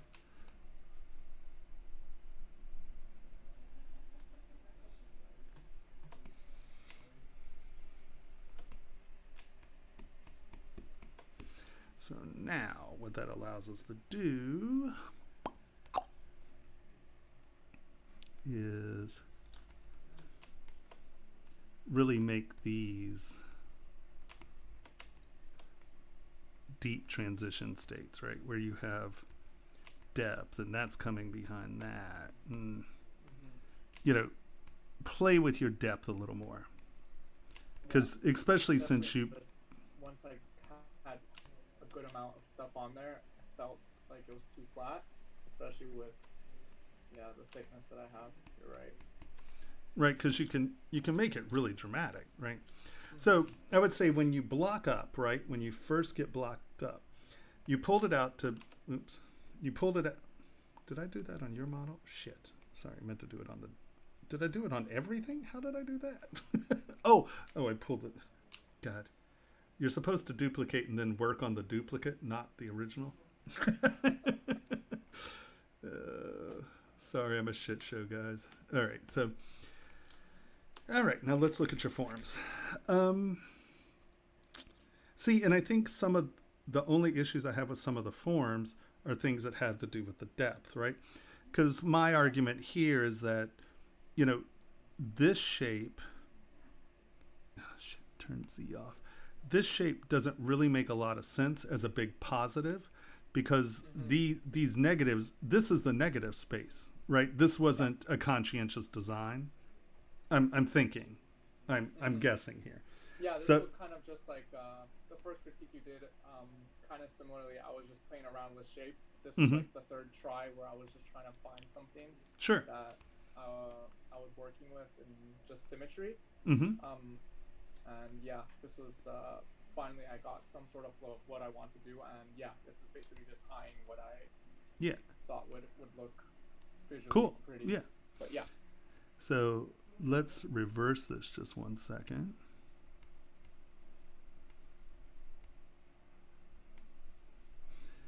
And let's... No, I just did the exact same thing you did. It's okay. I'll take it down here. Sorry, I'm trying to make sense in transparency.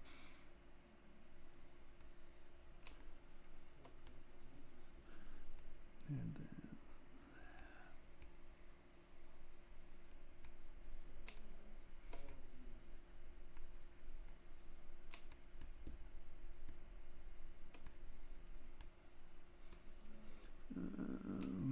negative, positive, positive. I don't really know what's going on at this point. Okay, so now though, instead of this shape being what's important, right? You had this like weird kind of form here, but here you're actually starting to establish layers that are more interesting, and you can explore these layers this way because you've now knocked this around the side of the edge of the ring, and you have plenty of room to play with this stuff, right? These can be super deep because you now have more room, and you can see that this as a negative form makes a little bit more sense, and you can tell that you took that, but you were cutting these forms in, right? And so that wound up high. And that's where, as you're working, think about those surfaces, think about why, and, that's obviously negative space. In your design, that's obviously negative space, right? You can see that this is actually what's important. This is actually what's important And this all of a sudden became important, right? So, your forms are really nice. And I like it down here. I think this is good. These scoops work out really well. And so, maybe you take that. Yeah, I think I got caught up in following when I would spin the ring. I would follow the shape, not really focus on the shape. Oh, that doesn't make sense. Well, I would just like try and make my shapes work its way down to the other side. Yep. And yeah, I think that's where I got maybe lost in actually having. It's easy to do. I mean, don't because I can't tell you how many times I go back and go, oh, well, these are great shapes, but all these should be my negative forms instead of my positive forms. So I wouldn't. I mean, that's just the development process, right? That's what I call, that's where this is all sculptural block up, because I'm like deciding which directions are what. And, we have these nice little scoops going down here, and we have an opportunity to do something similar where you get like this eyelid plane going back into the ambient environment. Well, you can pull that off here. And now that negative space mirrors some of this stuff down here, right? So you have consistency in vocabulary, these little groovers, and now instead of negative, these are positive, right? Yeah. And so you can see how that, by having that depth, you can make that much more dramatic than keeping it flat. Yeah. And especially since you've created a ton of depth here, use it. Don't be afraid to use it. Right? And then, once again, this stuff down here, once your lines are similar shapes and sizes and thicknesses, right? So this is going to, it's a linear and it's nice. And I know with the Celtic, that's actually what's sort of going on. But if you do it this way, take advantage of the depth that you have.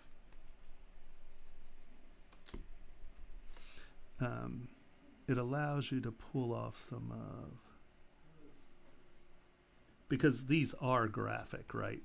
So you're going to try to keep these nice, flat, and presentational, so they reflect as ribbons, or what I call ribbons, right? It's a big flat thing. In here, let's get our negative space down so the backspace is consistent. Sort of what we were talking about earlier, where I wanted her ring to be, where you're working on the not bumpy. Yeah, and here and we're gonna pitch this peak out a little, and that's not a problem, is it? No, it's fine. Make that flat and presentational. And now I would probably make this, because you have more room for it, right? Instead of making it the same size, I would make it like double the size, maybe. Yeah, it feels like they're all too just too similar, yeah. And so just make sure, and you got the idea of trying to kick these back, but you didn't go far enough. You kind of just did it here. So it's still, this is a plane, and then they just dive. Make sure to almost go all the way back to the other edge, right? So that's a nice consistent plane that's gradually going under. Right, it's a smooth transition. It's not just a bite down. And here, let's do something like that. And I'm just going to connect these because I'm just trying to get a point across.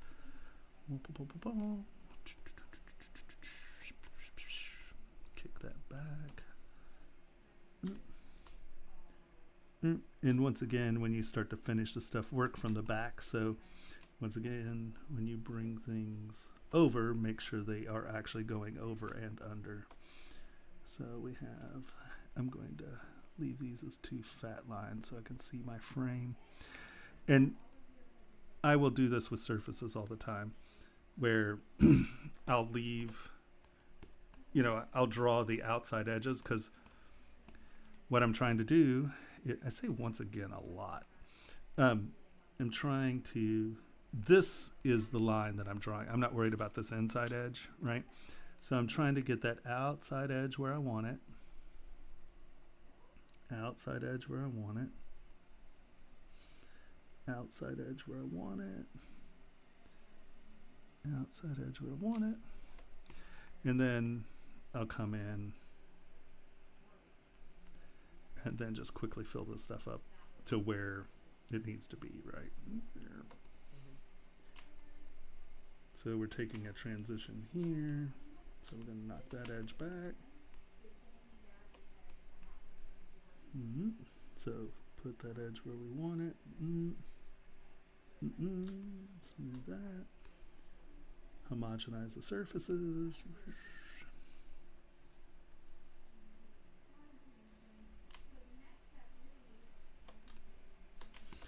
And so now, even from the side, you know, you have thick and thin. You know, just make sure they don't just become super repetitive. It's just visual interest, you know. Yeah.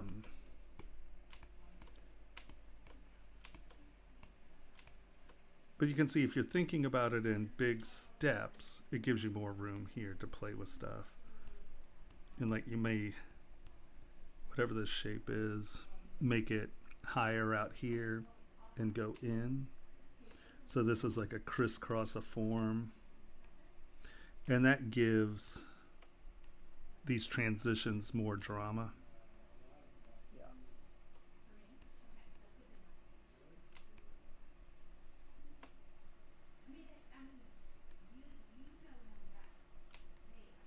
Knock this back. Give you that ridge and that ridge. And once again, the depth is going to give you better drama there. Boop.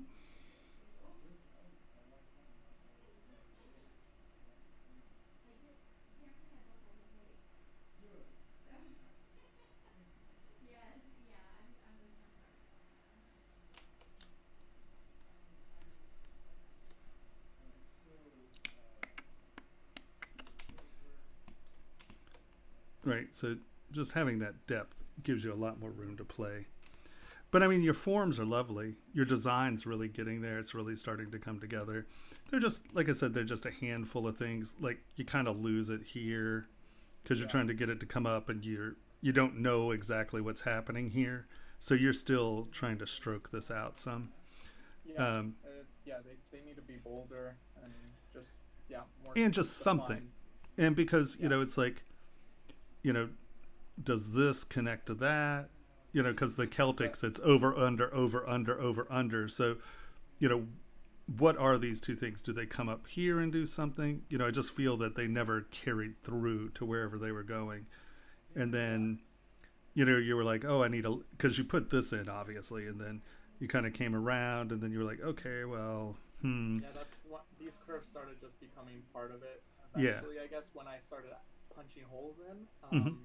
So yeah, like you said, it's just getting I guess your theme correct. Yeah, and exactly. Your work. Because I can see two different themes kind of mixing together. But you have this nice sort of like kind of trippy, aquatic-y, Celtic-y thing going.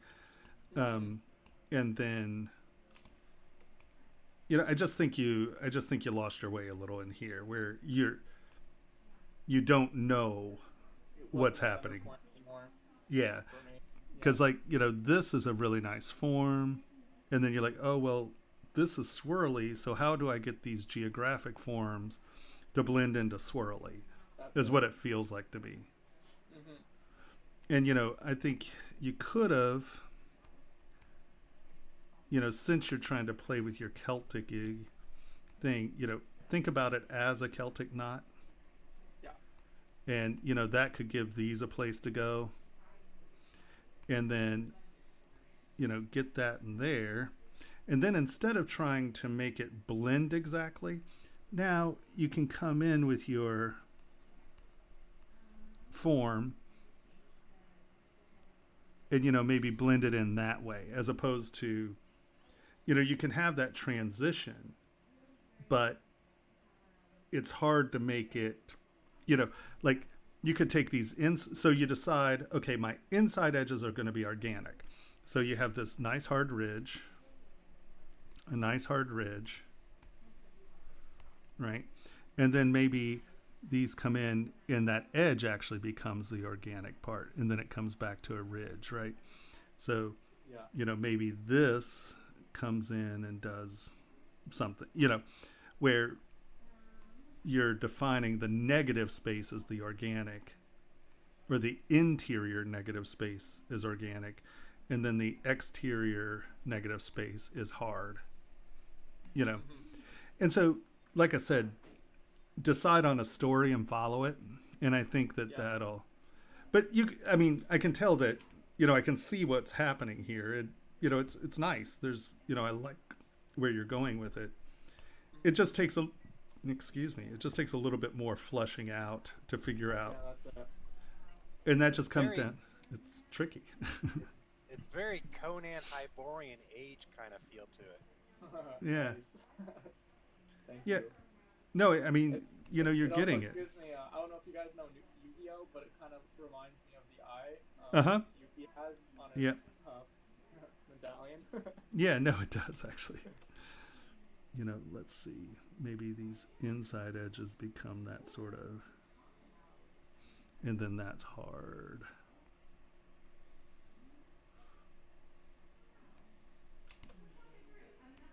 That can be a transitional form, right? Something to think about. And I guess at the the bottom of the ring, I was trying to make it kind of stone-like, kind of like it was carved within a stone. So I was doing stone texture with, I believe, the trim. Trim, yeah. One of the trim tools. Mm-hmm. Would that be a good approach of? Yeah, it can work. I would make it deeper than this, though. I would try to find a way. Like, I would come in, maybe where's SK Polish, and try to. Well, here I'll do it with clay tube so you can see it. I would come in and try to get these to be a little bit more scoopy, and then after the polish and stuff, those sharp edges will show up better. Does that make? Yeah, that does. That's cool. And it that'll allow you to sell that story and still have, and obviously I'm doing this quickly. Sure. And then come back in with pinch.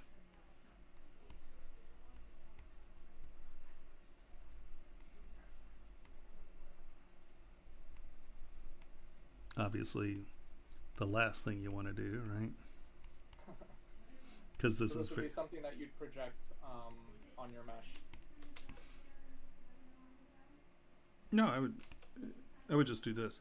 Now, what you can do is duplicate this, right? So if you want to, actually, because pinch is so destructive, that's a good point. I probably would do this and just, pinch the living hajibas out of this to where it's just a mess, right?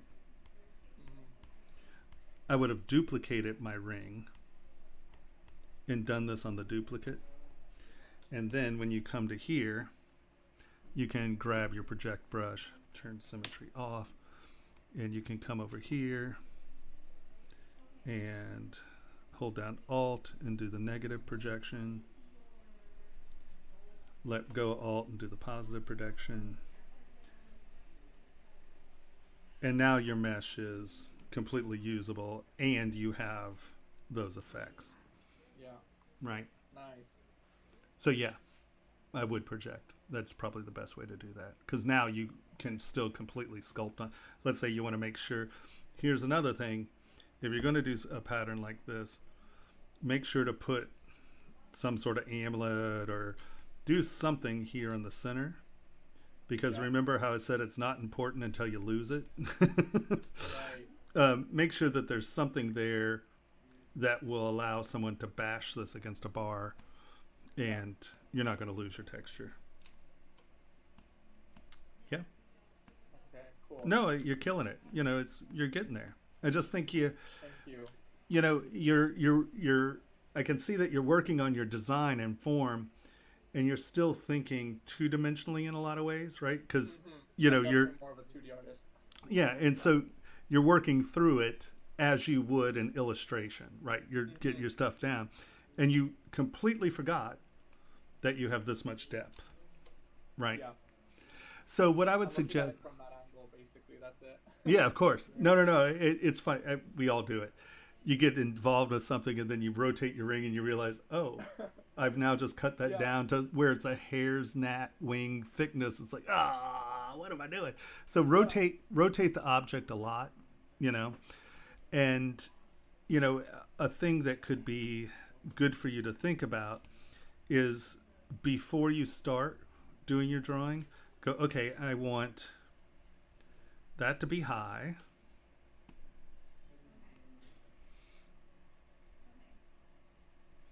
And then I want there to be a form that's something like, you know, I want my ring to travel in this shape.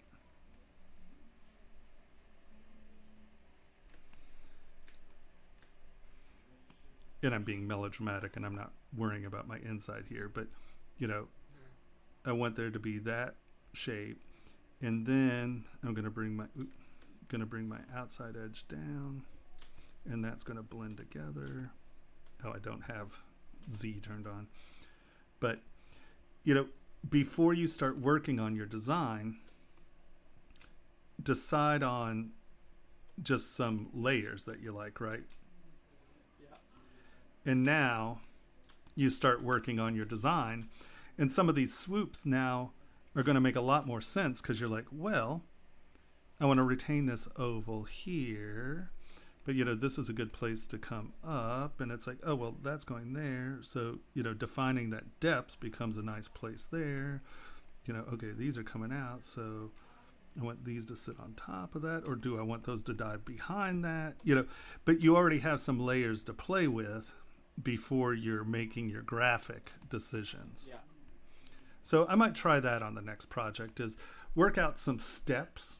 And, you know, you can think about it in these ways. You're like, okay, well, how do I want this to come around? I want this to come around and have a loop here and that, you know. Great. So now, you know, I want this to be behind, and I want a deep spot here and there.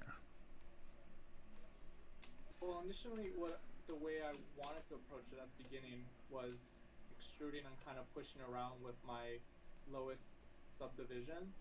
But even at my lowest subdivision, just trying to figure that out, I was just like, oh no, I'm just gonna go high res and sculpt, and from there I'll know exactly what I'm aiming for, because it felt very limiting. It is limiting. Shapes and stuff like that with just the low resolution.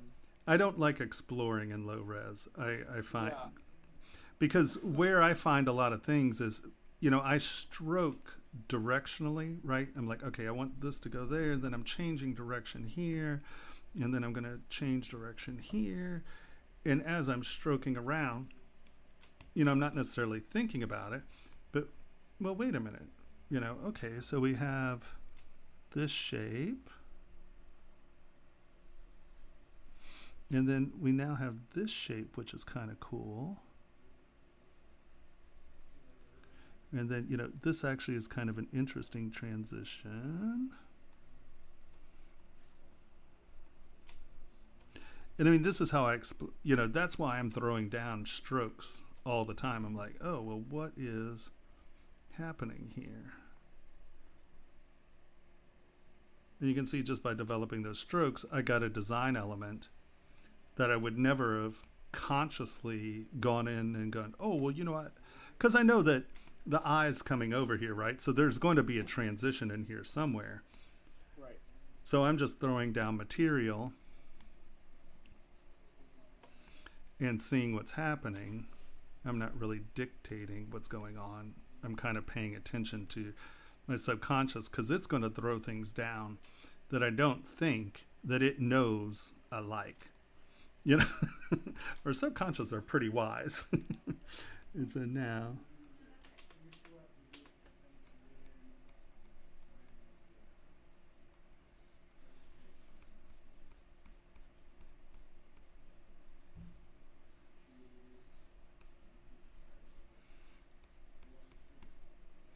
right, and so I know I'm going to come in here. Did I just change brushes? That was weird. Okay. And you know, we kind of have these hitches, so maybe this comes in and makes that little hitch, and then, you know, these become those little negative spaces, or, you know, whatever. But like, I'm just laying stuff down and seeing where, see, that was an accident. I don't know why that happened, but okay, well, let's follow that, you know. And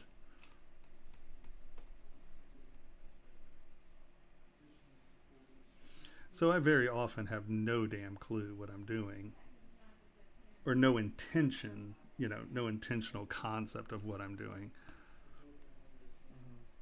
I'm just exploring. And I can tell that's what you were doing, you know, and that's great. But you can see I'm not worried about my surface. I'm going to get in here and I'm going to try to figure these things out before, you know, before I really start worrying about what my actual shapes are, and see if I don't like this. Well, I could go, oh well, here, I like that, right? Yeah. So think about just laying those lines. Yeah, and you know, don't be afraid.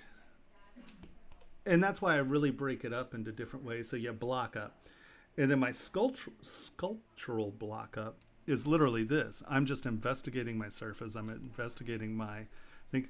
I mean, I've had models where I've thrown away 10,000 steps, right? You know, because what are we at here? We're at, you know, 440 steps, literally thrown away 10,000 steps and just gone back, you know, because I found a place where I liked it, but I'm going to explore something else. So, you know, I like this, but I'm going to do something dramatic. So duplicate it, and then I'm going to try this, right?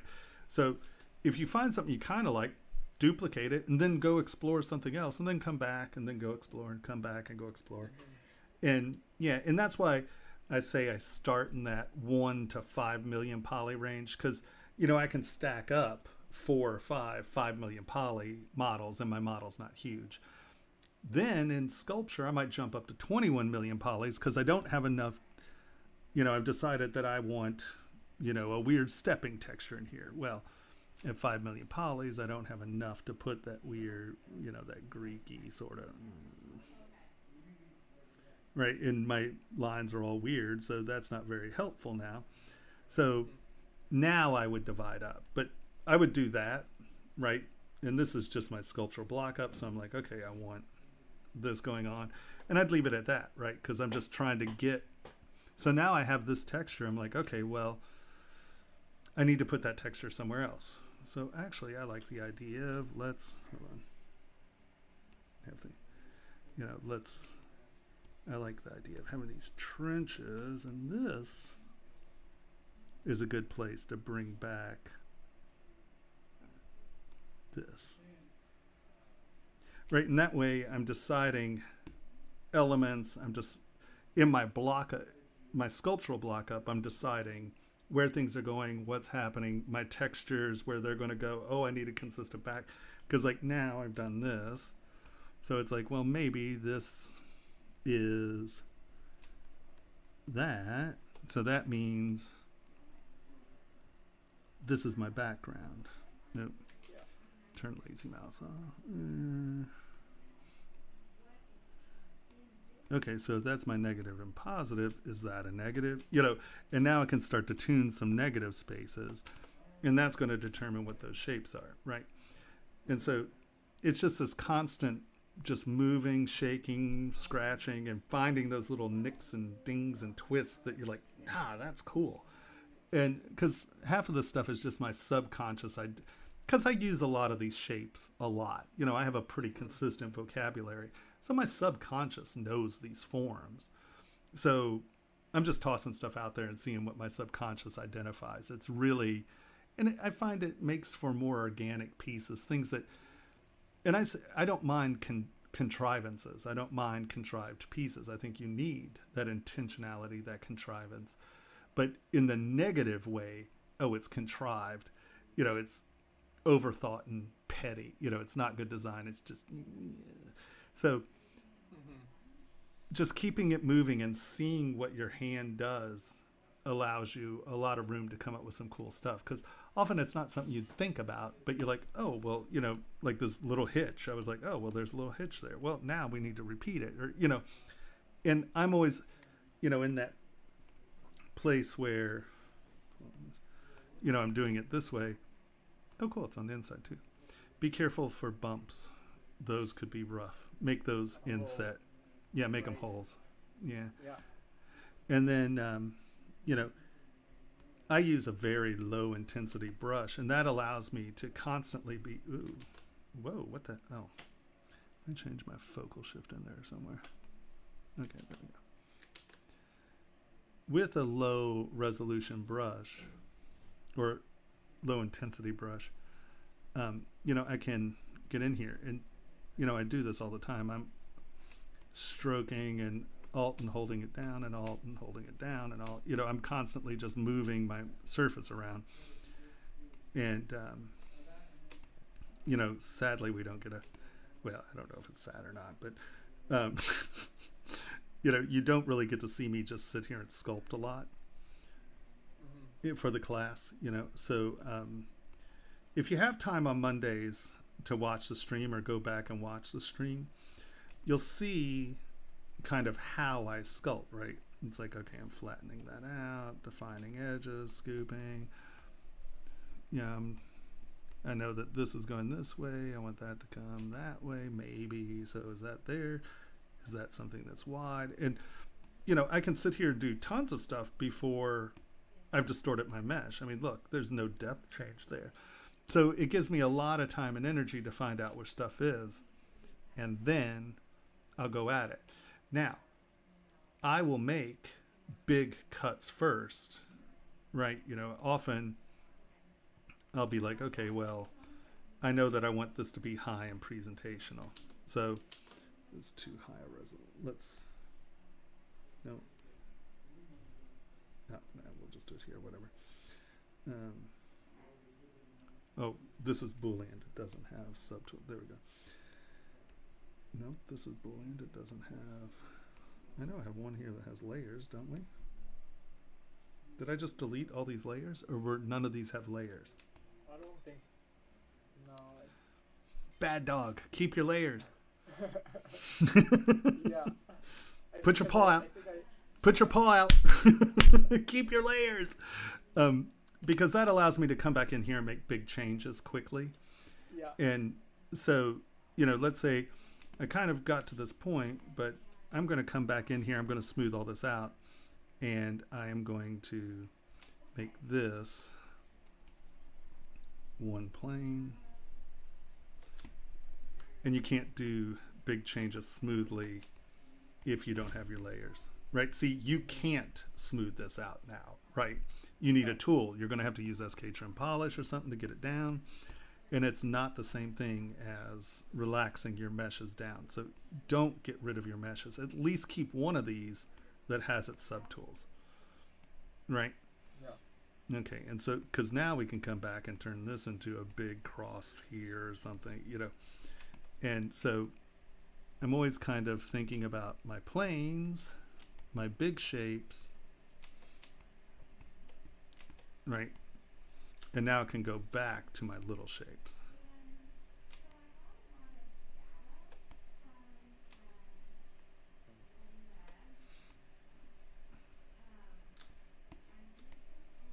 Right? So, keep your subtools. Yeah, I think because this one I exported after I was testing out the Booleans, so it just got rid of them all. Right. That, right? Yeah. So just make sure to duplicate and then do something destructive, right? So that way you always have your base model, and like you can reproject that Boolean in there to where it's not necessarily a hole, but it goes deeper, right? Oh, right. And then it's not going all the way through. You keep all those cutters in place, but now you can continue to sculpt, and then the last thing you do is actually do the That cutters. makes more sense. Right. And you can Yeah. do it on one, duplicate it, and make sure it's where it's at, and tune your cutters to be what you want them to be. But that also allows you to know that something's there, right? Mm-hmm. So, yeah. Yeah, I'll do that. Cool. Looks great though. I mean, it's a nice graphic. Turn it into a sculpt, right? Yeah. Cool. Will do. Awesome sauce. Thanks a lot. Of course. So who's next? Henry. Me. Awesome. So And Robin, I already know what you're gonna say, Tomas. I've sculpt said and it layers. before. Everything I've done is perfect, and you have absolutely no constructive criticism. But for real this time, It's a beautiful square. That's That's fine. awesome. And let me guess, this is 100 million poly ring, isn't it? no, the ring itself is only 16 mil, but I've got a couple copies in there. Okay. Hey, Thomas, someone Yes. wants to know, are you going to do another Vertex class after this one? The plan is probably doing one in, what do you say, January? But my education platform should be launching in October. And so it's a much more in-depth, long, full community process thing. I shouldn't probably be doing this on Vertex's time, but whatever. Okay. Yeah, if you sign up on that mailing list, I'll send it to you. And actually, if I do, that's my mailing list. So if I do another one, the problem with the Vertex stuff is it's 6 weeks, and I just can't get very deep. 6 weeks is not a lot of, because technically this is all free time. This isn't in the class. All of this is stuff that I just give the class. So, and they want me to actually make it pre-recorded. So even my class stuff isn't where you get a lot of feedback. I'd show you the video and then I'd answer questions. And it sucks.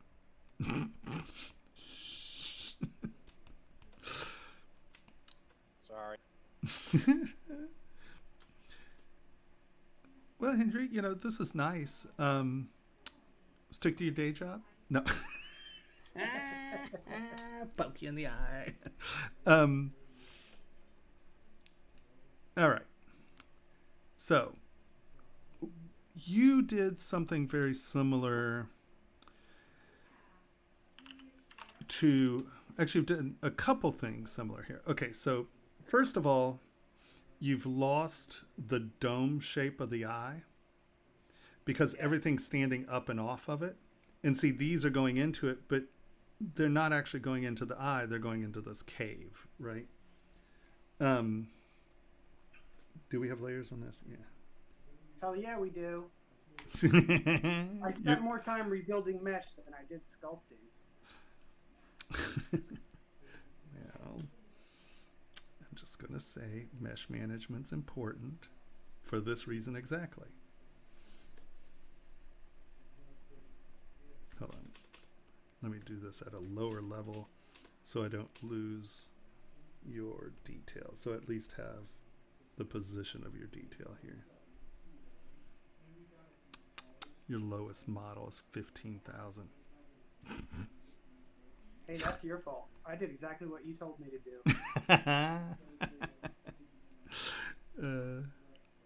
I like telling people to do things and then blaming them for it. Isn't that the perfect teacher thing? I didn't tell you to do that. I don't know what you're talking about. That's silly. Silly talk.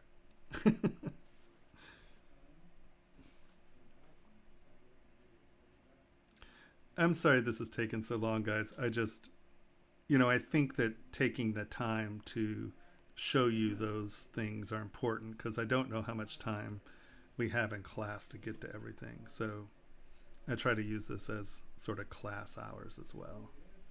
I know it's hard to sort through this stuff and find it though. Okay, so you see what I'm doing here and bring back that dome form.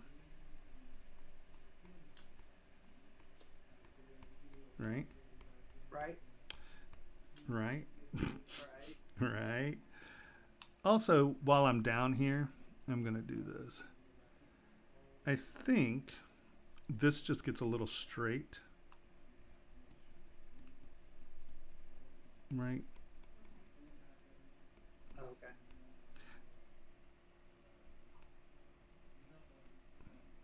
I just want that edge to be curvy as well. Okay. Now we're going to come back up. And I'm actually going to smooth this layer out.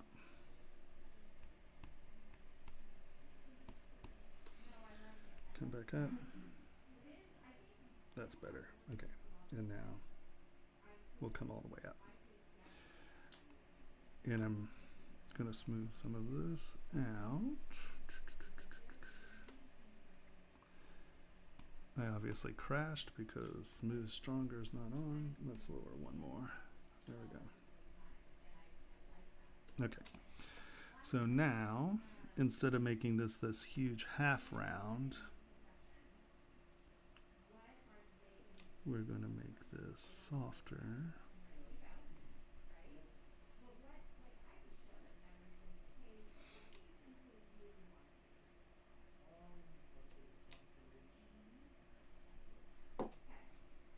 And texture, I'm obviously not going to spend as much time doing the textures and stuff, but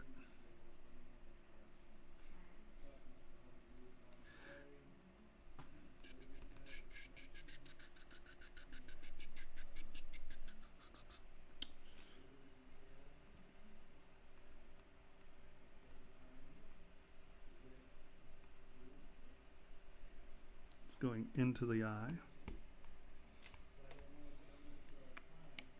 Shit, I didn't duplicate this. Duplicate. All right.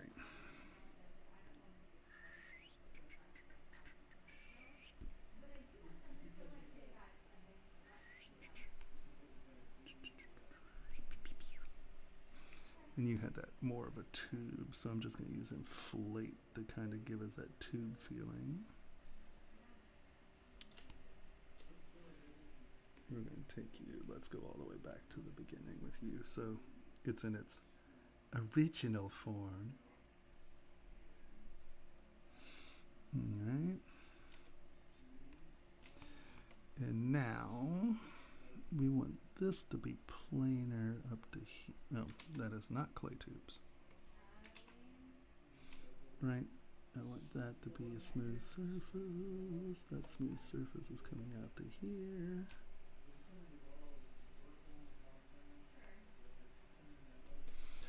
And then we will do this, but instead of making this big raised thing, right? We're going to use this, create a reflective surface on the inside edge. So we're not changing the plane of the eye. I'm going to take this out a little more here.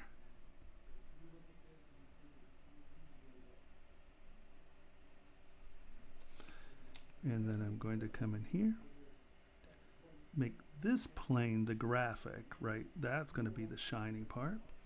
Going to come back in and rebuild this up to, oops, that's too much. Rebuild that to be what's going around this edge. And now you can put a visual here, right? But that hasn't changed the surface of the eye that much, right? That's not this huge thing. Sure, yeah. And then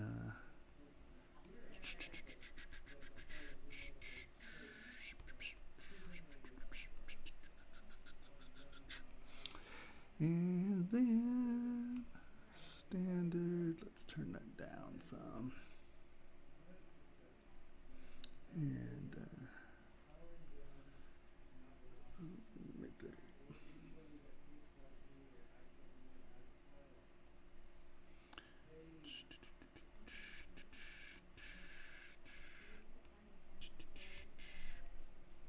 You know, you can get your veins how you want. But see, they're sitting on the surface of, and yours were actually a little bit more like. Yeah, they were big and chunky. Yeah. I wanted to make sure they wouldn't polish off. Yeah, no, that's... And so you don't... So instead of using a standard brush, which is half round, go to your Form Soft brush and just make sure that I tend to like it to have a square alpha because, once again, I like my edges. And just make sure that your focal shift is pulled out just a little bit more. And now, because remember, Form Soft works like a layer brush does, we can kind of come in and sort of do what you did, right? And then when you have to go back up. Sorry, this is too low. Come on, you. That way we can smooth this out. That was a little choppy because of the resolution. Let's turn this down some. And now when you're doing this, right, don't do this, pick your brush up, and then try to do this. You're going to wind up with these weird things because it's functioning as a layer tube or a layer brush. So come in, do your thing, come back. You see how I'm crossing over the same stroke here? And that's a much cleaner stroke. Obviously not a good vein, but a cleaner stroke.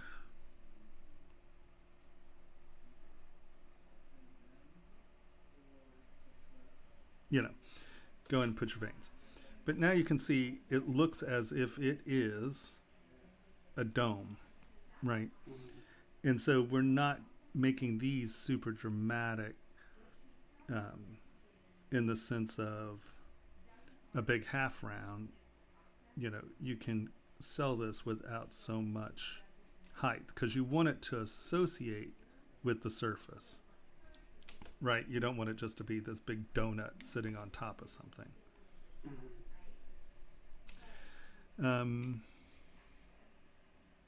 These will read fine. If you're going to the mechanic, it sort of this looks like a tube, like fiber coming into a tube, and this is like an intersection joint, like a mechanical. Yep. Okay. Yep. So you see what you did? You cut this way back into the surface. It doesn't even associate with this. So lower res.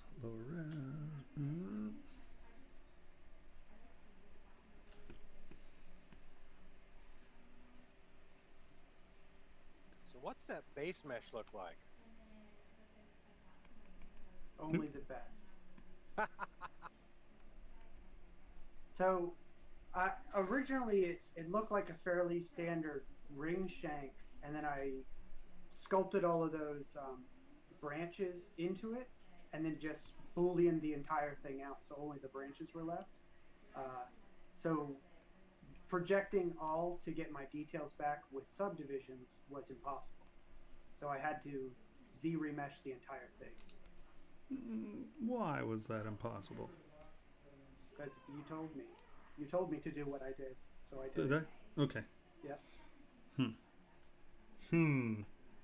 Because because the concept of projecting a hole is too hard for me. Oh, is that what you were talking about? Okay. Well, yeah. I'll show you. You can reproject your holes. Well, I mean, they won't be holes, but, well, never mind. I'll show you in a minute.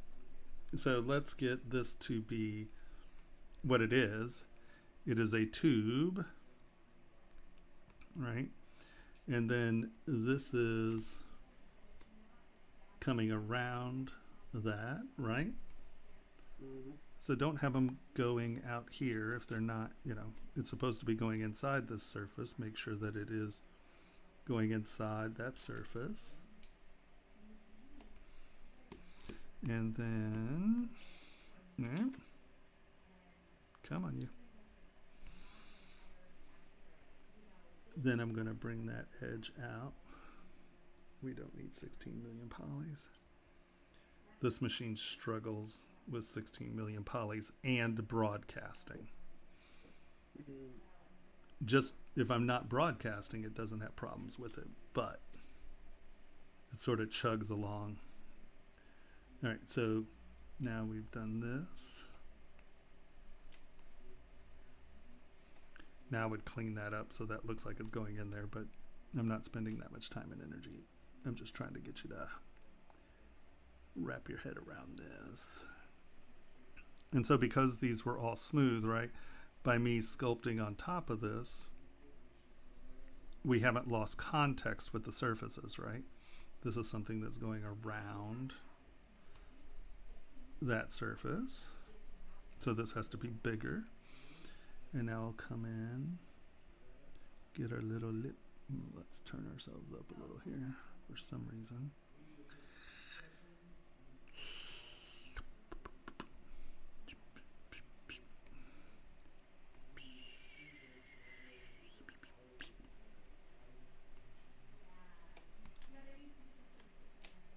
And, you know, I would make sure that these are the same distances. And now you can take this back for your little frame, but you notice we're not taking it into this surface, right? Because this is an intersection around this, but it's sitting on top of this. So you don't want to, you know, break your surface continuity. Right, the joint has to be bigger than the branch was originally. Right. It's like the branch didn't exist in that spot anyway. And now come in, do your little dahoogie thing here.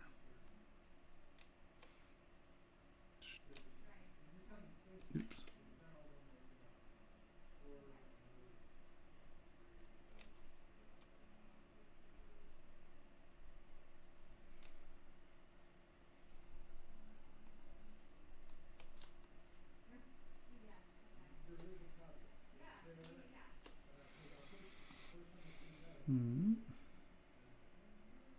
And obviously, the square you get this, the more mechanical it'll look.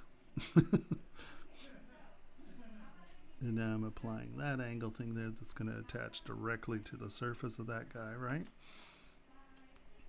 And now... Right.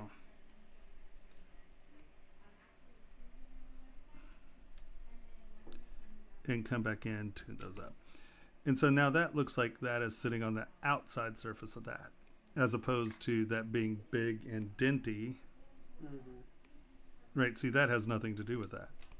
All this is pointing in this direction even. Right, look, we have all these lines and it's pointing out this way. And then you have this, and this is all below that surface.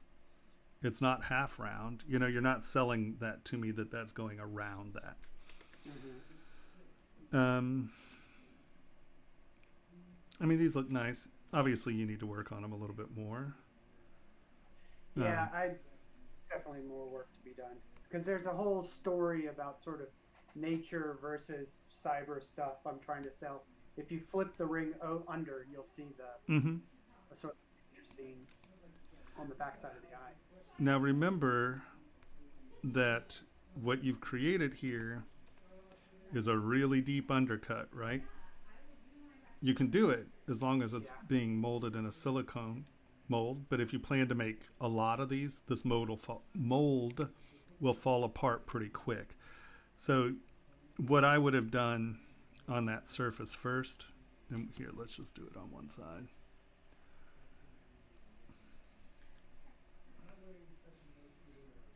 Turn this off.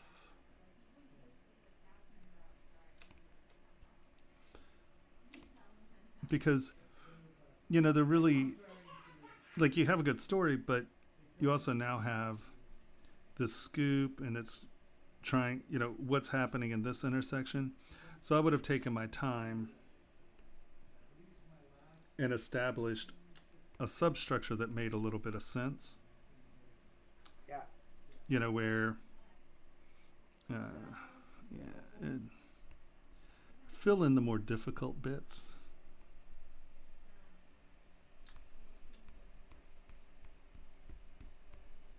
Get it to where it's a little bit less of an undercut.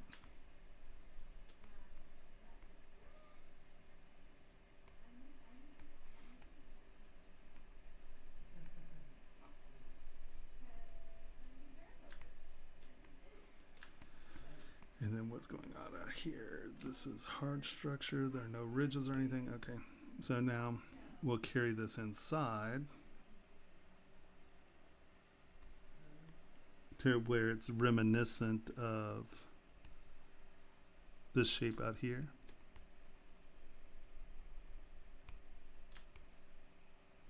Get rid of those sharp edges.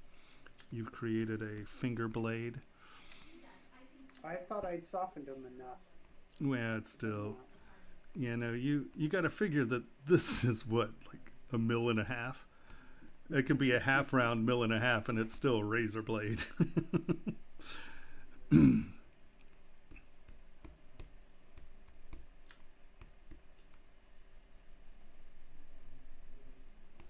And then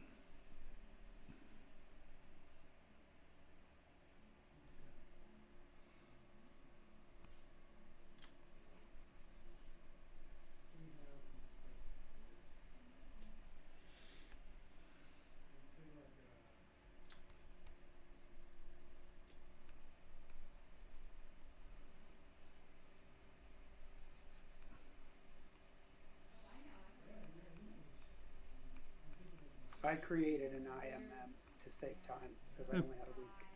Yep. I'm not doing this saying you suck. I'm just saying.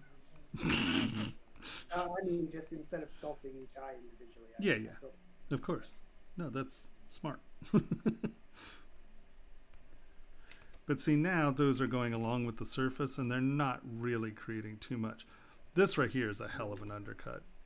So it can be done. Don't get me wrong. Yeah. It can be done. I would just think of, you know, I probably would have done this. The idea was to be able to see it through the branches on the top side. Mm-hmm. And I couldn't think of another way to sort of make that happen. I guess a gallery. Yeah. But then I still have the undercut of production. Well, no, you would just add it on, right? Make your gallery piece separate, and then just key it in. Right, Yeah. you do it in 2 pieces and punch it in. So technically you could get away with this by coming in and booleaning, like from here. Ooh, that's not clay tubes. Here, let's do this. Rotate like that. Boop. If you booleaned that section out, right, where, well, you need a ridge there, right? But if you designed it where it was like, you know, there's a mill line here, and then this is a separate part, right? Yeah.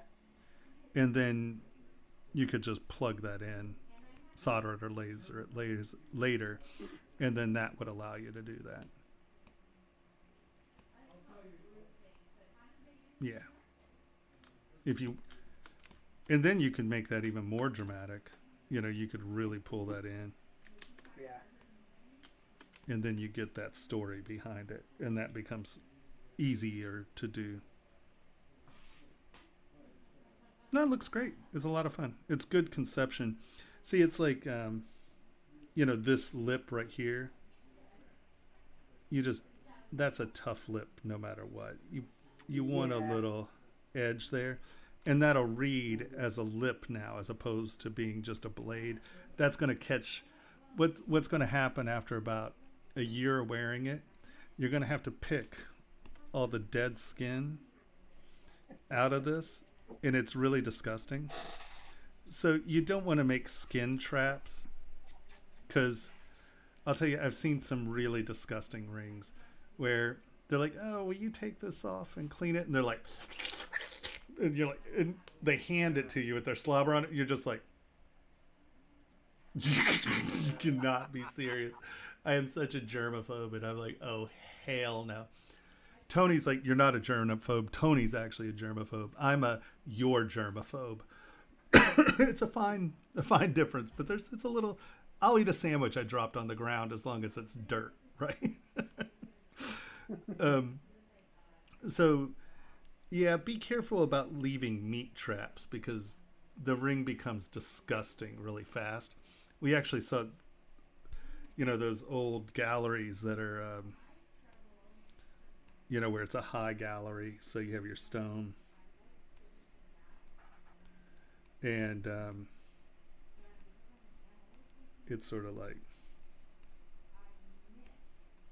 this, and the inside of the ring's here. And, this is all filigree. They're like those Victorian pressed platinum rings. Yep. And they sit really high, right? And she came in to have it cleaned. And this was solid. And it's just like, Ugh. people are gross. And we actually took a picture of it because it was so gross. It's like, does that have your great grandmother's meat in it? Does like no one in your family wash their hands? It's like, what the hell? Yeah. Oh, look, I got goosebumps from it. It's just like, what? All right. So, yeah, I think that, I would say that you want to futz with your bark where there's slightly different textures. So, once again, you don't have the same texture going on. I want to see the eye physically come up more because it's important. And see how flat you are here. I think that by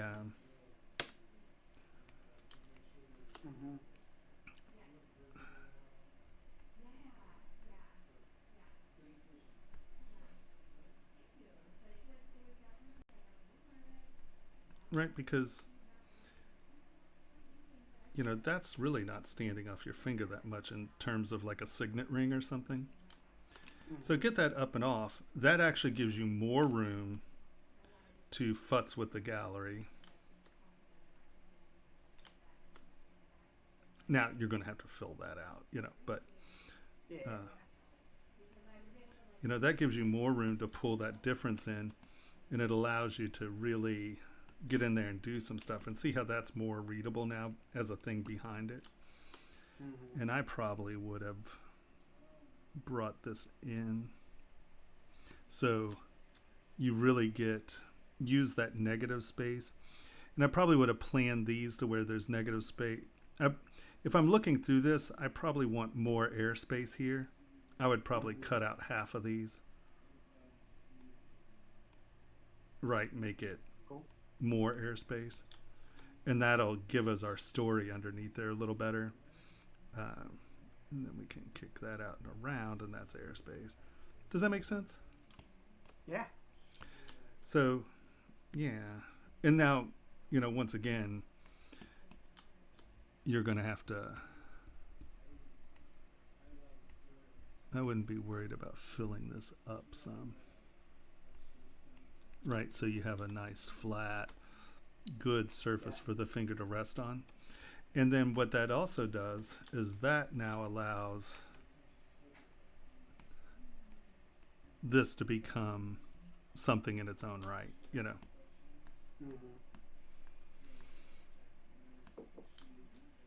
But fun. I like it. Look at this. Jesus. The only question I had was if you zoom in. No. Too late. If you zoom in on the iris, is that detail, those lines that I've drawn in there, is that deep enough? Sure. Or are those going to polish away? No, sure. Well, it depends on who's finishing your joy. I obviously smoothed this. You want that a little crisper than that. But I think it was. I think this is me smoothing, isn't it? No, that's definitely me. Yeah. Yeah, I mean, here, look at, just to give you a... Instagram.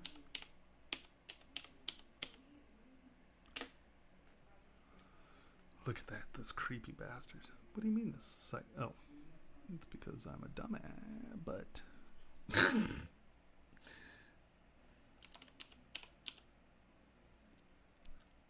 Enter. You can do it. There we go. Now let's... I don't ever look at this. Okay, I was doing really good for like 2 months where I was, look, that's the eyeball ring I want to make. There's this guy in Germany that has these glass eyes. They're just sex. Look at that thing. It's so cool. Okay. Sorry. We were on eyeballs, so I thought, come on, where are you? It's not that set of it's not that version. Here we go. I mean, look at how soft that is. And that's literally just clay tube strokes. So yeah. I mean, that's 4 times as big as that. You know, that's tiny. So, Cool. I mean, do you see that? I can't tell if you can see it or not. But, right? Yeah, vaguely. I get the idea. Yeah. So no, you're fine. As long as you have someone who is a conscientious polisher, you'd be fine. It's me, and I use an 80 grit belt sander. There you So go. it'll be fine. It'll be great. It'll be great. Look, it's a wedding band. Yeah, no, I think that you're well on your way. I think thinking about breaking it up so you get contrast, either use texture, steps, or shape to differentiate the layers, because it can very quickly just become chatter, right? If you have something behind there, tilt it in and make it more presentational, and give me a little bit more airspace so I can see into it, and then you'll have to make that a plug. And then that way you can really fill that in with something cool. Just do it in 2 parts, you know. Mm-hmm. Make sure things are staying within their surface relativity.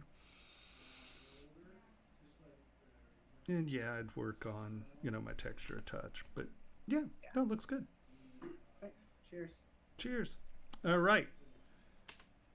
Who is next? I think that's me. It's D. Roberts, the Beetle. Yeah, that's me. Steve Roberts? No, Okay. D. Roberts. No, Diana. I'm just kidding. I'm kidding with you. I was joking. I was joking. Boop.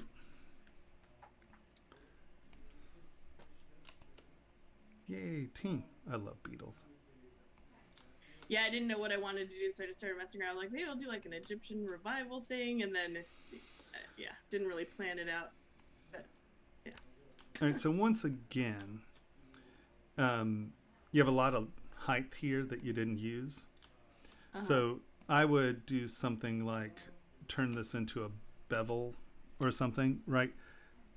Because nobody wants just flat edges, right? So take advantage of that, get that out there, and you turn that into something Egyptian revival-y.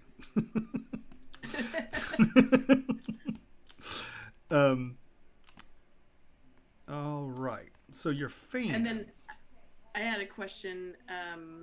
I did save all of the subdivision levels, but I took out the other subtools so you'd be able to find things easier. Next time I'll leave them in. But when I did the Boolean, it made a U mesh. I don't know if that's normally what it makes, but it put all the subdivision levels inside. It's the other tool there. You can see it. So I was wondering if you usually remesh after that. So. Oh, you mean this here? Yeah, inside it had like all of the... Well, okay, so anytime you Boolean, right, what it is going to do, it is going to intersect your geometry.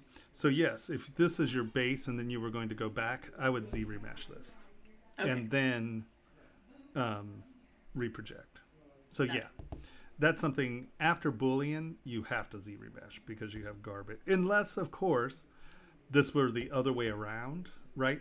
So if, let's say, you have this, and then you can get this to where it's like the shape out of like 40 polygons, right? Where you build it where it's real rough.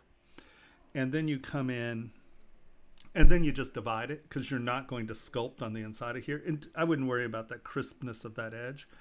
Yeah. So if you have a lot less geometry here than you do out here, I might leave that because as you subdivide it back up, you're going to have a lot less geometry on the inside. So you don't necessarily have to remesh it. Know that you're going to have this weird intersection, and you can resolve that at the very end, right, with Sculptris Pro and just come in and do. But now you have a lot more geometry. You probably get a full subdivision more because you now have moved all your geometry to the outside of the ring. Does that make sense to everyone? Yes. Then essentially what I ended up doing, I remeshed it, and then there was a lot less geometry inside, which was better. Yeah. And I didn't know if I needed more on top. Yeah. Yeah. If you can sculpt it, no. If you can sculpt what you need to. Yeah. So the only thing I'd say, love your beetle.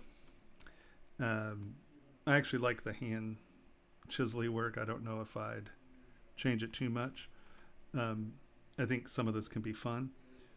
You took a tool and divided it, or you drew a line around it and then you sculpted up to that line. I see what you're doing here. I think because it was too flat and I kept pushing in towards it anyway. Yeah. Right, but don't cut that line in. Just sculpt it. Look at how that looks like it's standing off the edge as opposed to... Yeah, flattening it out. Right? Now there's a bright edge here, not here. Mm-hmm. Right? So I'm looking at this as a surface on top of this. Does that make sense? Yeah. So stop doing that. Just use your clay tubes, cut around it.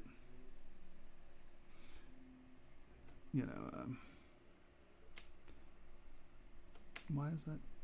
What did I just do? Why is that not cutting there?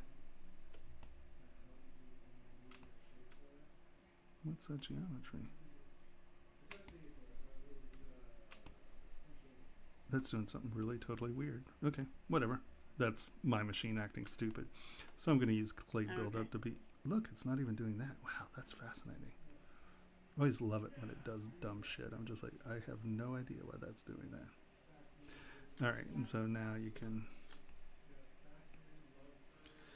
Now, something to think about, you have these nice... And I don't know if you plan to refine this or if you're going to leave it sculptury. I like them sculptury. Yeah.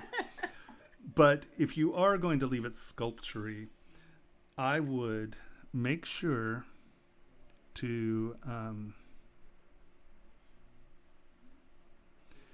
either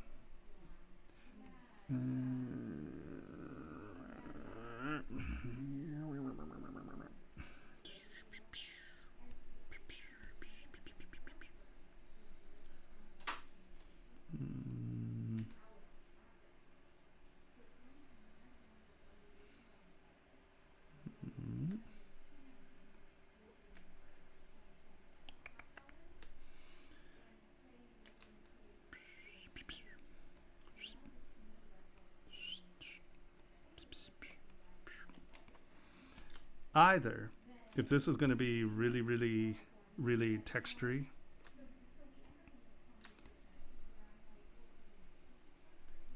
smooth your background, and that way yes, you have less visual noise and it draws attention. It stands off, right? Yeah. Or make sure that you have a defined pattern. Hold on, let's... Right, because your sculpture is going in lots of different directions. You're laying down your surface patterns. God. I always love when I try to do things fast and it just makes everything twice as bad. I always get to a point where I feel like I'm just pushing things around and bludgeoning it. Yeah, I'm just like, that's enough for now. You're like, it's enough. I'm done. All right. I tend to be heavy-handed on my tablet. Yes, so let's go to standard. Boop. Let's come into stroke. No. Yeah, freehand. And I'm going to use these little guys. And so now... And what did you grab there? Oh, it's just one of the alphas. Oh, okay. But standard, if you're trying to get alphas or any of that to work, do it with a standard brush, and you'll wind up with cleaner alphas. I think I just need to get in the habit of masking a lot more too. That would help me. I think I'd just go. Yeah. No, it's something we all have to learn. But like keep it as a regular pattern, right? You see how this is now a standard crisscross pattern. So you can have something that's complex, but with that being a normal pattern and this going in all kinds of different directions, see how much that stands off? Yeah. So it stands off with the pattern and it stands off. Oh, for God's sake.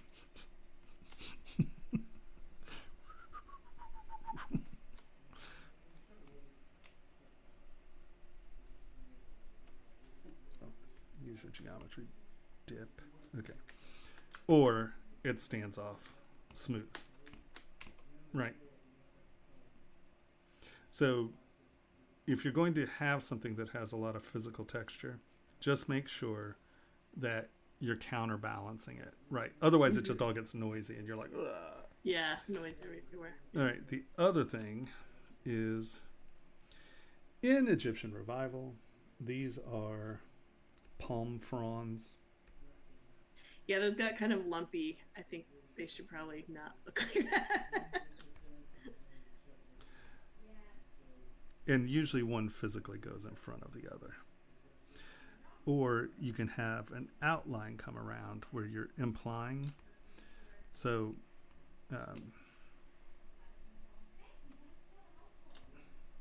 right?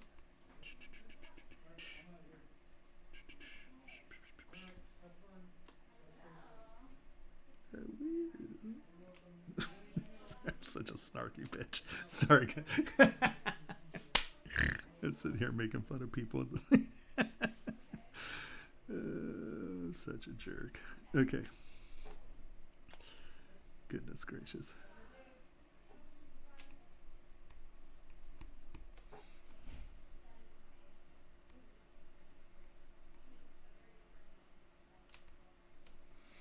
And then bump, bump, bump, bump, bump, bump. And so you can imply the overlap there, but make sure that there is an overlap, if that makes any sense. Yeah, and keep these better. flat. They're not big, ridgy things, right? Yeah. See, look. Yep. You know, they're going over one another. And they're huge. Don't have lines that big. They're just... There's no world that a palm frond is like 3 feet thick. And so think of them relatively just so you have similar thicknesses. If you're going to have it stand up that high, if you need it as a frame that high, just make sure there's some element under there that makes sense for it to be that high. Because that'll confuse people. You know, you're like, well, why is that sticking up that high? You know? Yeah. Right? See, they read as flats. One thing you can do is do one going one way and the other going the other if you want to break it up, you know. So keep those there. Same issue here. You just sort of drew on edges. I would definitely make these planes. Either this way and have them step down. And here I'm going to leave these soft even. I'm not even going to spend a lot of time defining the edges. And I want you to see the difference here. And outlets.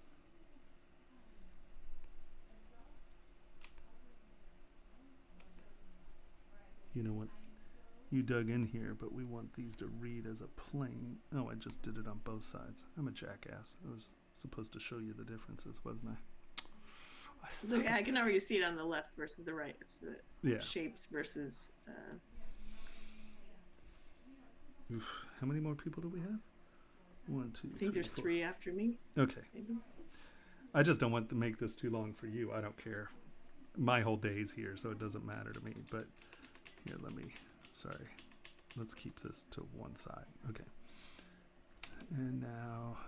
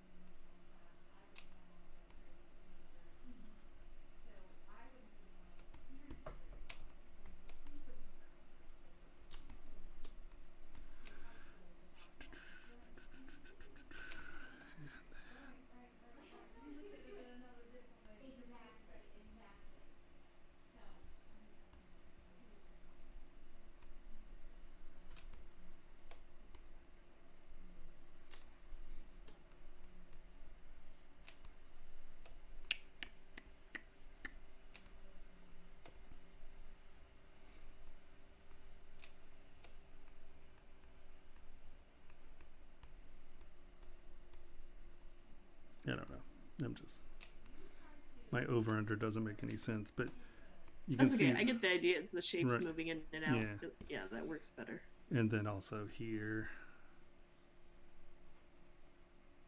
Yeah, that's a mess too. You know, reflective planes, not drawing lines.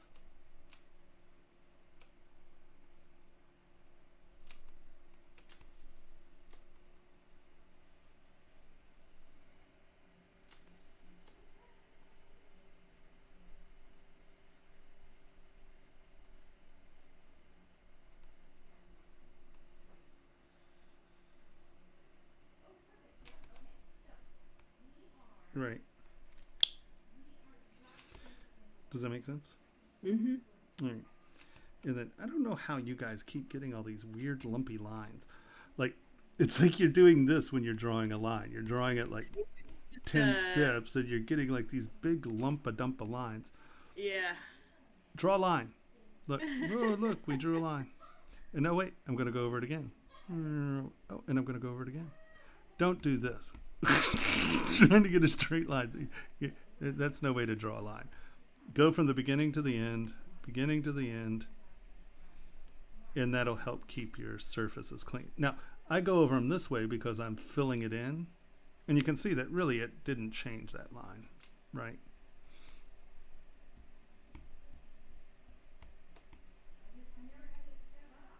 Make sure your lines are smooth and moving, right? Yep. Not I think it was like, I don't know if it was trim dynamic I was using, ends up pushing the sides. Why are you using that? Use clay tubes. Yeah, I'm not clay tubes, but yeah. Oh, you are? Huh. I'm just gonna say, I don't know, right? Look at that. Yeah, just saying. Wow, look. How nice is that? Smooth it.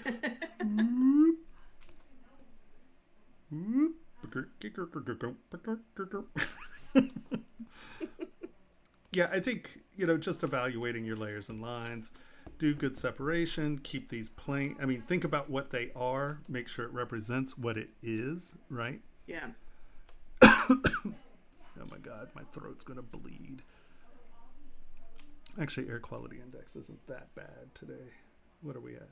Oh, 82. Look at that. We're under 100. It's been raining, I guess. So I've been told. Righto? You have that much height, use it. Right?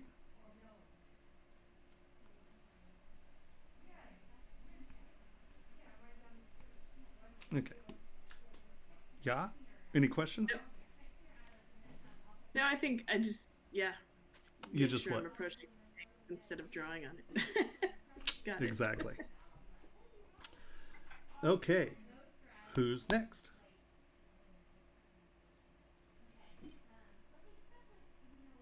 Melty Panda's next? That was me.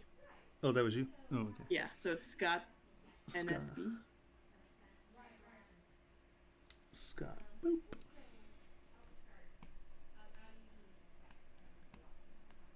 Is Scott here? I think Scott, he was trying to say he didn't really want a thing today. He just wanted to figure out method. And I asked him if he wanted to be taken off the list. He never replied, so I don't know if he's got anything or not. So you can see that he's experimenting, with surfacing. So first of all, you're only at 400,000 polys.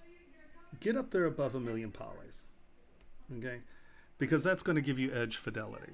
So even at 1.6 here, right? You can see that when I take clay tubes in, it's going to give us X, turn on symmetry, turn on, here, let's just turn on Z symmetry, so, no. Oh, that's interesting. No. So, first of all, try to keep it where you're looking through your ring. And the only reason I say that is because like when I build my heads and I build all the things that you can use to add on to stuff, it's going to be oriented like this, so it helps you a little. So now let's just come up here to the top. Let's lower this res a little. Q, smooth this out some. Higher res, smooth it out. Higher res, smooth it out. We're at 1.6. And you can see that even at 1.6, and I would probably divide this again and work at this level. It just gives me better smoothness. So if you can work on a 6.5 million poly model, jump up there. And you can see that even from just doing that, it gives me just much cleaner edges, much nicer forms, right? So you're not fighting yourself. Because right here, you're doing this and it looks jerky-durky and you're like, and you're defeating yourself instantly because you don't have enough resolution to get an edge detail, right? And so that would be my first bit, is make sure that you have a high enough resolution. And let's just take that form sort of. Right? So I would say start practicing this way. You get your guy here, you get your shape, kind of work on filling it in.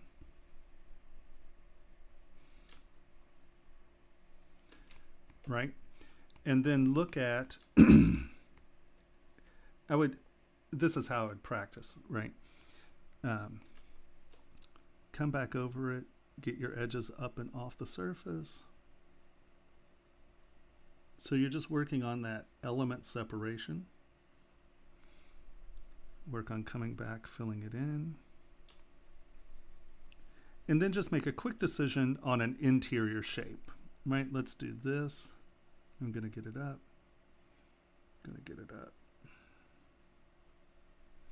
And now get that to be a smooth transition.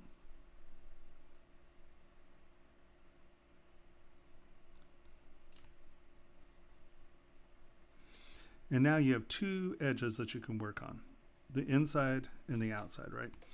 So come in and just get a good separation from the background to the foreground. Come out and get a good separation from the background to the foreground.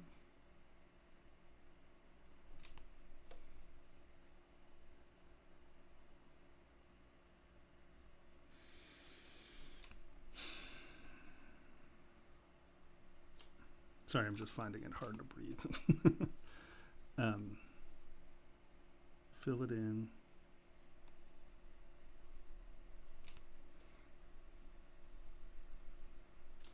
Kind of smooth it out.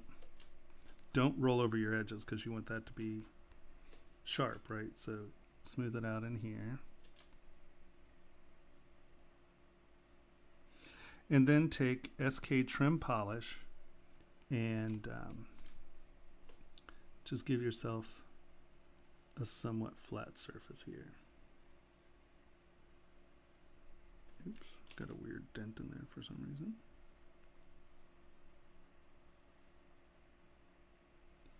And just try to get a pseudo flat surface. I mean, it doesn't have to be super flat, but you want it to look like there's a surface and then there's an edge, right?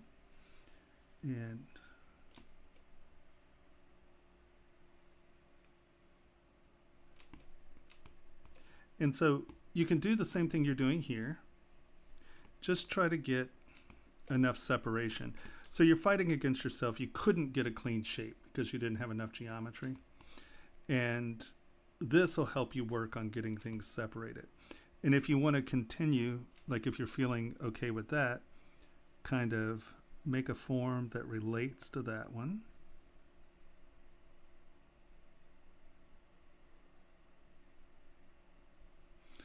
And then smooth it out and work on scooping it out.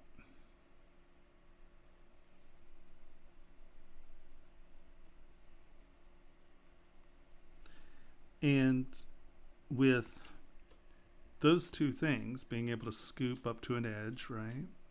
And then being able to lay down something, make sure it has faceted edges.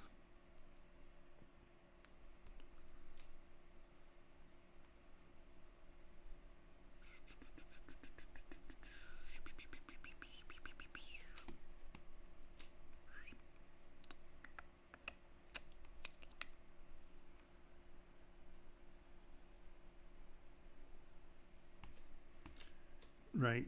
That becomes the real foundation for being able to come in and now, make more complicated forms. But just remember to think in layers. Remember to use enough material that you can actually do stuff that has a little bit of detail in it. And don't use any cutting tools. If you have a line, make sure that you are doing it with the edge of clay tubes. Right? I want you to come in like that, and that, and then that. Right? I'm not using a cutting tool to get that. I want you to use clay tubes and start thinking about the stuff in layers. And now you can see you can start to come in and create more complex surfaces that are doing all kinds of different things. And all I'm using is clay tubes. In this way, you'll get used to putting your forms in, thinking about the inside edges. And this makes you view these as sculptural objects, not drawn on objects. Hopefully that makes some sense for you. And I think, yeah. Can I ask you something? So you know how you made that scoop on each side, and there's like a thick line, clay tube, right? Yeah. So now I see that the clay tube line is not really defined, like kind of irregular. It's not like the. It doesn't feel like a middle piece. How do you enhance that? You just go over with the clay tube again? Yeah. So I'm just laying stuff in, right? So if I want to make this really tight, I can come here and clean my edge up. And then smooth it out. And then take clay tubes and really make a conscientious stroke. Right? Yeah. And then come back here, fill this in a little. It looks so easy when you do it. But so that's what happened with when I was working on my ring. It's like I of course I start with the clay tube like you told us, but at the end it gets all lumpy and bumpy. Yeah. Well, as you're going along, right? Whenever you start to lose control of your surfaces, just remember to smooth it, right? And just lay it back on, right? Like I have no problem smoothing this. And that's what's nice about sculpting in that 3 to 5 million is that I can come in here and smooth this and I still have all the indications on my surfaces, right? Yeah. Right, I know that I have a separation here and I know that there's a separation here. And then I'm going to take my clay tubes brush and not make it that big. And, really use that outside edge to make that crisp edge. And I can come in with negative and punch this back and in. And you notice I'm only working on that inside edge now, right? It was the outside edge before and it's the inside edge now. And since that's the lower thing, I'm going to come back in and scoop this out so it's all homogenized again. Because when we start laying things up, we want to go from back to front. So I'm going to get that in there. Then I'm going to smooth it out. And this is where if you don't want that to be half round, taking SK trim polish or flatten now and kind of just coming in and knocking that out back a little. You can do that. I don't know why my SK trim has changed. See how lumpy that is? It shouldn't be that lumpy. Let's take H polish. This will probably help some. Coming in, and you can knock that back and flat, right? And now, just smooth that out, get that like that. I'm going to knock this lip up some more because I'm going to put another line on there, and I'm going to cross that edge. So boom. Smooth that out. Now you notice, if you look at where my brush is, I'm not rolling over this edge, right? I'm going to leave that. I'm trying to smooth this where I'm just smoothing the inside of this curve. I'll take clay tubes, come back in, lay it in.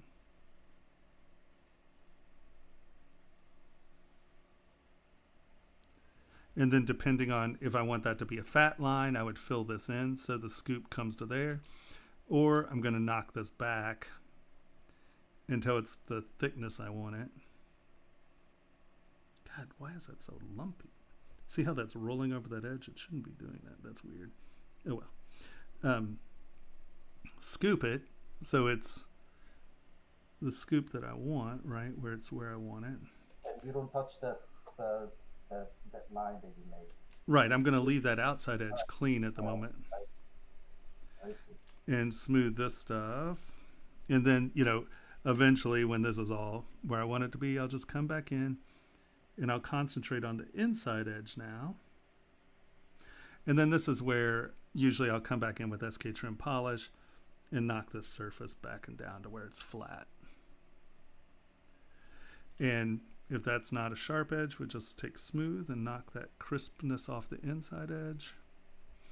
Come in, knock this back and in, come in, knock that down. Here. And now get my clay tubes, come in, define this. Come in, define this. Smooth. Come in, define this transition.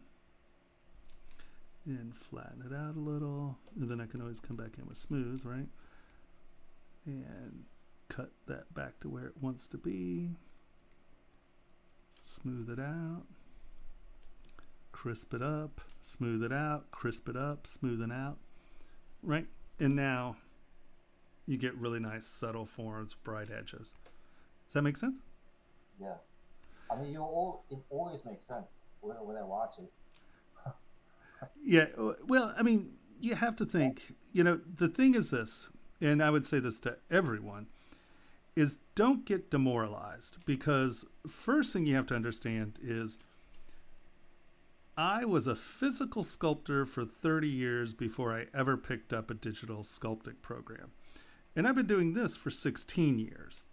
So when I make something look easy, it's just because my muscle memory has got it down and I know what I'm doing. My muscles know what I'm doing. So don't ever get demoralized because I make it look easy. If I don't make it look easy, there's a problem with this game. You know, you probably shouldn't be paying me. So, you know, don't get stressed out. Just think about having, oh, well, that was very high. That's where some of that lumpiness is coming from. Right? And you can just come in and creep up on your edges. Why that was remember how that was so lumpy? That was because I was at 9. I want this to be between 2 and 4. And you can see that this allows me to come in and futz with these edges, and then when I stroke over it, it fills up a lot of that cracking and stuff. Right? Yeah. So a lot of the problem, actually, where you guys are winding up with lumpy edges, you probably have your brushes turned up too high. Your Z intensities are too high. I use it like 5 to 10 and I never changed. Yeah. Sorry. Yeah. So, you know, and you can see that we came up with a really complicated shape being really simple. So practice doing that some. You know, just define a shape, right? And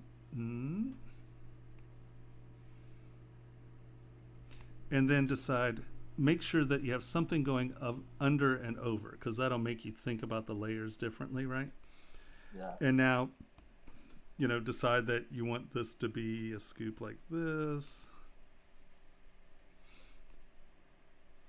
You want that to be high. Just come in and play with, I want it to go from flat to a half round, right? So think about surfaces that are not transcending. Come on, Tomas. Okay, my brain has completely forgotten the word that I want. Where, you're going from flat to half round, right? So make it half, and then just work on making it a half round. Transitioning, geez Louise, how hard is that? It's transcending.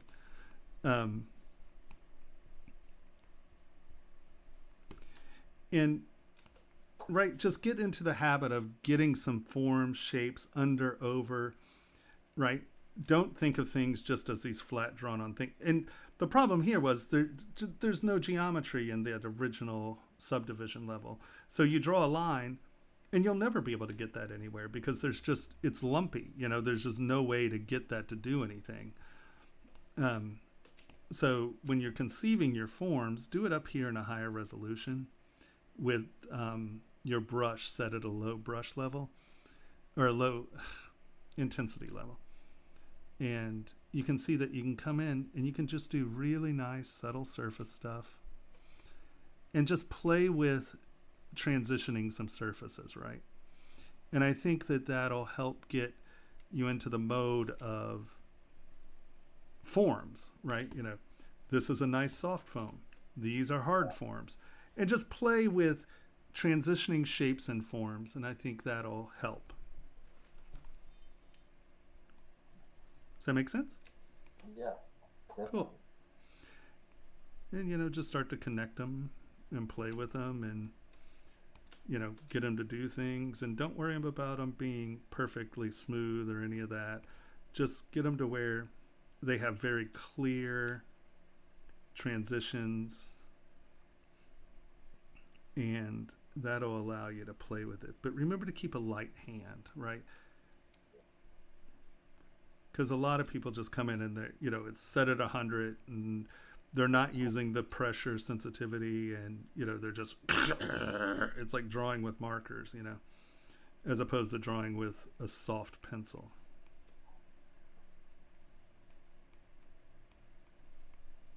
Right? Yes. Cool. You have any questions? I mean, this is not my ring. I was just. Oh. Okay. Sorry, I was like, oh, okay. You're like, I don't even. You're like, what the hell are you talking about?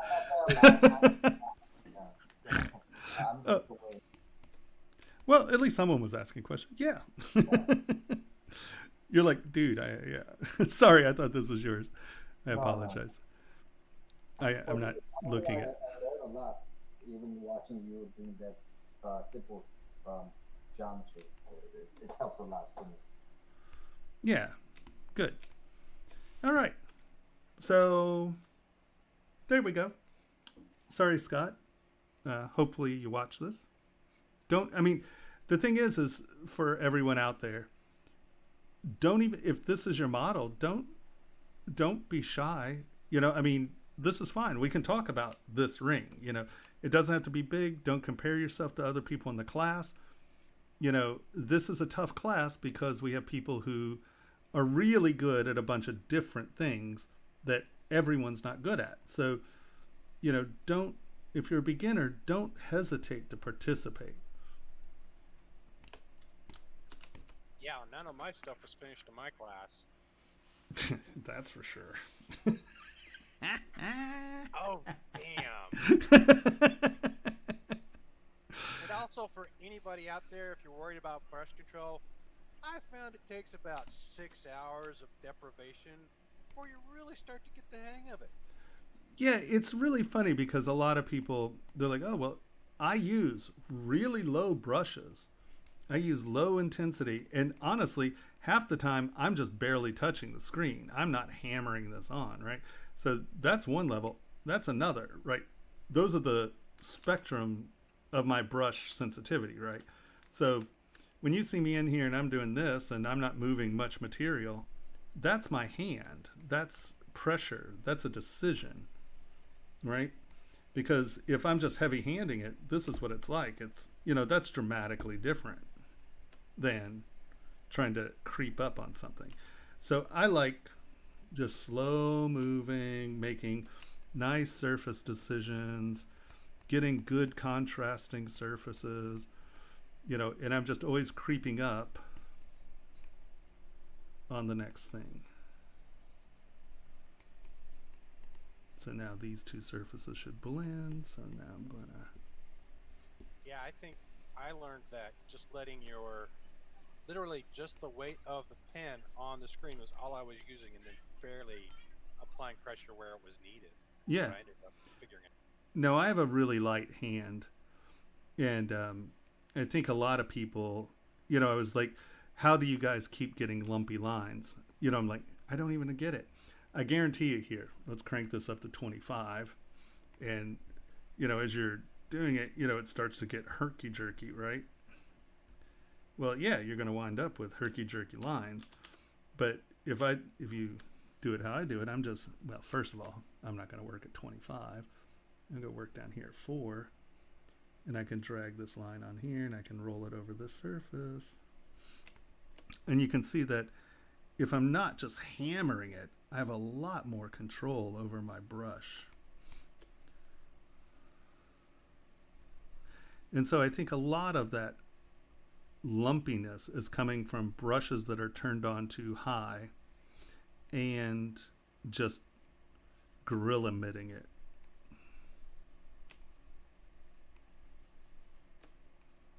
Is Kermit here? Kermit, are you gorilla emitting your... She bailed. Couldn't take it. No, I see how she is.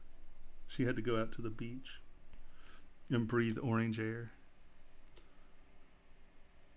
She lives right on the beach, so I'm always hassling her about being a COVID sloppy cook. Right? Yeah, none of my models, guys, ever got out of conceptual lockup. Seriously, but I turned them in because you can't get grade, can't get feedback if you don't put it out there. Right, and a lot of times the things that are troubling you or that are hard is really just looking at it differently, or, oh, turn that on, or, oh, you didn't have, like, was it Catherine who was trying to do the radio, and she was like, it's not working. I'm like, push the M button. You have to have that mirror on. All right, so who's next? Next is Shannon. Shannon? She's got a great microphone. Wait for it to call. You're gonna wow. I'm glad you like it so much. Catherine. I am buying one as soon as I can. Oh, hold on. You all loaded late, right? Yes, I did. Okay. Sorry No, about that. that's fine. I just needed to. No, I thought I downloaded these. Didn't I push download? Okay, well, maybe I didn't. I'm a dimrod. Boop. Boop. No, that's not it. There it is. Well, I had to because... I think it should be on there. I think it told me that it uploaded. Yeah, no. I moved them into where? First week. Okay, hold on. Date modified.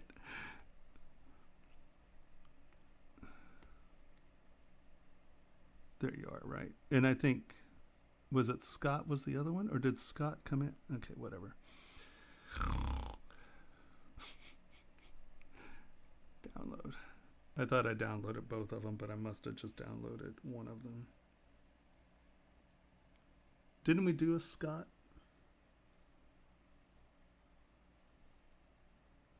I think we did. Was that just... Yeah, that was the last one. Okay, so I obviously downloaded the one and I didn't download the other. Okay. Boom, boom, boom, boom, boom, boom, boom, boom.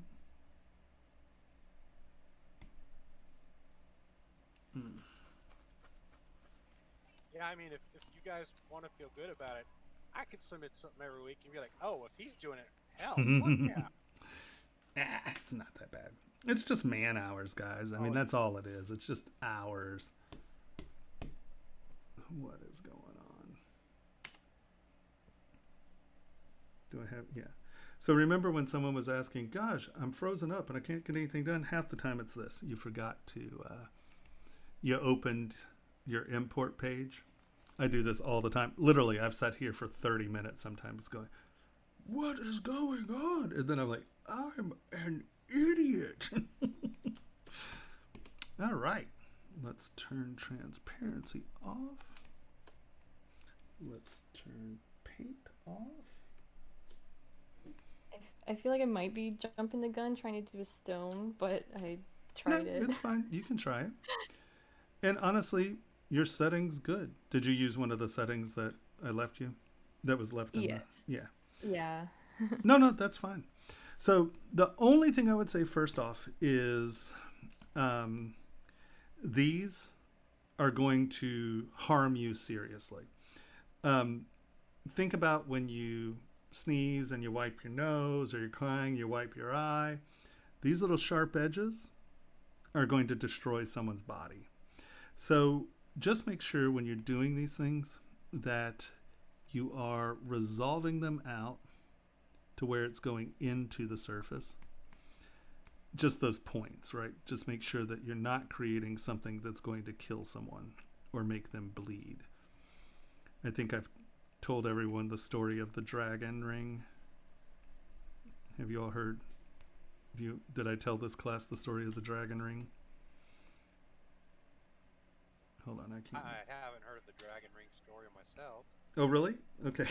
So, there was this young lady who was getting married, and there was this ring, right? And they had this 3.5, 4 carat cushion. Oh my God, the diamond was gorgeous. And they wanted so you had well, here, I don't know why I'm doing it by hand. I have this little drawing tool. So this cushion, and then the dragon sort of came around it.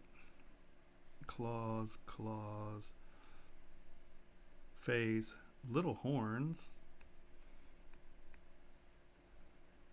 and a tail.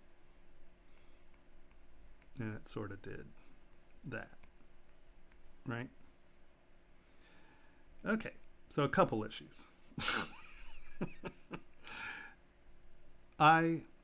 So when these claws and these point things in the tail, normally what I'll do is, let's say this is the dragon's forehead, and you have a little horn, and you have spikes down the back, right?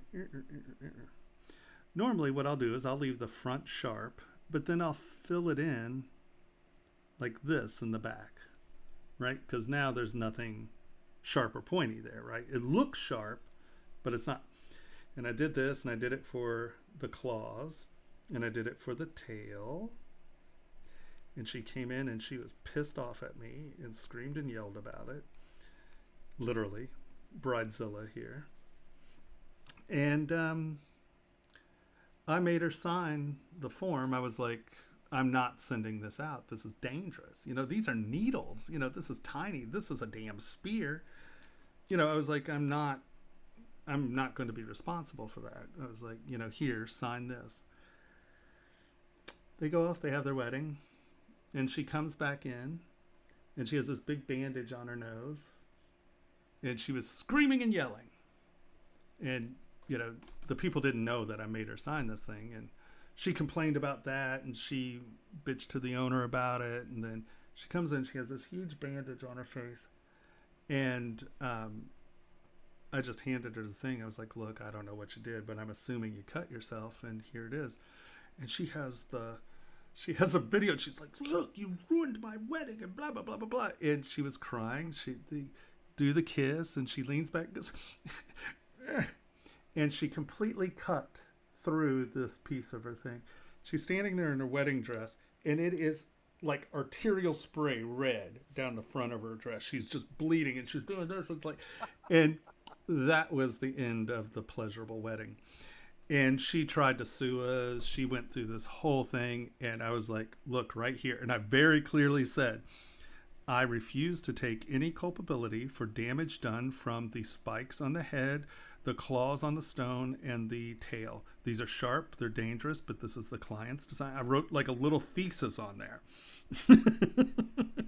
And the lawyer came in with them, and I handed him that. I was like, that's her signature, there's the date. I was like, did you sign that? She's like, yeah, I signed that. He looked at it, read it. He was like, yeah. She's like, you don't have a case. He very clearly states, this is dangerous. You will get hurt on it. And so try not to ruin anyone's wedding by putting dragons on things. I hate to say it, when she came in with that big pat on her nose, I was laughing. I had to walk in the back room. I was like, I have to get away, because I just started laughing. I'm a horrible person. I really am a horrible person.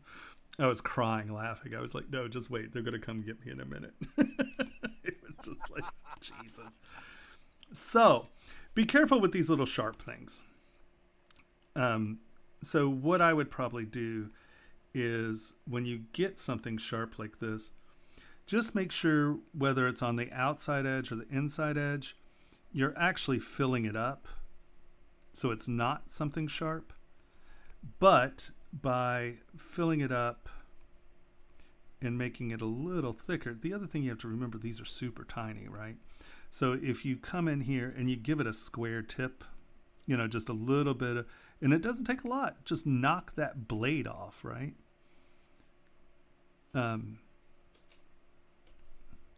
So then, as long as you carry this line out enough to look like it's pointing in, I made a lump there, but it can look sharp. Here, let me actually do it instead of giving you this lurk of dirt. And you're like, that doesn't look sharp at all. You can make this flat, and you can take this and bring it in, and you can see that in all reality, that's not a sharp edge, right? Sorry, this is a little distorted. Did you Boolean that? Yeah. So that edge isn't going to be super clean in this one, but as long as that reflective surface is sharp looking, right? I mean, because once again, you got to figure this is this big, right? As long as you're reflecting something sharp, it's going to read sharp. So just make sure that you're protecting yourself. Right, you can see that's not a sharp corner, right? But from back here, it'll reflect like a sharp corner. If that makes sense. Yeah, I could see that. Makes sense. Yeah. And then, obviously, I would bring... here, let's take that. And...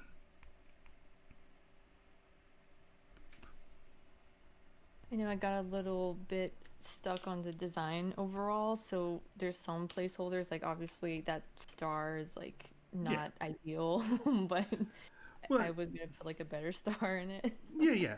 Just make sure we're auto saving. Come on, you.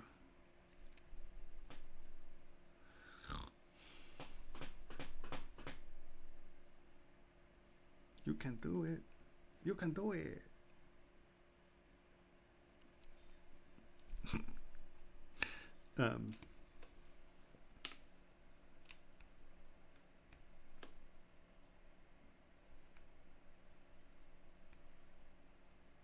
Just make sure that it carries down in the body. And that comes down to sort of that same thing where, you don't want something that's going to murder someone. So just continue it down. Let's stretch that out. I'm looking at this edge. You can take this. I don't know what the hell that is. I don't know what it's doing here. Wrong one. We'll drag that back up and in. But you want to make sure that this edge right here is like that, because once again, you don't want it to be a murder tool. So just make sure your points and stuff are safe. And then let's come here and let us, and I know that your placeholder and this is a bunch of different things. I'm not, right. What did I do to my brushes? I changed a setting. They're acting funny. Make sure that you're filling up behind these a little. And then that way you don't have big air spaces in between them. And that'll allow it to cast better. Right, you don't want big floating things like this. You want these to fully touch. Oh yeah, because I was a little bit unsure about how to interact with the setting with the prongs. I wasn't really sure how to, make the ring, because I don't have like a solid idea of how to make it, good for producing something. Well, so yeah. Honestly, as long as you have that base right there, you're fine. I mean, that will make it producible. I mean, you'll be able to print that's castable, usable. That is a tried and true prong. So don't worry about that. Just I'm coming here and kind of crush this down. So, I mean, I took one of the stones that was in the assets folder, and that one is like the right size. I think it's maybe like half carat or something. And I just like scaled up the prongs around it, and it's not really, I didn't have any like method behind it. I just like eyeballed it and scaled it. Is that okay? Well, it's okay. Oh, no, it's completely okay to do, but here, let me show you this. So we're in our stone, right? First, you want this to be sitting about here, where the table is with the top of the prong there. And then you want this to come just under half of that prong, right? And these are rendering prongs. If you were going to produce this, I would take these and give the setters a little bit more room and just get them up above the table. And they're going to cut that off. But for rendering, that's fine. But when you go to produce it, give it extra room, because what that setter is going to do is take a setter burr and go and cut this hole, right? It's going to cut that groove. And then they're going to pop the stone in, and then they're going to take this half round steel thingy mabob, and they're going to just nub it and rudge it and nub it and rudge it and push it down and push it down. And that's going to make the metal sort of balloon, right? So technically this is going to, so if you have these aren't necessarily always cut, exact, right? You take that, you stuff it in, and then they're going to take can't think of what it's called. Basically, it's just a piece of steel that looks like this, and it has this half round on it.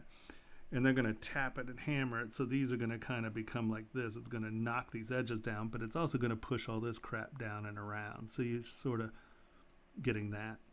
So you want to make sure that they have plenty of room to cut this off or knock it down. So I always give them too much. Give them way too much prong.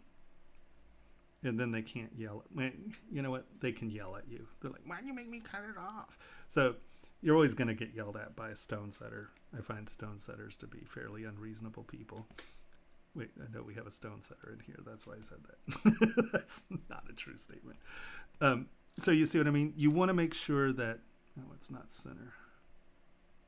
It's a little bit deeper on this side.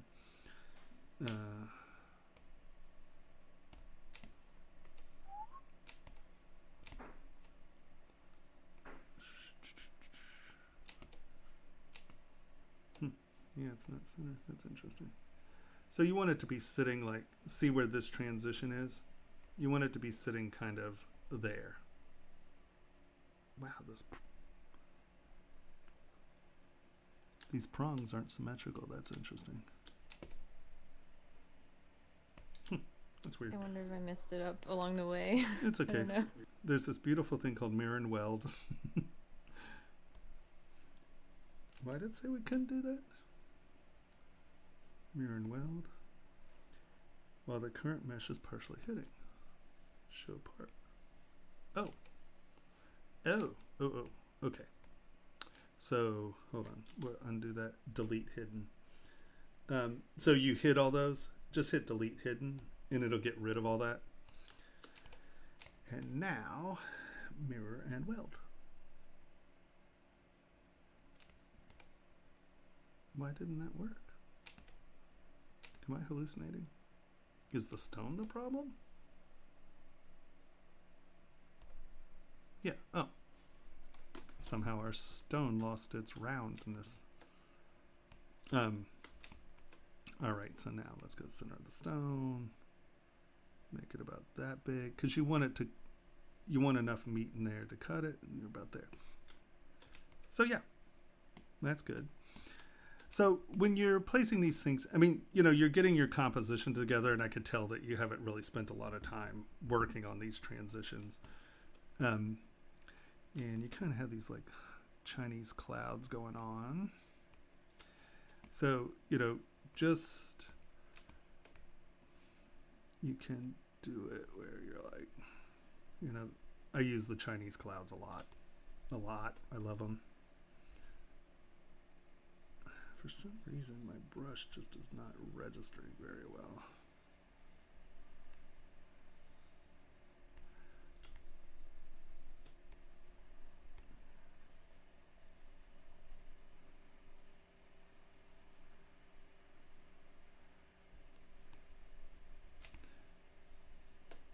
And so that's how you can start to wrap your head around integration. Since you have this nice flexible form here,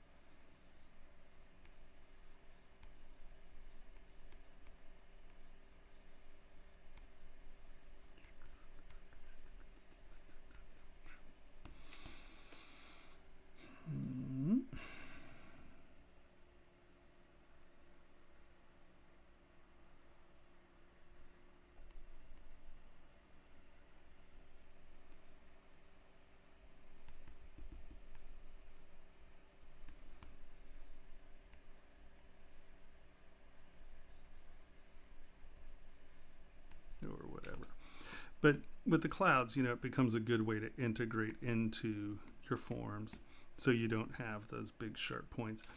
The only thing here I'd worry about, trim dynamic, what you've done is you've created a finger blade, right? You want to make sure these are soft edges for the most part.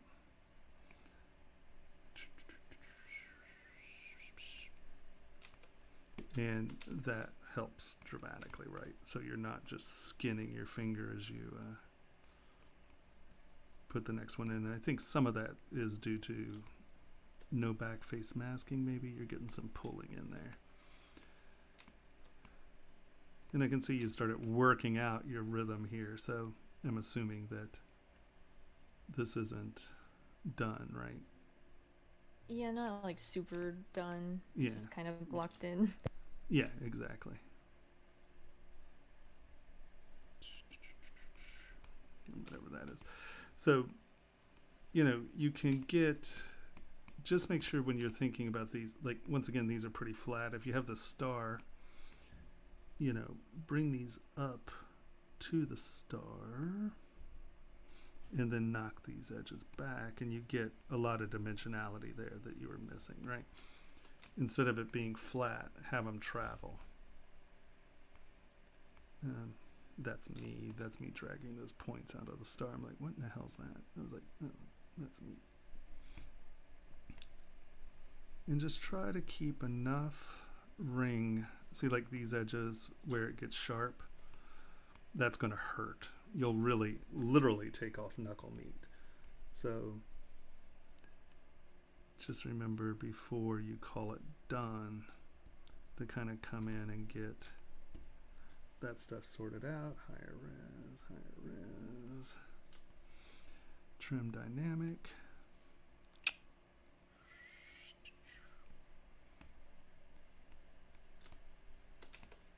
Does that make sense? Yep, it does. Yeah, no, I mean, you're getting there. You know, because right now you're working on your composition and stuff, so you're not sitting there and doing the details. So there's no point going, hey, your details aren't done. But, you know, just think about keeping things dimensional, right? Because you're sort of drawing on this surface as well, where you could really make it more sculptural here. Just watch out for points, especially, like, this is fine. These are okay. That's not a problem. It's the ones that face sideways, because if you think about how you interact with your body, right? You're like, it's this area right here, the sides. Oh, you know, you know, just be careful not to create fish hooks that are going to harm people. Also, if you have the prongs, but you also have this moon, right? I would make the moon big enough to read as an element. Also, just it being the center form, I would probably make it bigger than these two, right? So you have big center, smaller side. Right? Does that make sense? Yeah, I think when I tried it, I was concerned about, it sticking up above the ring, and I wasn't sure how I could, like, not make it pointy at the time. Yeah. But I kind of have an idea now. Yeah, I mean, you can easily take these and just, come on, move elastic, let's mask the surface off, and then just have these curve down. Come on. Curve down, back and in. Right. Obviously, you want to fill that up some. You don't want it to be a blade, but slide.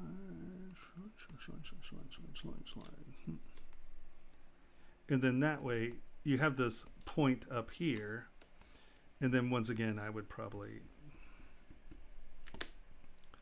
Now, let's keep this masked so you can see. And if you just, I'm just going to do this quickly and use inflate.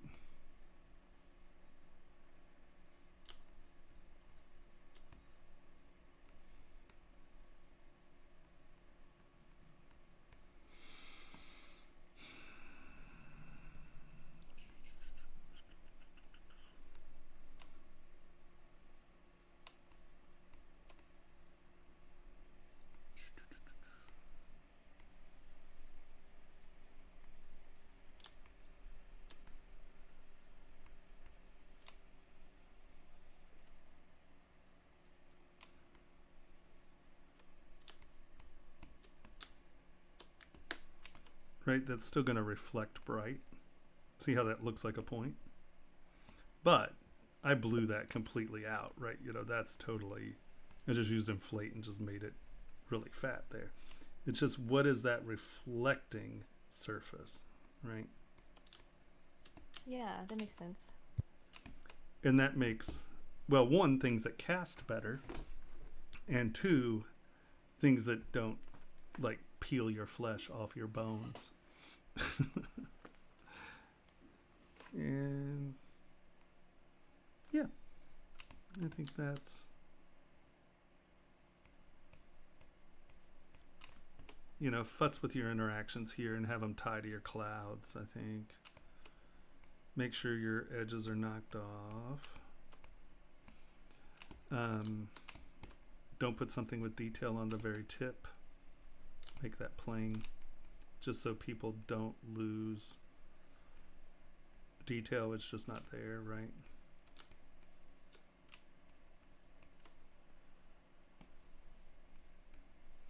And I think this might be a little too thin.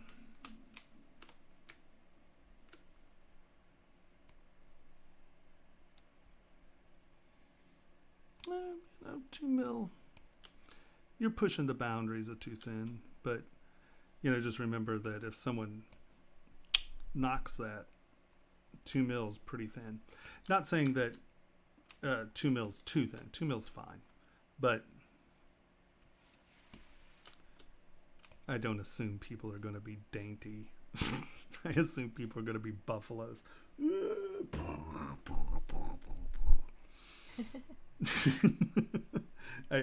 I don't believe in people's common sense, sadly. Yeah. Any other questions there? I think that's all the questions that I had. I mean, it pretty much. I'm trying to think if I had any questions about like around the stone or like setting, but I don't. I think you pretty much cleared it all up. No, I mean, the nice thing about these settings is that these are tried and true settings. I mean, these prongs will be thick enough. They are in the right position. There's enough of this return angle to be a solid gallery. You're fine. If you wanted to come in and, sculpt on them a little, you could, right? You can change them if you want. Oops. Oh, I guess like one last thing is I know sometimes. Well, is it okay that I didn't hollow out the like gallery area? Is it just cool to have it the way it is, solid like that? Totally cool. Completely fine. The only reason those holes go through are really for cleaning, right? They're azers and they're really designed because, once again, this is going to fill up with meat, especially if people don't clean their rings much. So that's why they put holes behind stones. It's not to get more light to the stone. It's so you can clean them out. So no, it's totally fine. It just purely has to do with metal weight at that point. All right, cool. Yeah, no. Right on, right on. And who is next?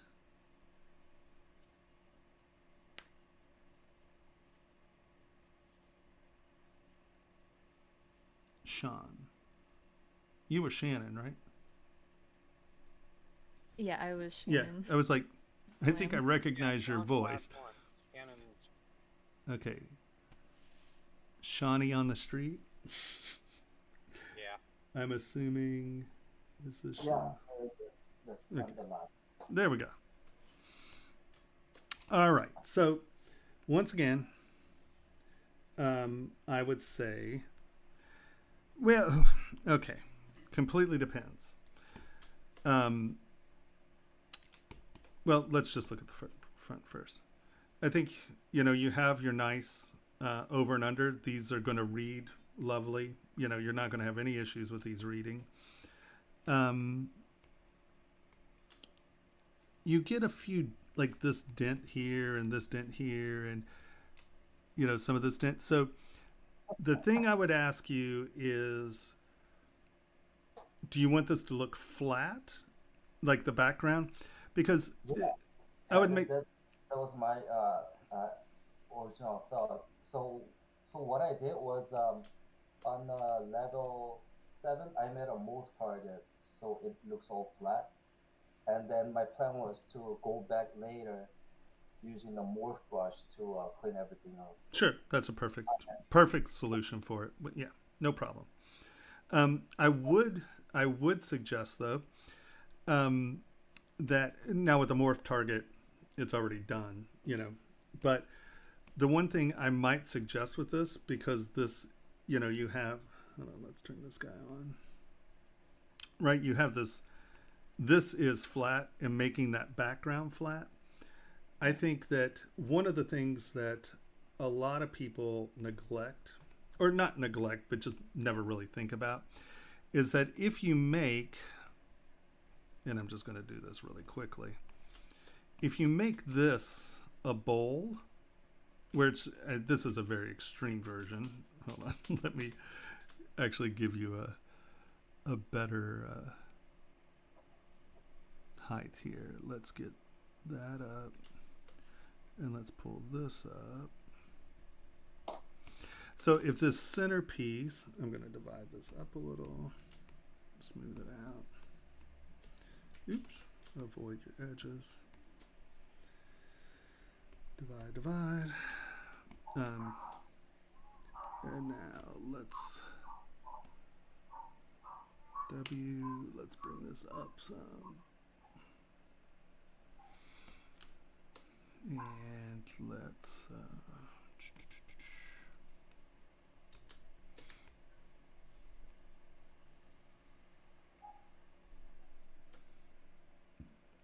oh, I did the wrong one. Yeah, let's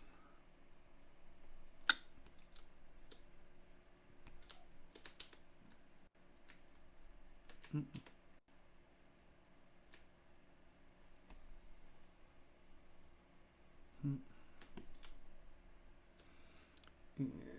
let me hide this for a second. Let's mask this edge off. I would have matched it to that edge, I think, but so we're gonna have a little weird spot here, but that's okay. Just trying to get a point across here.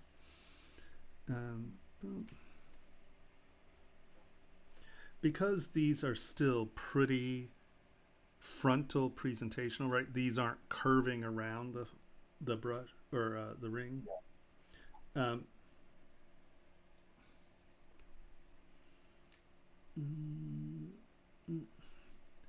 Obviously, be as careful as you can be here.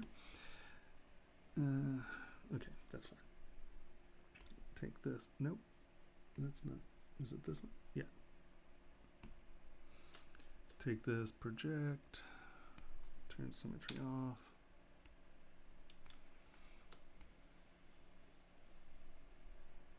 And then bring it back up, knock that down, bring it back up, knock that down. Turn that off. So now, and obviously I did this quickly, you know, that's behind that. Take a little bit more tuning.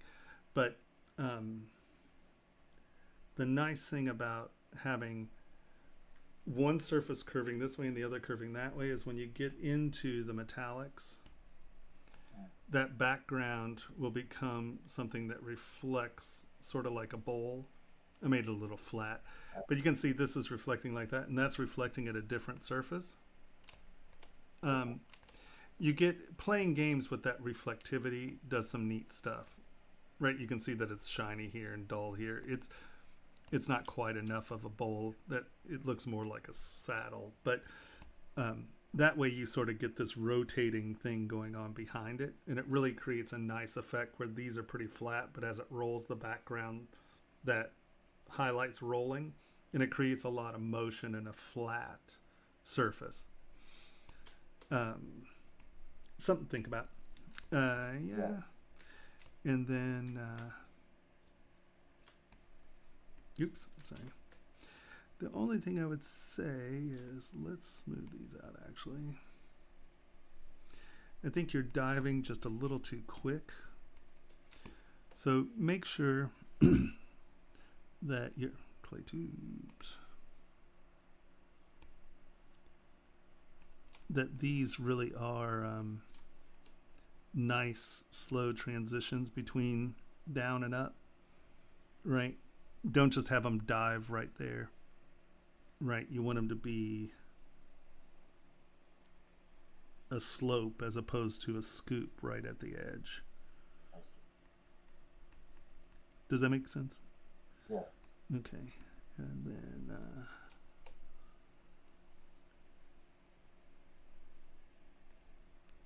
so you don't really care about the height of that overlap? No, it just wants to be a clear overlap, right? You don't want, so you're here, let me go to our drawing thing here. So where overlaps fail is if it looks like it's all kind of roughly the same height, right? And then just real close, it dives down, right? Where you're just trying to cut it out there at the last minute. Where they succeed in, here, let's just,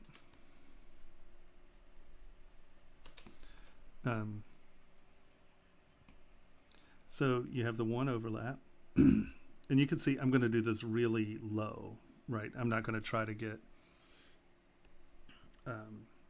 a lot of shape, but I want to show you how well it reads. Let me turn this down. I'm like, why was that so high? So we go here, and then we come here. Now, normally the first thing I'm going to do is I'm going to go SK trim, and I'm going to make them even. Right? So now they're flush. And now I'm going to start back here. And if this was an over or an under, whatever, I'd normally start halfway through the transition, right? So I'm going to start back here. And I'm going to slowly stroke over and then make softer.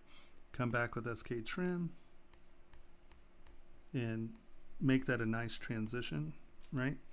And you can see that because we had them flush first, right? This surface is that surface. Does that make sense? So when you're doing some of these, and it gets harder because, you know, these are transitioning, right? But sometimes if you're having things that are looking a little wonky, one of the things I tend to do, planar flatten line, and I'll just touch this side and I'll touch this side and I'll see where those planes actually lie. And actually you're pretty close there, right? Come here, and you can see that, right? Come here and here. And now we know that those planes are relative to one another. Like this plane literally is that plane, right? There's no fuddling. And then when I come back, I can, you know, transition here.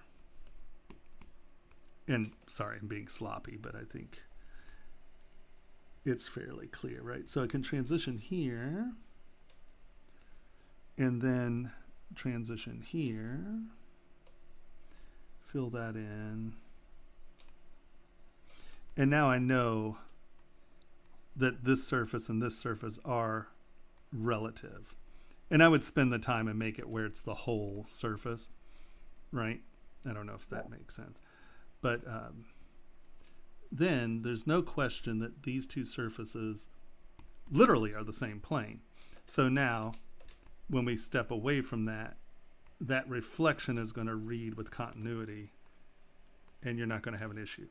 When you get into things that are this tight, you are going to get like the U's, right? A hump and a U and a hump. Because they're so close together, they have to get dramatic. Right? So, but remember that, and this is where on these I'll almost always start with the under one, right? Just make sure that, you know, these are nice, good transitions. And then normally I'll just come back here and wipe this out and just make sure that these surfaces make sense, right? It's okay, that's a surface. And what you can do with these, and this is another place that, so this is after you've done stuff and you're trying to tune your brush. Oh, right. Ooh, we go there, hold down Control, tap here, come back out to here. Come on. And now go to my history and I can bring this right back to where it was. and I know that those surfaces match, right? So if you're pretty far along and you're like, oh, what's going on with that surface? It just isn't reading right. You can just wipe it out. Before you do it, just hit Control, right? And so like as we move on, I know that, here, let me make this a slightly cleaner surface. I'm happy with this surface. Right? Let's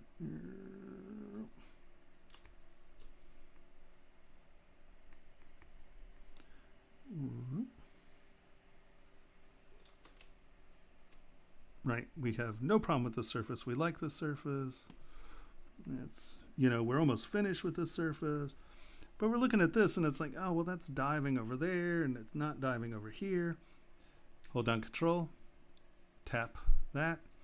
And now I'm just going to take like planer or one of these and just wipe this out. Come in with clay tubes, knock it out. And so now I can come in here, make sure my two surfaces are good. And you can see it's rolling here a little more. So we're going to take this and we're going to bring it in and make sure that's a nice slow transition. It's not a big dip there, and it can dip here. So we come in, we make sure we're happy with this surface.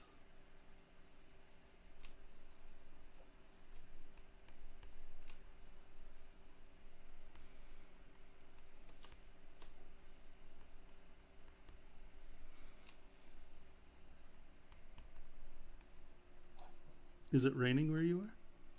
I hear running water. No. Really? That's not running water? That's funny. It totally sounds like running water.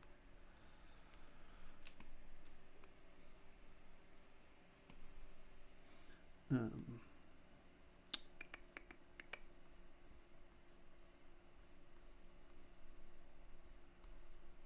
we go.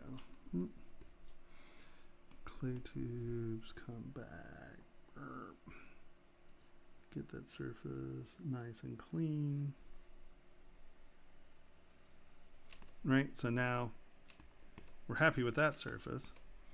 So now all I do is hit History Brush, come back in, make it a little smaller than that, and shoot.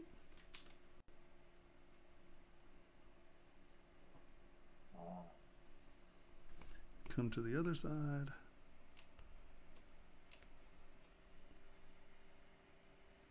Right, and fill that in. And so you can see that even when, let's say this was finished, but those two lines were weird, now you can go back, pick your history position, and, tune it up. So just make sure these are nice, gradual, or transitions that make sense in the sense of, this is high. Well, the high point should be over the other one, right? It should be high here. Yeah. And then that gives you a nice slow transition back this way and this way. So just keep from getting deep U's, deep transitions. Make them seem really butter smooth, right? And you can have things that are, really wavy transitions. They just have to start at the peak and go to the belly, right? Just make sure that that is a smooth transition from peak to belly, wherever that peak and wherever that belly is. And then you can always come back and futz with it with the history brush. Do you really care about the the thickness of each row? No, as long as it's a clear step, you're good. Because as long as it'll read, these can be very fragile and very low, and it'll still read. It really is what you're trying to get across. Right? So this is nice. Now the question is, are you going to put something here? Is this big and flat for a reason? No, I was trying to do something with it, and I kept trying, and I couldn't come up with any. But the intention was to have something here. Yeah. Okay. It's funny. The silhouette reminds me of, oh my God, what's his name? Bukach. He's the Turkish guy. I always want to call him. I always, never mind. Savan Bukach, something like that. Yeah. And obviously, you need a little work here. These aren't done, obviously. So just make sure that when you're conceiving them, these are a certain thickness. I don't have symmetry turned on. Like that is why that's not working.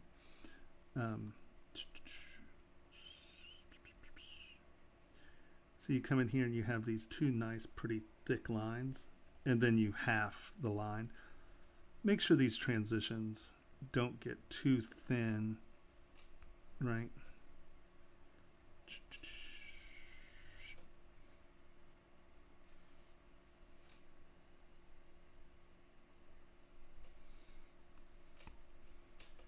And so you did a good job there. At this point, like when you're doing things like this, right, you're just blocking them in. This is where I would come back in, and this helps a great deal. This is where I come back in and knock these back to flat. And now, when I come over here, and I then come back in and do this, that becomes a very clean transition here, right? It becomes very obvious which is over and under. This also helps, and let's say you don't want this, at the end of the day, you don't want this to be mirrored, but you want it to wait, one be one direction, the other be the other. Because a lot of times I do things like this where I'll change them so it's not perfectly symmetrical. Yeah. And so I'll come in, get my intersections flat, and then I'll come in by hand without my symmetry. Well, I'd have it X symmetry on. Come in, do this, come in, do that. Right, and everything's still symmetrical. You just have it,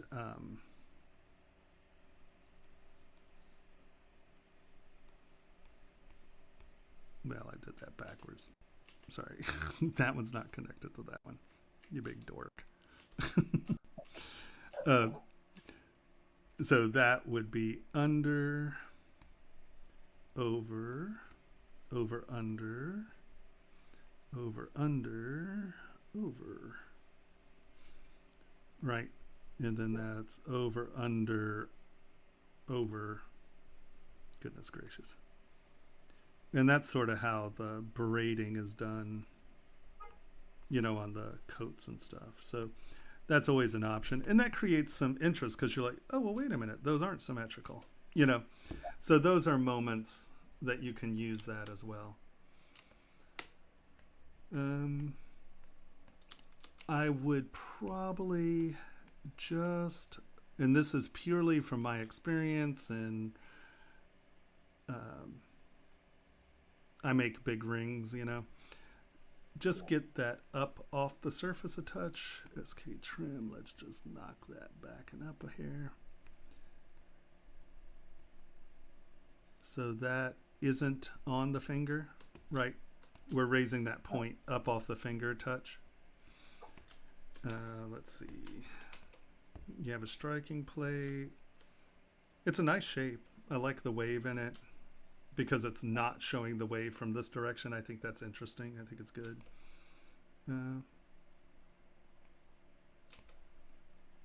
Yeah, no, I think it's nice. And also for the top surface, the background. Let's say if I don't wanna make it shiny, and I want like those bumps, like small bumps. What kind of brush do you use with the bumps? One sec. Yeah, it's the Form Soft Bump. It's this one right here. So Form Soft Bump, or form bump. It's a form soft brush. It's just bump. And then let's do this. YR.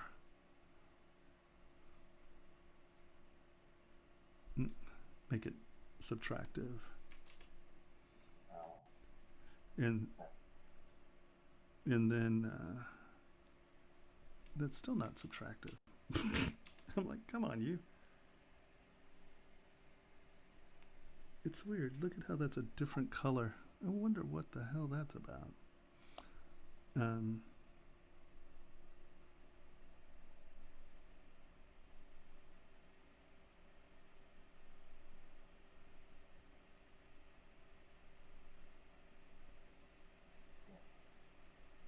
Yeah, I would take it off symmetry radio in there just because that's too tight and it'll make real circles. Yeah. But the nice thing about doing it with radial this way is that it does very subtly make a radial pattern. So even in the chaos or the randomness of this, you're still getting radiations out, so it's center radiating out, even in the hectic chaos of the stippling. And obviously mask your edges. Yes.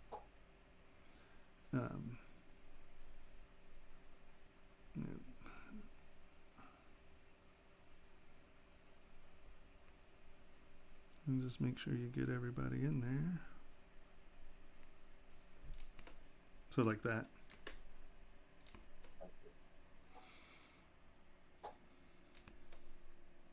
And, obviously, mask off stuff you don't want done. Yeah. And this wasn't a perfect surface, so we had to come back in and touch that up.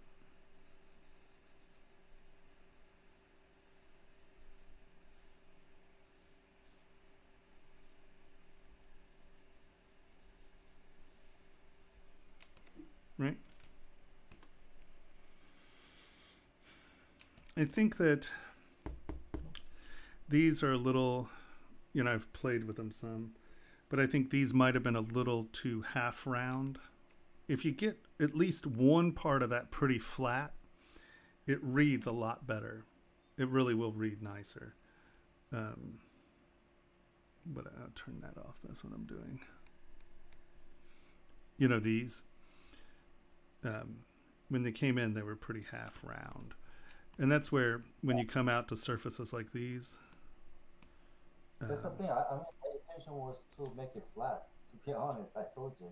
Oh. But then I kept painting over and over with clay tubes, and then smooth it. Then it kind of makes it like a half circle. Right, because you're not going all the way to the edge, and that's why. And I usually say it or try to say it, and that is, you can sit here and do this all day, right? But you have to come back and knock the edge off, or hold down Alt, come back in and make it a scoop, and then go over it again. Because no matter what, you're not going to cross over that edge every time. So you're slowly building up in the center. So you want to make sure, see, like I would have built these up, and then just come back in and just knock it back down, right? So it's just a add, subtract process. And right, because knocking the edges down with the clay tubes, right? Not like dynamic or anything. No, just clay tubes. And then often I'll, throw an edge on the outside, smooth the inside, and then scoop. Because a lot of what we're calling flat surfaces on my work actually are surfaces that are kind of doing that, right? As opposed to this. I like to have kind of scoops. And I mean subtle. Instead of just a flat, I like to have a little bit of scoop to it. And that just provides a little bit more dynamic reflective surface. Right? And you can see we flatten those out pretty quick. And then, boom, just knock it back. I have that set too low for this. Knock that back. And see, I'm going over it with clay tubes to get it back into place. Right? But then I'm going across at negative to make it flat. I know these aren't, you know, you obviously would be doing this in radial, but I didn't, and well, there we are. But so you can see I'm stroking to the inside of that. I'm not going all the way over the tips, right? And that allows me to get these scoop surfaces, and that's sort of a scoop surface, right? And I can come back over, hit it. Let's lower this one. You don't need this much resolution for that. Well, maybe you do. I stretch that out. Smooth. Smooth. Come back up. And now, take this edge, bring it over, and I'm going to knock that off, fill that, knock it off crosswise.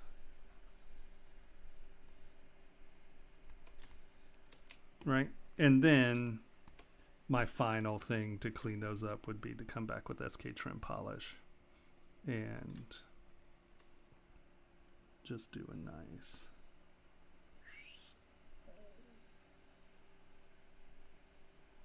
and it's going to sharpen my edges, keep everyone kind of crispy. Right? Yes. Cool.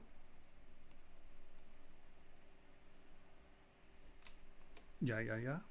And see how that reflects so much better than the half round. Yeah.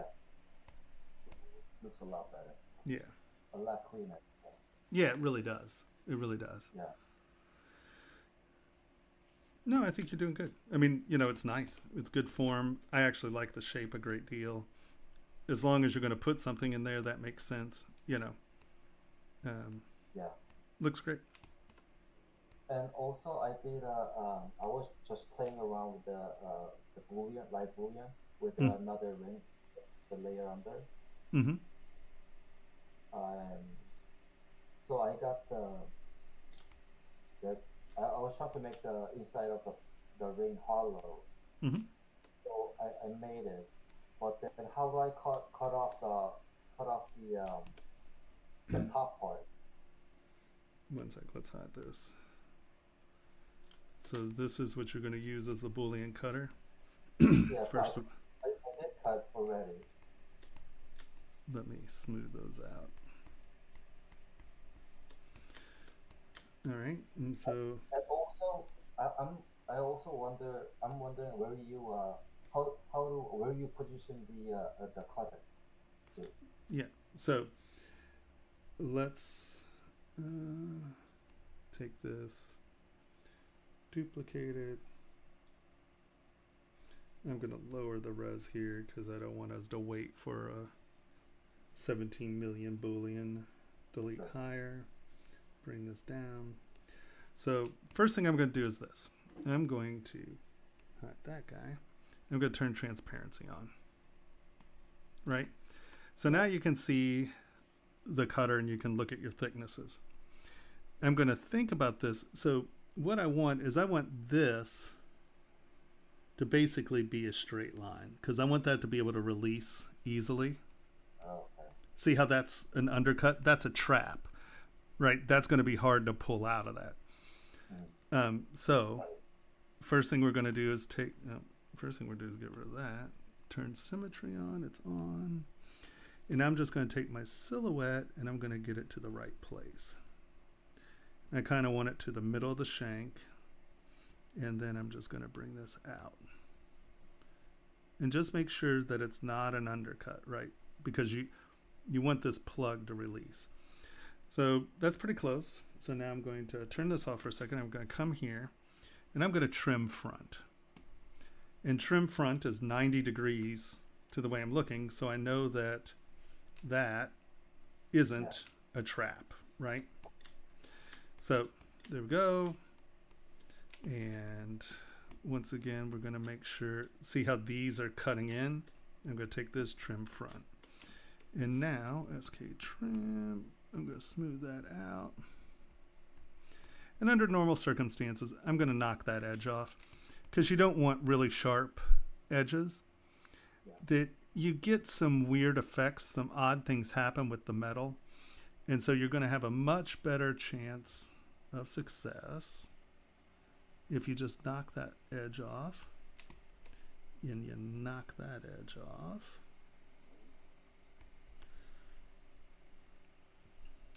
All right. So now we're roughly where we want to be. Me being the goofus that I am. All right. And now we're going to go planar. Was that big enough not to go through? Yeah, there we go. All right. And here, once again, trim dynamic. I'm going to knock the sharp edges off of that. Because what happens is the metal starts to come in and cavalcate. And if you have these sharp edges, it gets confused and it starts to get turbulence. And you wind up with a lot of porosity around really sharp corners. So if you make those round, the metal, as it's coming in, it's going around. It's not hitting that. And the second you hit a sharp edge, you start to get little air bubbles in there. And now you've created air bubbles in your molten metal. And it and that creates a place where you can have really shitty casting. So knocking your sharp edges off just creates for a much more positive casting environment. All right, let's just delete higher here. We'll go up one more. Yep, delete lower. All right. And you can mark stuff in here and make it decorative. And so now we go boom. We throw this into a folder.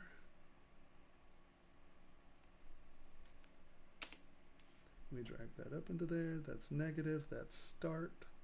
We don't have, we did have transparency on. We turn that off. We bring that up. And now see, this is going down in here.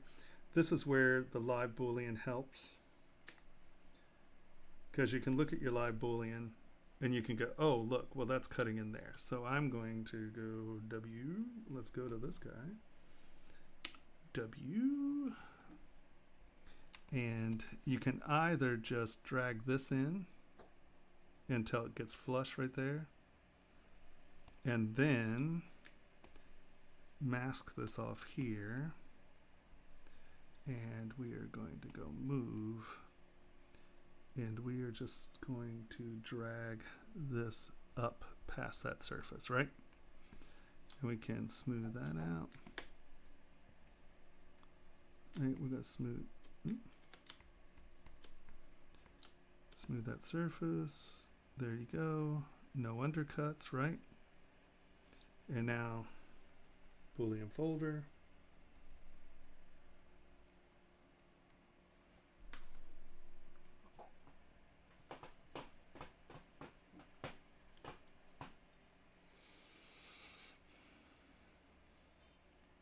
We go here. We come back in and we just make sure this edge isn't sharp.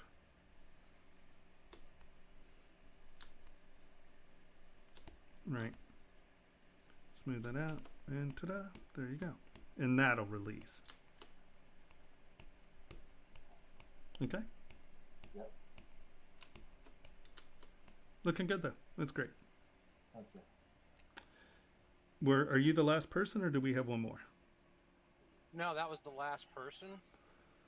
All right, so now any Q&A? I want to tell everybody that we're sharing their Instagrams and stuff. You guys really should put that in your workspace profiles as well. Yes, please do. Because it's nice to see what the students are doing. I was just thinking that as I was like, I just popped Henry's up, and it's like just seeing who everybody is. It's very cool. We have all these random names out in space, so. I don't even know about you popping Harry's off. That's bizarre. You're a weirdo. I have so wanted to do engrave forever. That is the coolest art form. I love it. Yeah, it's fun. It's also like takes a lot. It's kind of like ZBrush because you end up just sort of going down the rabbit hole of awesome creativity, and the next thing you know, like 10 hours later, you're like, what did I just do? So, my friend, I'm excited. I'm excited to bring ZBrush. I'm gonna find a winning combo on that one. Oh, I think you can. My friend, he used to live with us, Harry Caldwell. Have you ever heard of Harry Caldwell? Oh, yeah. Yes, I follow him on Instagram. He's amazing. Yeah, he's my ex-roommate, and he's one of my dear friends. Yeah. Yeah. Now, you've met Jason, right? Jason Marchiafava? Oh, yeah, of course. Jason's so Jason's who taught me originally. Oh, okay. And so were you at Blaine's? Yeah. Or was it... Yeah, Blaine's. Blaine used to have a school in Virginia Beach, and we lived an hour and a half from there. Mm-hmm. So that was kind of lucky. And yeah. No, I've seen many a picture of drunk people on the beach at Blaine's. In Tennessee, it's not so easy to find a beach. My husband, Ben, was out on a fishing boat with Blaine when he first went there for stone setting. Yeah. Blaine's awesome. And then I met Jason there, and that was like 10 years or 11 years ago. Yeah. Longer than that? Yeah, I've been just said longer than that. I'm kidding myself. 12 years, 13 I know. I'm always like, yeah, it was like 10 years ago. It's like, no, that was 30 years ago. Like, damn it. We should have taken advantage of those guys being an hour and a half away more. You should have, because now they're a lot farther than that. Oh, they're in Kentucky now, which is beautiful, and I really want to go. We should just. Wasn't it Tennessee?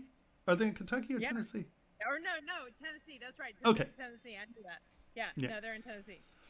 Yeah, that's right. And Jason spends half of his year in Thailand, so. Yes, I know. I chat with him at weird hours of the night. It's always like the weirdest, like when he was and he got stuck there this year. Yeah. So it was like, oh, are you back yet? Now he's back. I guess he's back. I think he's back. Yeah. God, yeah, he finally got back in the States. That's one of my plans. I think if everything blows up, I'm just moving to Thailand. I'm done. Yeah. I love Thailand. It's so nice and it's so cheap. You go there too. Yeah, I've never been, and yeah. Oh, I used to go a lot. My friends, they have house there, and then my friends also were DJs at the Full Moon raves, and so we spent a lot of time there on drugs. And yeah, I have very fond memories of Thailand. It's wonderful, and it's a big jewelry industry. The Bangkok Gem Show is awesome, and that's the fun thing is like Jason was hunting an emerald for us for a project, and he kept sending me these pictures from. I mean, I was like, "This is fascinating." Oh, it's great. Yeah, I was active too. It like a couple of them were like obviously shot in the middle of like the gem whatever is going on, and it's like somebody in their hand, and you can hear all the commotion. And I was like, and then two of them were shot in the jungle. A friend of ours is a spinel dealer, and he was like, "Oh, you come back, you can go over to Burma, and we'll go spinel hunting." I'm like, "Cool." Oh, how fun! Everyone thinks it's mining. It's not. They just blow out huge walls of this white stone, and then you have to keep your eyes open for something colorful. There's something colorful is like this big, and a wall of white crap. It's like, oh my god, but it sounds fun. And I'll put it on YouTube. Damn it! Put it on there. Right. Now we went down the gemstone rabbit hole. That's like a whole nother one. Oh, I love gem. I'm a big spinel fan. I think that some of the colors there's the one salmon color that actually flashes dark purple instead of flashing up in tone. It flashes down in tone, and they're hard to find. And oh my god, they're gorgeous. Holy Hannah. And it was so funny. We were at JCK down at AGTA, and we were going to make a I was working at Green Lake up in Seattle, and we were going to make a spectrum piece. And he was like, well, pick a stone, you know? And so we're out hunting for stones, and we're looking at this guy's display. And, you know, it's like 2,000 and 5,000 and 6,000 and 4,000 and 2,000 and 5,000 and 6,000 and 4,000. And then there's this spinel. And I'm like, that's the one. And the guy just busted nut laughing. He was like, because, you know, there was no tag on it. And Jim's like, wow, that's beautiful. How much is it? And the guy laughs again. He goes, that's $56,000. He's like, Tomas, I'm not buying you that stone. I'm like, oh, come on. Trust me, we can win a spectrum with that stone. You know, it's like, that thing is pure sex. It was beautiful. Also, no. no. I haven't been to, I actually try to avoid those shows because that's me, and I am on my own budget. And it was like, I went one time to Tucson, and I literally walked up to this booth. There was this strand of the most stunning, you know, diamond beads, and of course, same. I'm like, how much for the strand? Yeah, 60. 11 million. Yeah, it's like our friend. Yeah, our friend's an opal dealer, and I went into a safe to put something back in, and he had this thing like this, and it was in a tube sock, like 3 red stripes, like tube sock. And I'm like, what is that, a sign to baseball? And he's like, no, bring that here. He goes, but if you drop it, I'll kill you. And I'm like, all right, you know, I'll bring it in. And he unwraps the thing. And it's a few millimeters smaller than a softball. And it is a perfect matrix. There's no stone in it. It's all opal. And you can take a light and shine it through, and it looks like a gal. It's the craziest thing I've ever seen in my life. And I was just like, what the hell? And he goes, we're taking it to Hong Kong next week, and I'm going to get $56 million for it. And I'm like, he's agreed to pay you $56 million? He goes, he's like, no. Yeah, I know. It's a $2 million opal. It's like, all right. So welcome to the Jim show, asshat. You know, really? $2 million bucks? I've held $2 million stones. $58 million, not every day.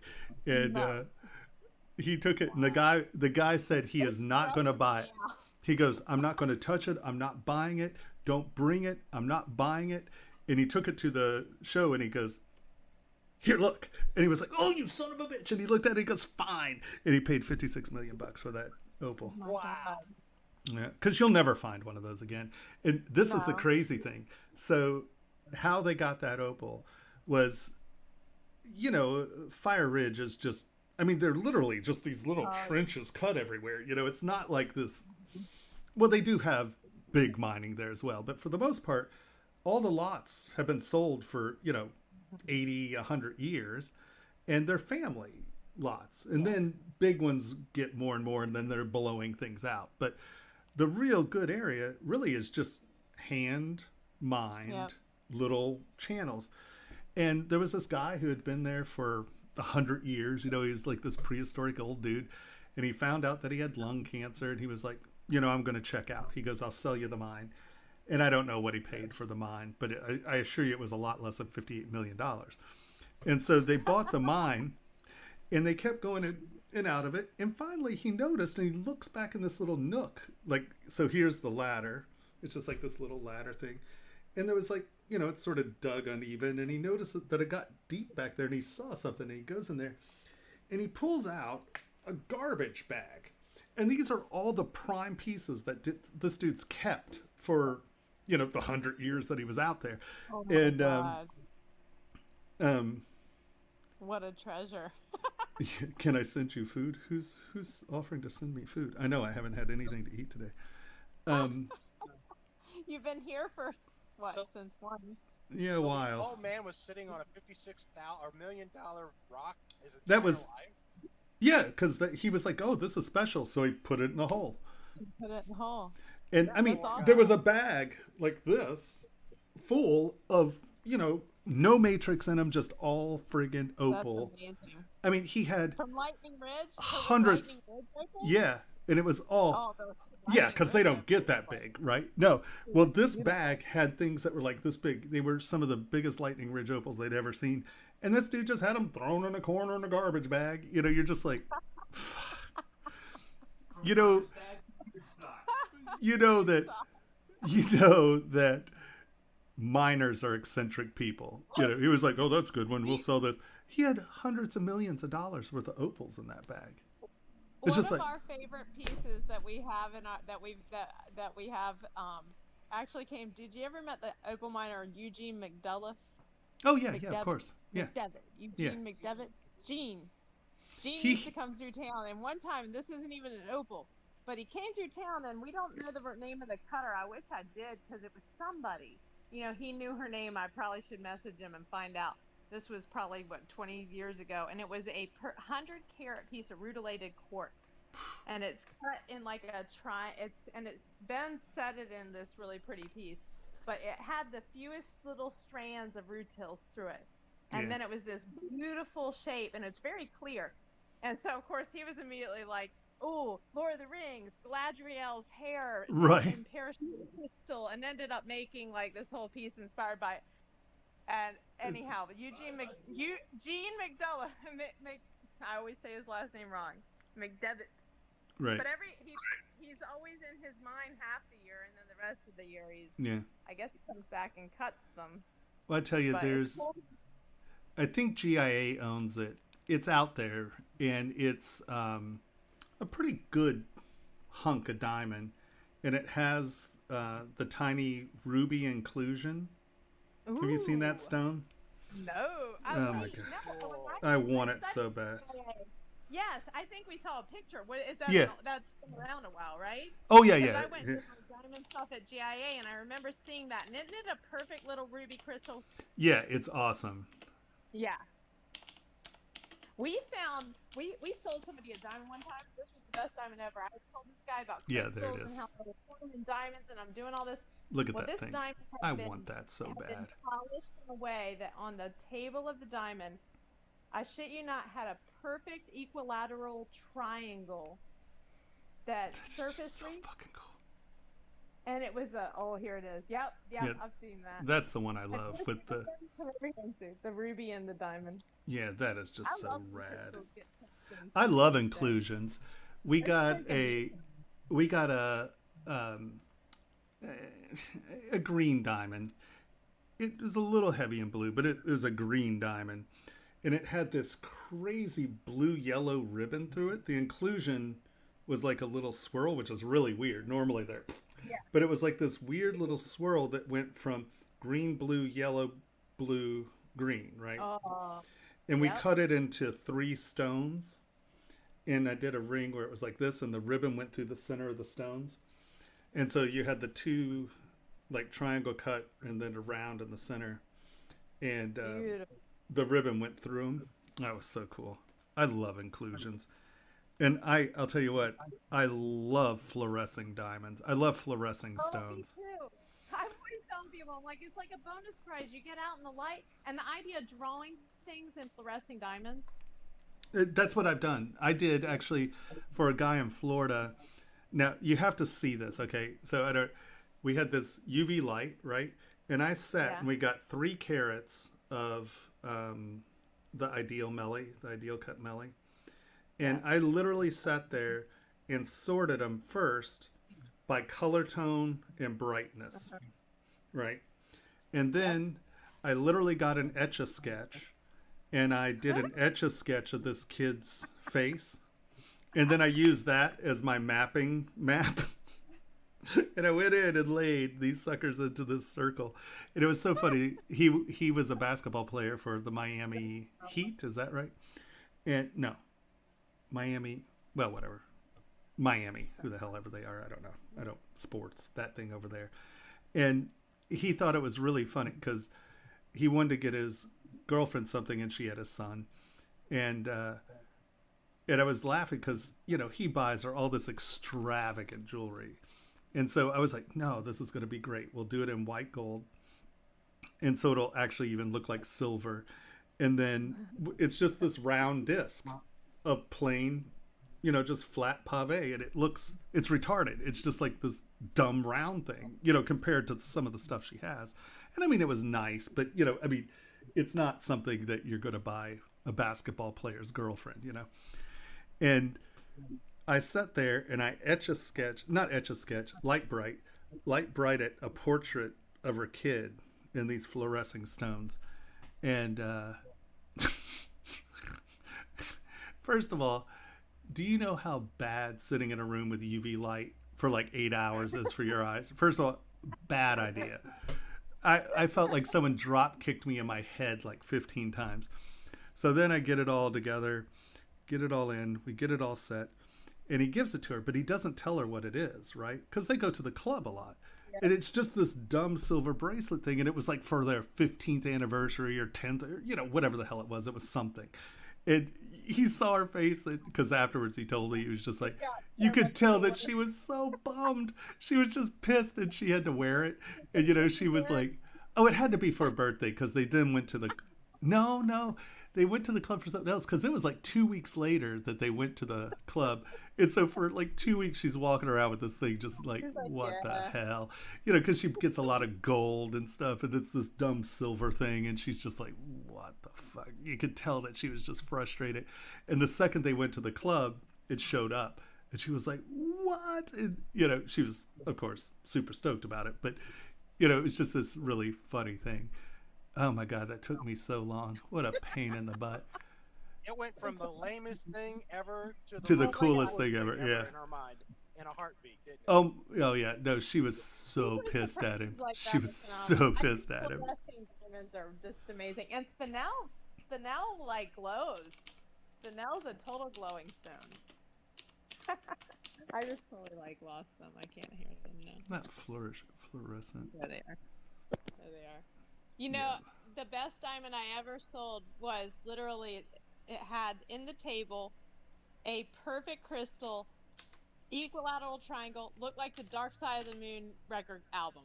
Like, oh, that's awesome. The positioning of it even rainbowed a little. Oh, that's and so awesome. Had the most beautiful.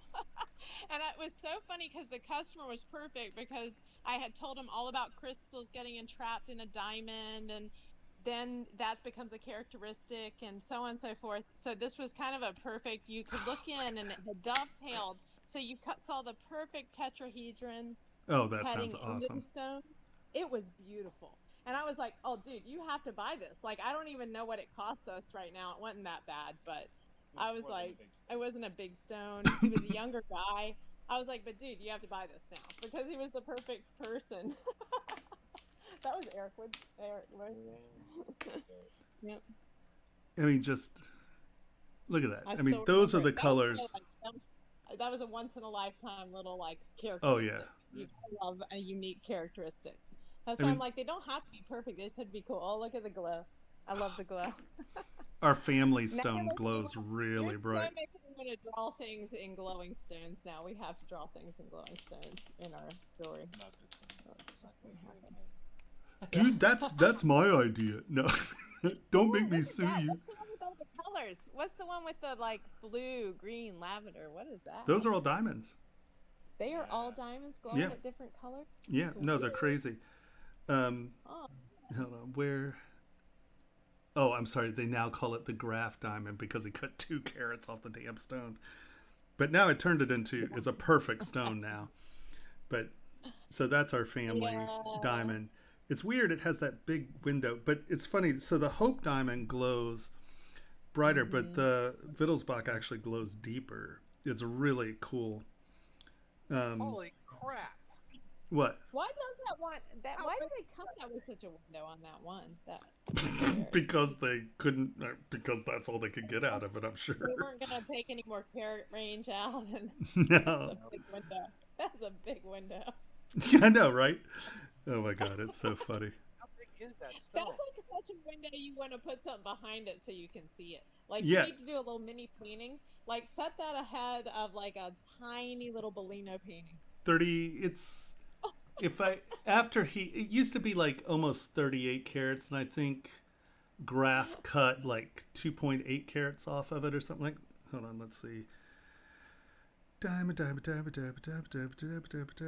Wittelsbach Graph. Glowing diamonds. Yeah, 35.56 carats. Oh, that's. Oh, did someone buy it? Wow. Oh no, that's. Oh yeah! Wow. Graf sold it. That son of a bitch. It just boggles my mind. So I need to contact this dude and say, hey, and try dude, to get him to I help you let you can set let it. me design a setting for it. Yeah. Yeah. It's a beautiful stone. It's incredible. The race to contact that dude to set it. Please, can I set that? Stress me out. Oh, I don't want to touch it. I just want to design something around it. Yeah, I think. Your selling point is, I am the fiddle block that family belonged to. So Yeah. how would that be for me to design that for you? But after the cut, it is the largest, perfect blue, like that color blue. That's not cornflower. They call it a different thing. Yeah, but it's, no, it's because it has that like zircon blue. Like oh, it's a crazy stone. Oh, it's so beautiful. It used to be on display with the Hope at the Smithsonian for a while. Before Graf cut it, he left it there. And when they glow, like the Hope is a little bit more pinky red. Man, this thing is blood red. It is just like it's brutal. I'm just like, yeah. I want to make a signet ring out of that thing. I'm like,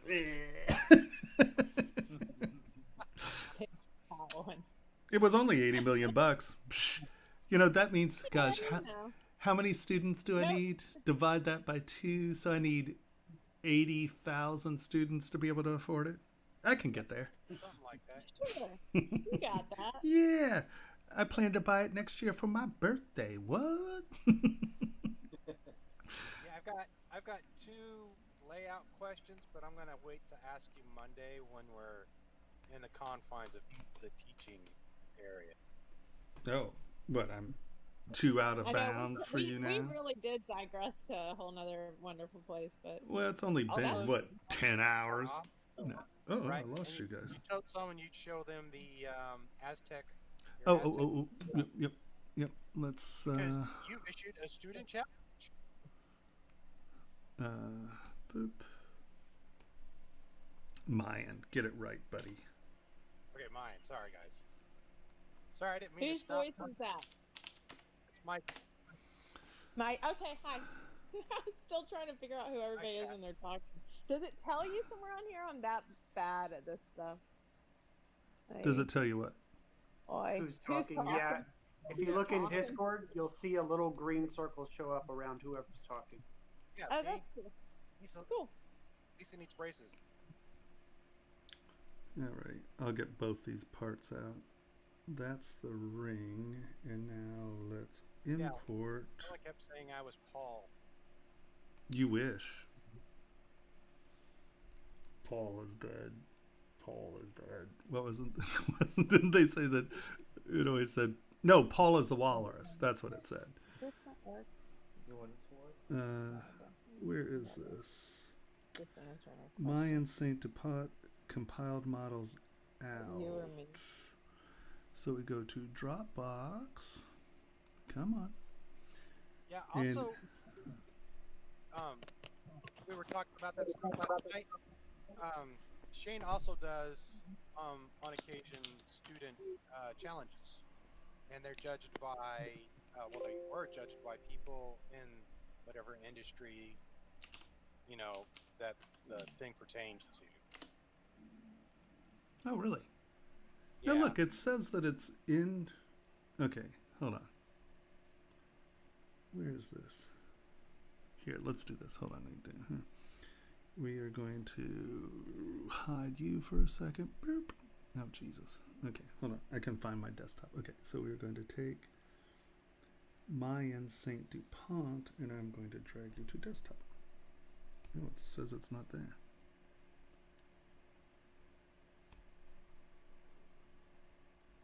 What's that big X that it mean?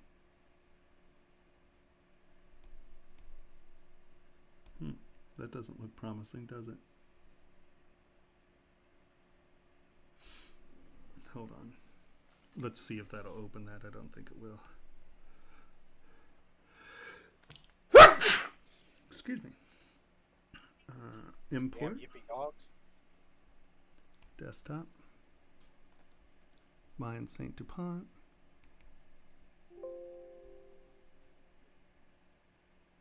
File cannot be accessed by the system. All right, one sec. I think I have it.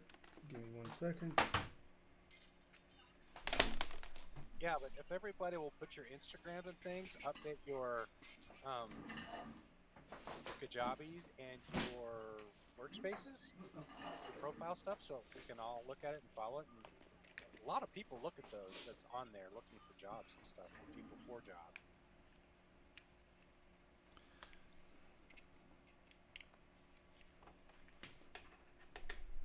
Okay.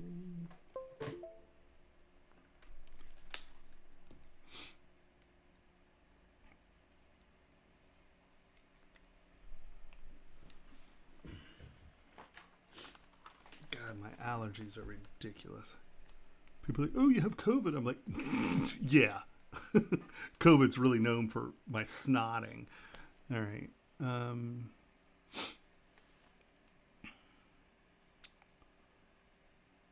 You can do it. You can do it. We don't need no stinking badge.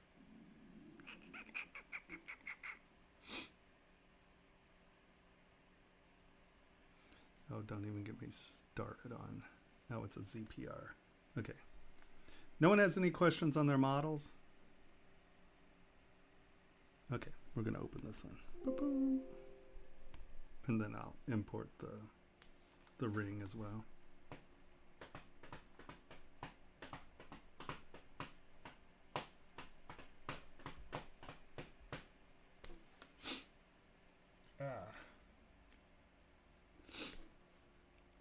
All that smoke because somebody wanted to gender reveal their kid.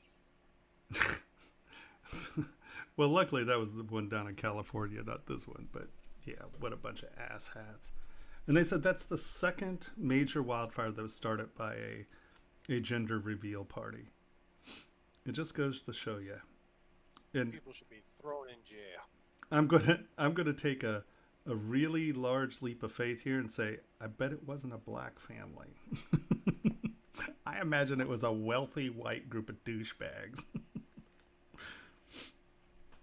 Sorry. I'm being a racist. I just know so many of those people. That's why I left Hollywood. You worked on Congo, right? That was the film that I got in the union on. Yeah. I did indeed. Did you work on the Aliens films as well? I worked on, for a very short period of time, I worked on, it was the third or fourth one. The one with the prison. I worked on that one a little bit.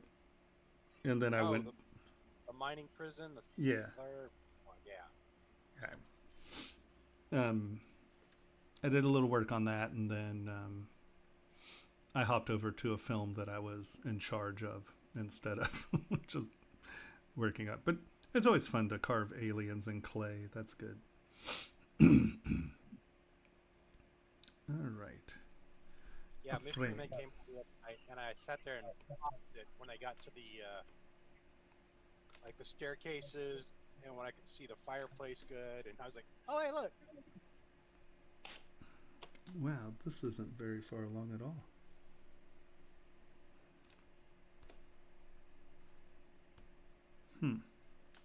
Interesting. This is a huge file for not being done. Oh, no. Okay, hold on. Never mind. Let's turn everyone on.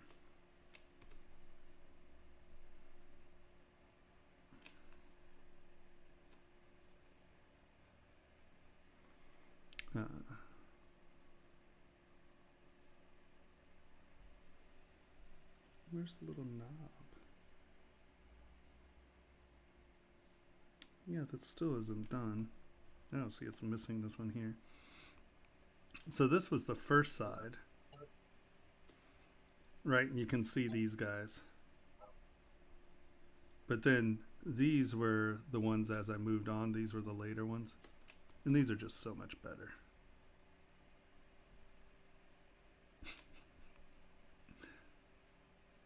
Look at that guy. They're great. You can't make this stuff up.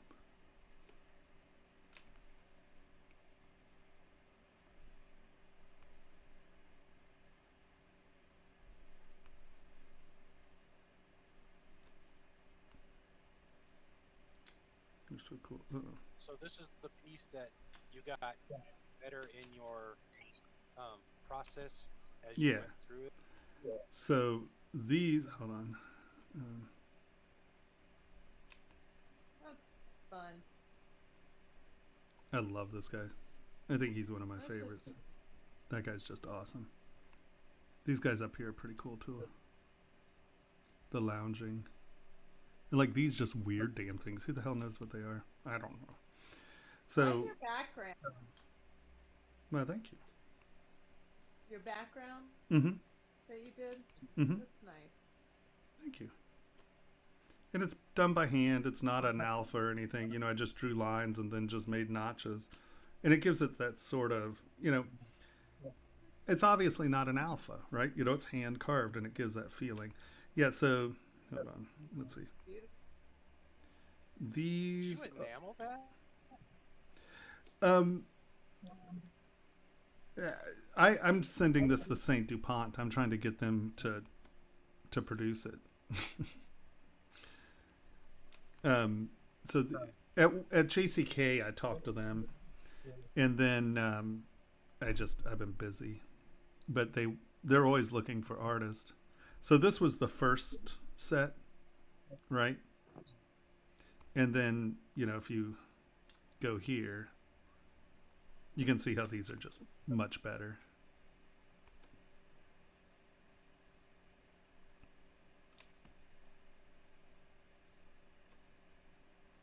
Elephants. What? Hold on.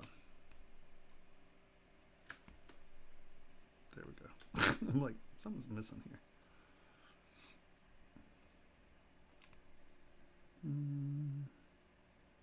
You know, these are just fun.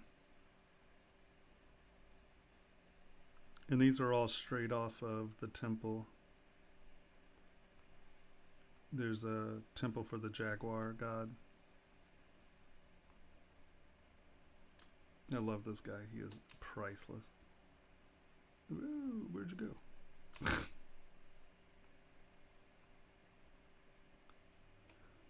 Happy dancing dude. Hey, bitches.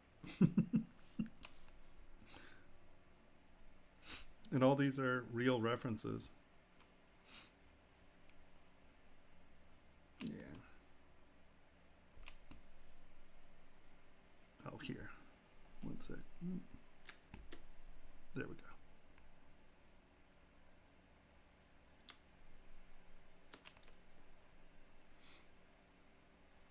And this still isn't done. This isn't the finished one because there's still... This is full of them too. So that, I did this first. So now, hold on. I'm going to delete all because this thing is just like, whoa. And now let's load. Did you get your references out of a book or did you get them out of off the internet? Off the Dresden Codex. Online, there's a big, beautiful reference of most of the codexes actually, but the Dresden Codex has a big area for the temple or the jaguar god. And so I got a lot of them from there. And that's why they're in the right order and they're actually saying something. If I can find out what they're saying, but wait, we went here. I'm going here. Mayan ring.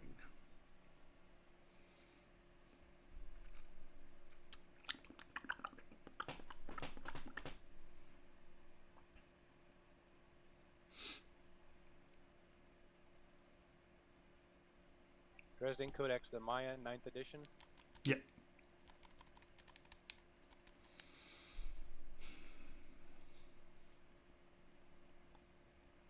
And then there's a really famous illustrator who went down and did drawings, and I took quite a bit from him as well. I have huge Mayan references. I have anything you can download that's actually quality. Come on. Where? I want my machine. All I know is I should have critiques every day. I'll lose weight. What was that? I said I should do critiques every day. I'll lose weight. Is that a jab? No, I'm That serious. means that we should all have dinner delivered to him right about now.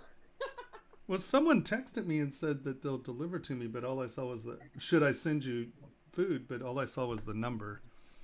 I haven't changed it. You just answer blanket yes. Yes. It's your Thai place.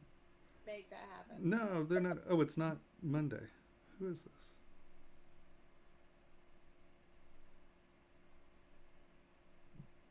Oh. How come? That makes no sense. She should have... I don't know why that's not labeled. That's weird. It's Kermit, but her... Wow, what is taking you so long, Chug-a-Lug? What the hell? Scott has a question in the chat. Okay, what is that? You want to answer that while you wait? You want to tell me what it says? I can't even look that small anymore. My eyes are crossing. No, I'm totally kidding. It says, I had a problem selecting subtool to alter for projection. His phone is about to die, but he would like to know more about layers and groups. Okay, so, well, I can't show you Not that anything. you can show an example, but... So, if you're trying to select one, the easiest way to select it, like if you have a bunch of layers and you can't figure out which one's going on or which subtool, if you hold down Alt and tap it, that should bring up the subtool you're trying to get. Is that what you're saying? You had a bunch of them and you were trying to get one of them? Is that the question? So, for projection, well, here, we can do this. Hold on, let me turn on Thawthord. And just remember, like, if this is the one you're projecting to, and then, well, let's say this is the one you're projecting to, right?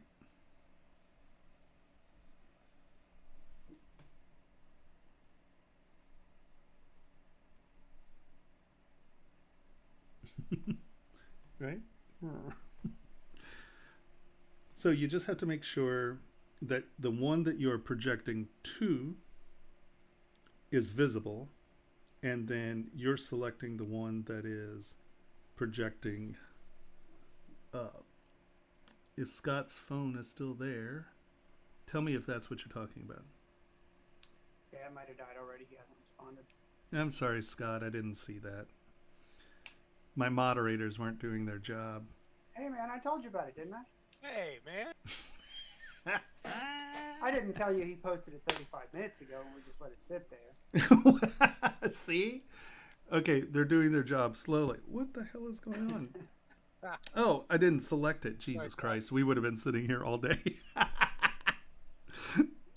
Wait a minute. That can't... Hold on. Let's do that. For God's sake. That's ridiculous. So it's a system breakdown completely is what you're saying, really. No, I'm just saying I'm an idiot. That's what I was saying. Let's just resolve that. I can't get it to work here and have that window open. I'm glad I decided to check. I'm like, that's not making any sense at all. It shouldn't take that long. Okay, so here's the here's the Mayan ring.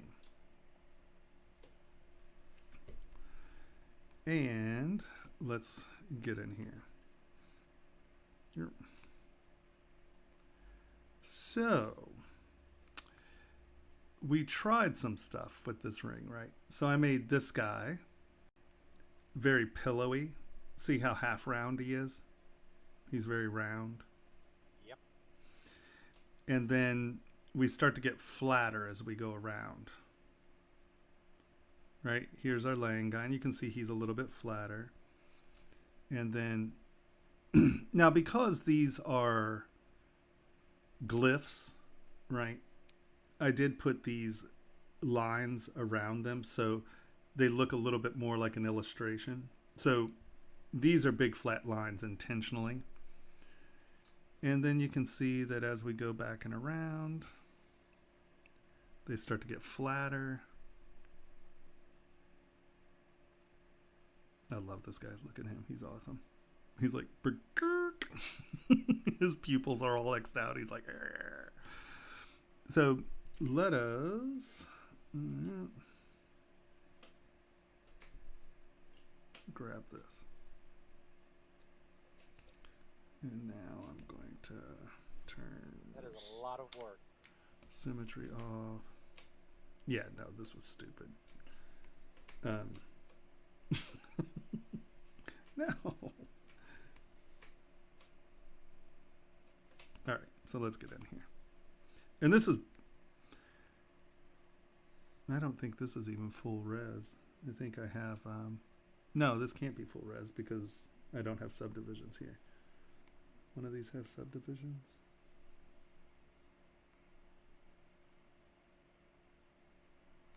This is the decimated version? This is the decimated version right here because this is down to 1 million polys. Oh, So yeah. you can see it holds up pretty well. But let's get up here. So, W, Y. No, come on. So you gotta think some of these steps, right? Let's get in here.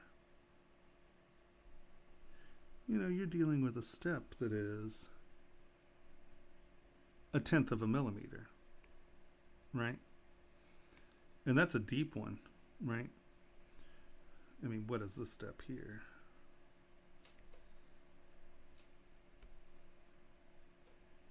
Oh, right, yeah. I can see it. I mean, that's 4/100ths of a millimeter, right? Tenths, hundredths. So that step is 4/100ths of a millimeter. But let's find something on the front. So what's shocking is you can see that these aren't half round. They have some roundness to them, but they're pretty flat, right? Like this stuff. This stuff came out beautiful. It's incredible. We were all just like, I put that in there because I just was like, this is never going to work. You know, this is stupid. Turned out beautiful. Where this guy up here turned out all wonky because he's so pillowy. It's almost hard to tell what's going on.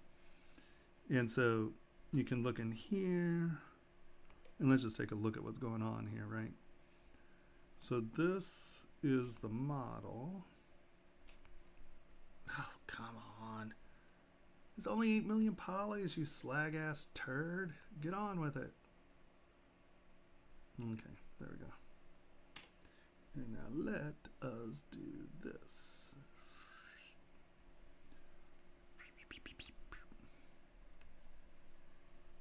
I wish you can't click on these models and make them bigger. That's annoying. Or the pictures and make them bigger. So you can see here, right? I mean, look here. This is a tiny step. You know, these are tiny steps. But even here, blurry, you can see the face. You can see the paws, right? You see the tail in the back. But look, it's kind of hard to tell what's going on here because he's all half round, right? There's too much bow in this to read this well, this small. Does that make sense? Or, I mean, do you see that? You might try right or left click, open link in new tab. Or just hit Control plus over and over. I broke my stylus. What the hell? You sank my battleship. Control plus? Yeah. Oh, look at that.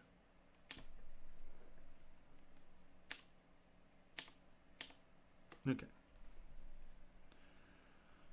So, right, you can see how bulbous this head is. It's hard to see. But when our details are flat, I mean, look, you can see this pretty clearly, right? So let's go here. And this was a little over polished. So it's a little unfair to say you can't see it on him because they did kind of plow through him. But you can see, you can get this stuff. This stuff reads well. This guy actually reads well. This flat stuff reads well.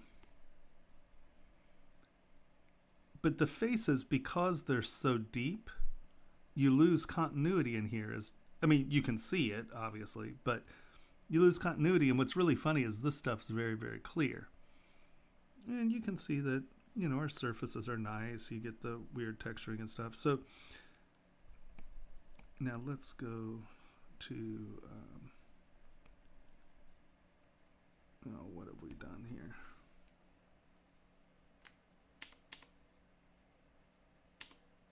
Here we go. Let's get this guy. Yeah, Control minus will bring it back to normal. Okay. Now, look at these, right? I mean, look at this pupil. You get this going on, right? Come on. Did it just decide not to be active? Whoa, whoa, whoa, everybody calm down. There we go. Right, but look at how this subtle just brush stroking, right, really shows up here. This one wasn't quite as abused as the other one. But you can see in here there's Fudo, right? He has his little sword here, and those are his beads in his hand, his head's here, these are his knees, the flames. He really turned out well. This is a good ring. But you can see by not over polishing, it's tough, but you get this real subtle stuff going on. It's incredible what shows up. But you can see these are pretty flat. Once again, because I want them to look sort of like illustrations, I have a flat surface, then I have this nice raised edge, and now it looks a little bit more like it's drawn on, right?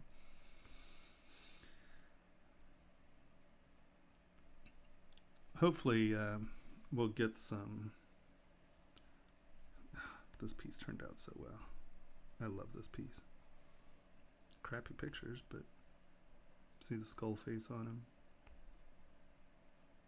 And this is traditional gold leafing, where we put the red clay. There's a spray you can get that's the red clay, and then you do the traditional, and that's how you get this kind of ashy sort of weird feeling to him. Oh, okay. There he is in black.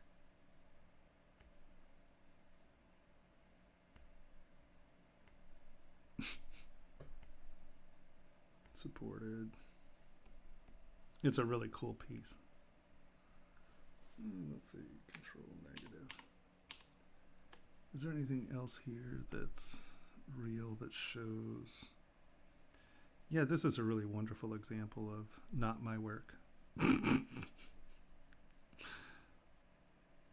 I love this. I really want to make these. These are coat hooks.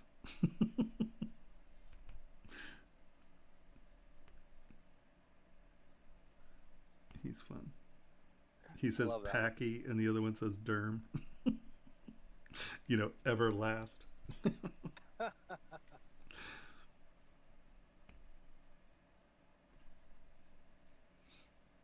And so that's the hollowed out. That's obviously the screw sets, and then there's a screw set there so you can drill it in so it doesn't come off. Ugh, I'm gonna puke. Let's see. Oh, we were talking about it earlier. There's Tomas the Tank. I love that.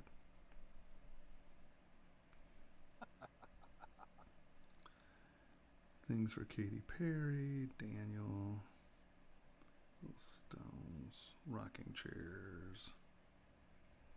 Wait, what piece did you do for Katy Perry? Nice.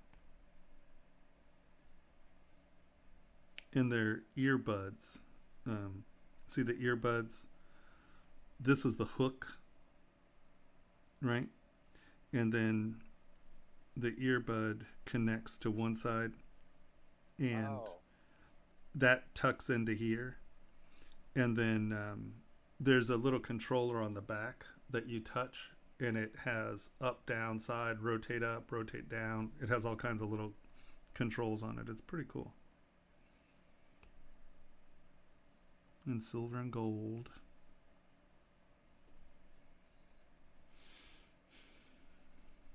We did That's once. really cool. We did once. This is for her dad. The same thing.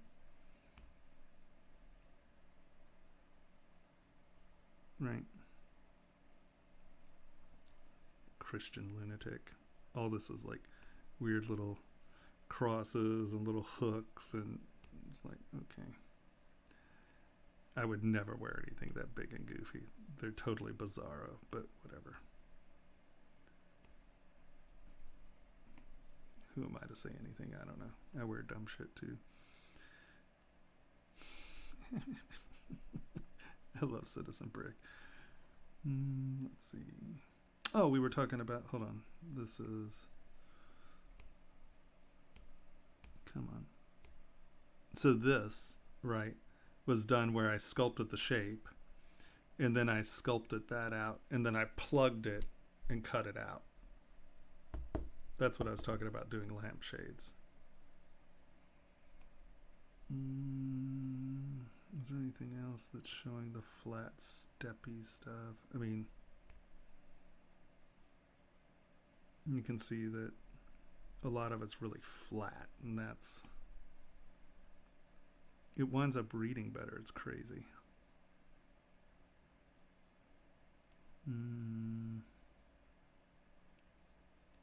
This turned out really nice. That's the rendering, that's the stone, or the piece.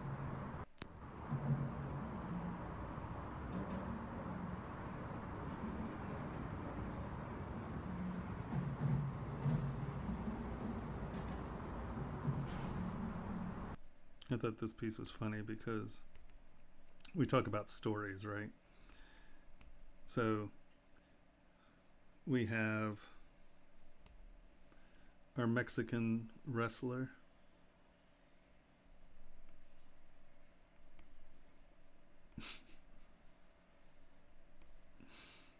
Your little La Lucha guy or whatever they're called. And then you have, because he proposed to her at the Grateful Dead show in somewhere Mexico. So since it was, well, it wasn't a dead show, it was a fish show. And then here's your mushroom.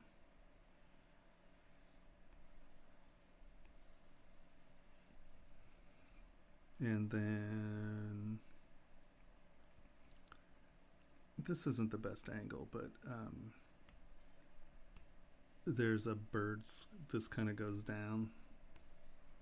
And this kind of looks like a bird skull if you rotate it around a little bit more. And then on the inside, she was like, I want a pentagram. I'm like, I'm not putting a pentagram in your engagement ring. I'll hide it. And she was like, all right. So there's your pentagram. Wiccan ding-dongs. So you can put a lot of crap into a piece and actually have it look fairly nice.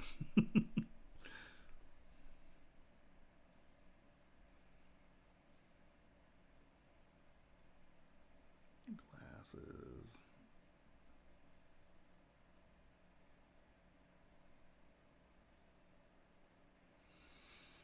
Yeah. I just sent these to a place in Poland to see if they'll make them in China. Come on, that'd be a cool set of dishes. But even here, you know, nice flat planes. They're good, they're reflective, they work well. Super nice. All right. I don't even know what we're doing anymore. What were we looking for? Oh, the picture of the Mayan thing. So you can see that the flat stuff, here, let's come back here to the front. Because these are so dimensional, you lose some of that detail in the front. So in all reality, if this were going to try to read really clearly, I'd knock this cheek down a little. Come on. And kind of make this a layer. And keep, you know, knock that down some. And I guarantee you, just by knocking that cheek down, that would read a lot more like a face in the part.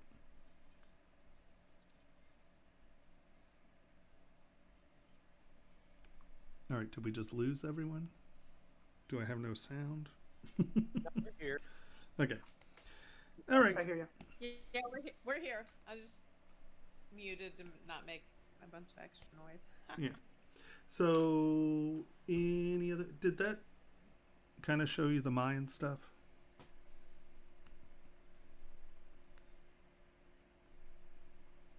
Yeah.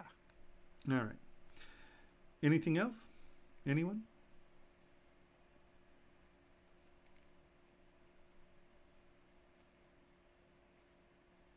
Bueller. I'm burnt out. All right. Cynthia had some issues that she wanted to ask you about. All right. Well, get on with it, woman. I don't know if she's here anymore. It's her daughter's birthday today, so she's. What? Oh. She quit class for her daughter's birthday. I'm gonna have a talk to her about some, dedication to what she's doing. But You're not she allowed needs to crap have a out Skype about. call with you. I tried to walk her through some things, but there was her points just wouldn't move with Z modeler, and I couldn't figure out for the life of me why. But yeah, if you've got time for her, she said she'll be free Sunday. Okay, we can do it Sunday, or we can do it after class tomorrow. Yeah, I do. Also, have you updated the newest? No, version of I'm your still UI? having. No, I'm still having. See, like this thing right here. Wait, where'd it go? Oh well. See, that's weird. I selected slash, and look, it put slash here. I never put that in my menu. That clay tube line just isn't staying in there for some reason. I have no clue why. That's supposed to be clay tube line, not slash. So I need to find just a random brush to throw in there, I guess. I don't know why it's not working. But that's the only thing that's not working.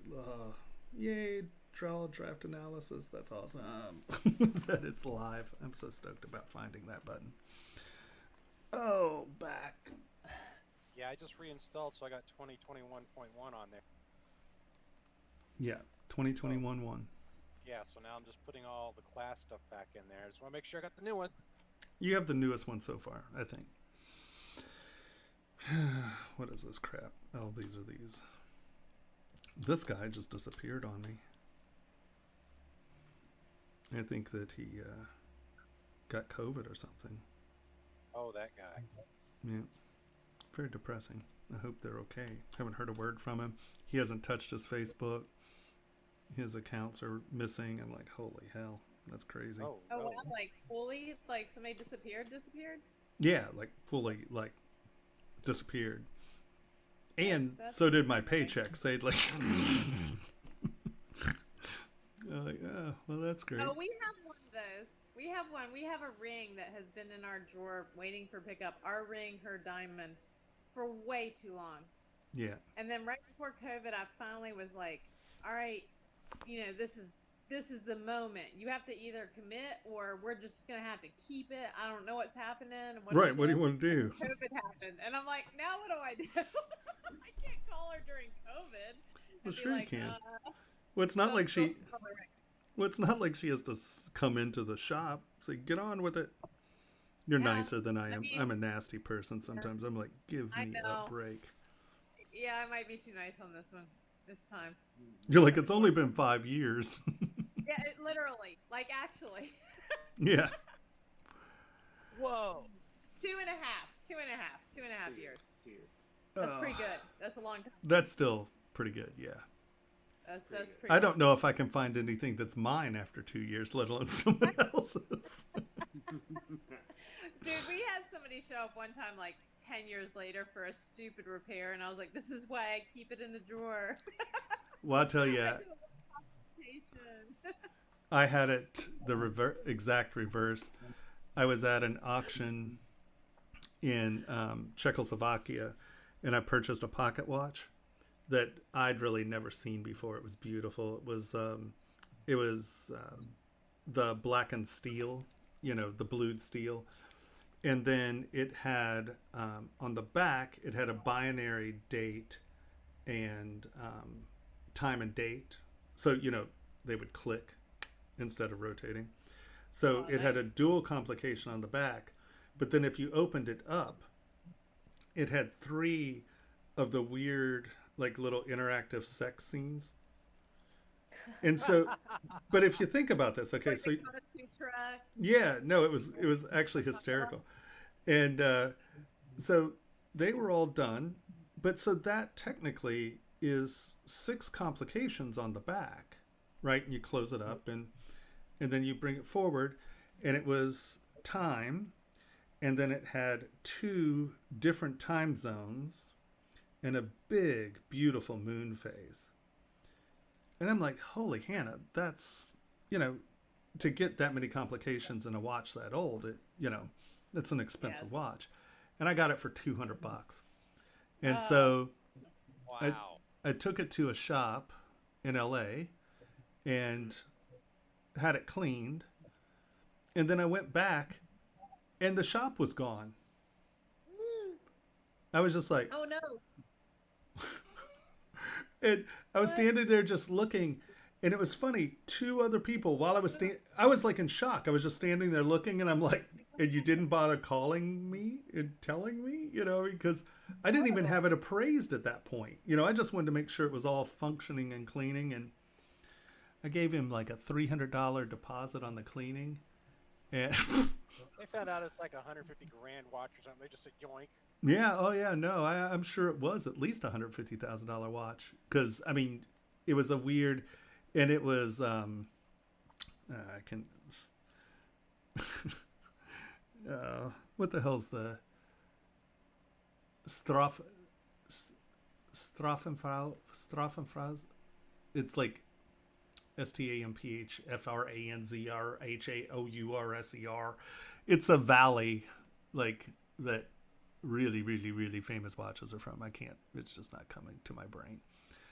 I haven't eaten. Get off my back, you guys. Stop judging me.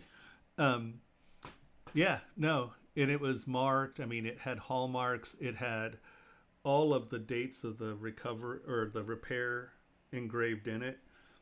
And they don't usually do that unless it's a good watch. Did they have the whole interior, I've seen that before one other time where you open up the inside of the watch. Yeah.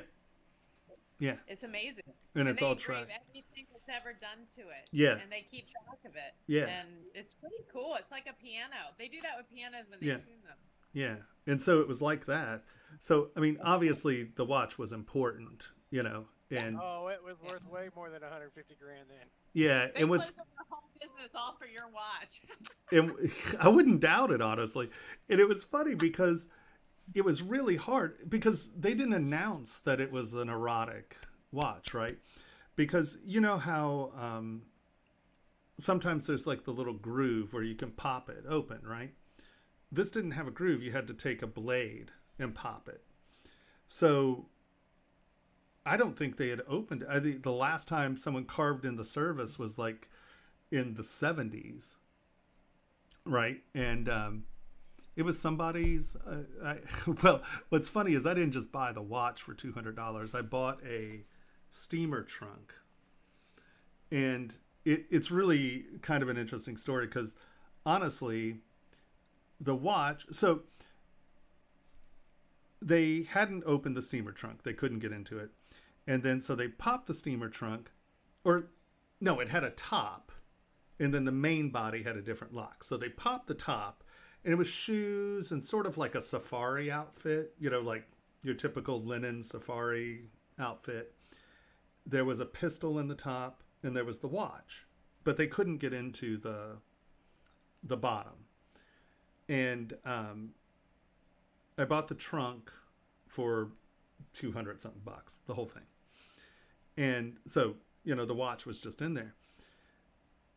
But what's crazy is that when we actually got it open, there were a few shotguns. There was more safari clothing and big boots and a couple pair of jodhpurs.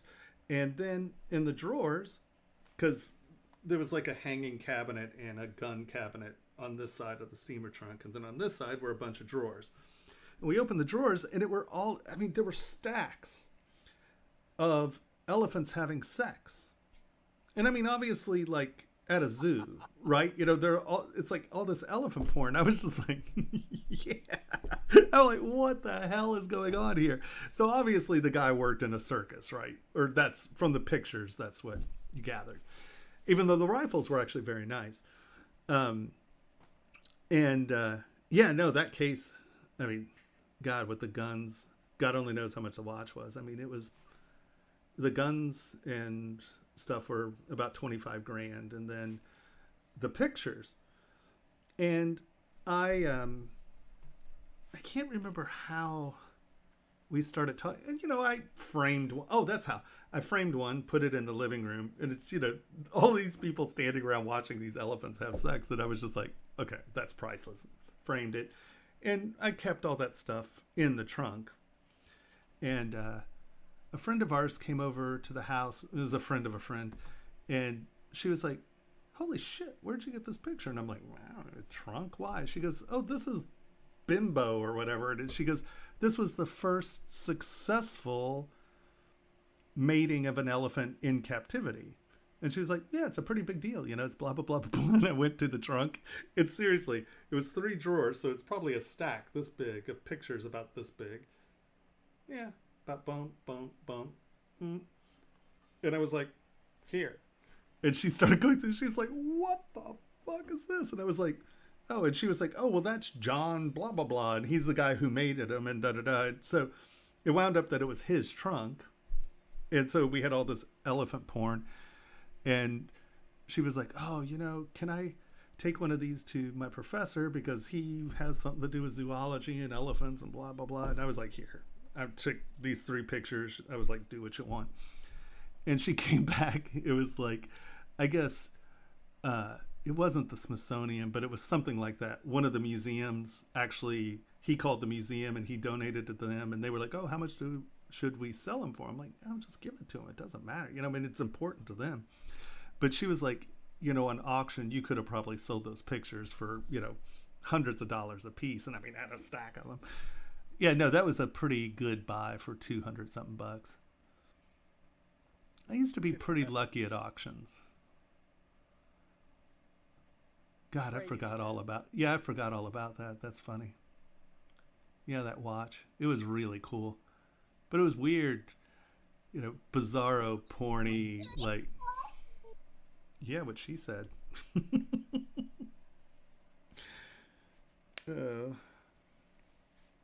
See you, Henry.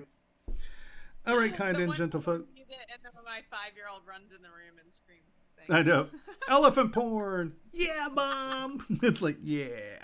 I'm glad we're on. It's life in our... I'm glad. I'm going to go to jail because I screamed elephant porn as your kid ran through the room. It's like, fuck. All right. Oh, my God. What time is it? Shit, it's 7 o'clock. And we got a class in the morning. Yeah, well, that's officially 12 hour. No. Yeah. 7 to 6. Yeah, 12 hours. So class was what? Probably 8.5 hours? I said I was going to try to stop doing that. I obviously suck at this game. All right, guys. Yeah, you're up pretty late already, considering, no. That I went to bed at 4. You're on California time, so y'all are really only 7 o'clock, so it's not so bad. My throat. Is it like 10 or 11 where you're at, Kat? 10? All right. We got to turn 9 that here, off. and we're in Oklahoma. Where is OBS? There it is. Oop, there it is. There it is. Okay. Okay, kind and gentle folk. I will see you in the morning at fucking 9. Just horrible. Oh, Your time. 8 hours and 17 minutes. That's what we're at. So I still had a longer one, but I had 40 students in that one. God, you all talk a lot. You're a bunch of needy bastards. What the hell? We're way too fun. Oh yeah, that's it. You know, I was just sitting here thinking, wow, I don't want to go. So happy this is my class. You're all swell. You all got this for like $80. What are we learning? What are we learning in the morning? I don't even remember. Did you all just do rings? Yeah, That's okay. Don't think about it. We'll find out in the morning. Pendants or bracelets, one of the two. I can't remember. He's teaching us something. Yeah. Well, I'm debating if I should do rings and stone setting and then go back to bracelets and complex mechanisms. I think that's what we'll do. So tomorrow we'll deal with rings and stone setting. I'm going to be in agreement on that if I had a vote. And then tomorrow I'm actually going to show you a really cool thing. Yeah? Yeah, that's all I'm going to tell you. No. That's I'm going you're leaving us with the cliffhanger, y'all. I'm going to show you ring sizing and stone sizing. Oh yeah, it's cool. Sweet. An easy way to make lines of jewelry. On that note, God, shut up, guys. Stop talking. What the hell? It's not like I have a life. My throat's bleeding. I'm over here about to pass out. I haven't eaten anything all day. That's not true. I had a... Like, yeah, fuck off. What? Like, I'm telling you what I ate today. Okay. The hell off. I love you. Sir. Go home. Stop talking to me. All right. Night, y'all have fun. Bye, guys. Have a great one. Run, Thomas, run. I'm trying. Oh, did you hear the one about...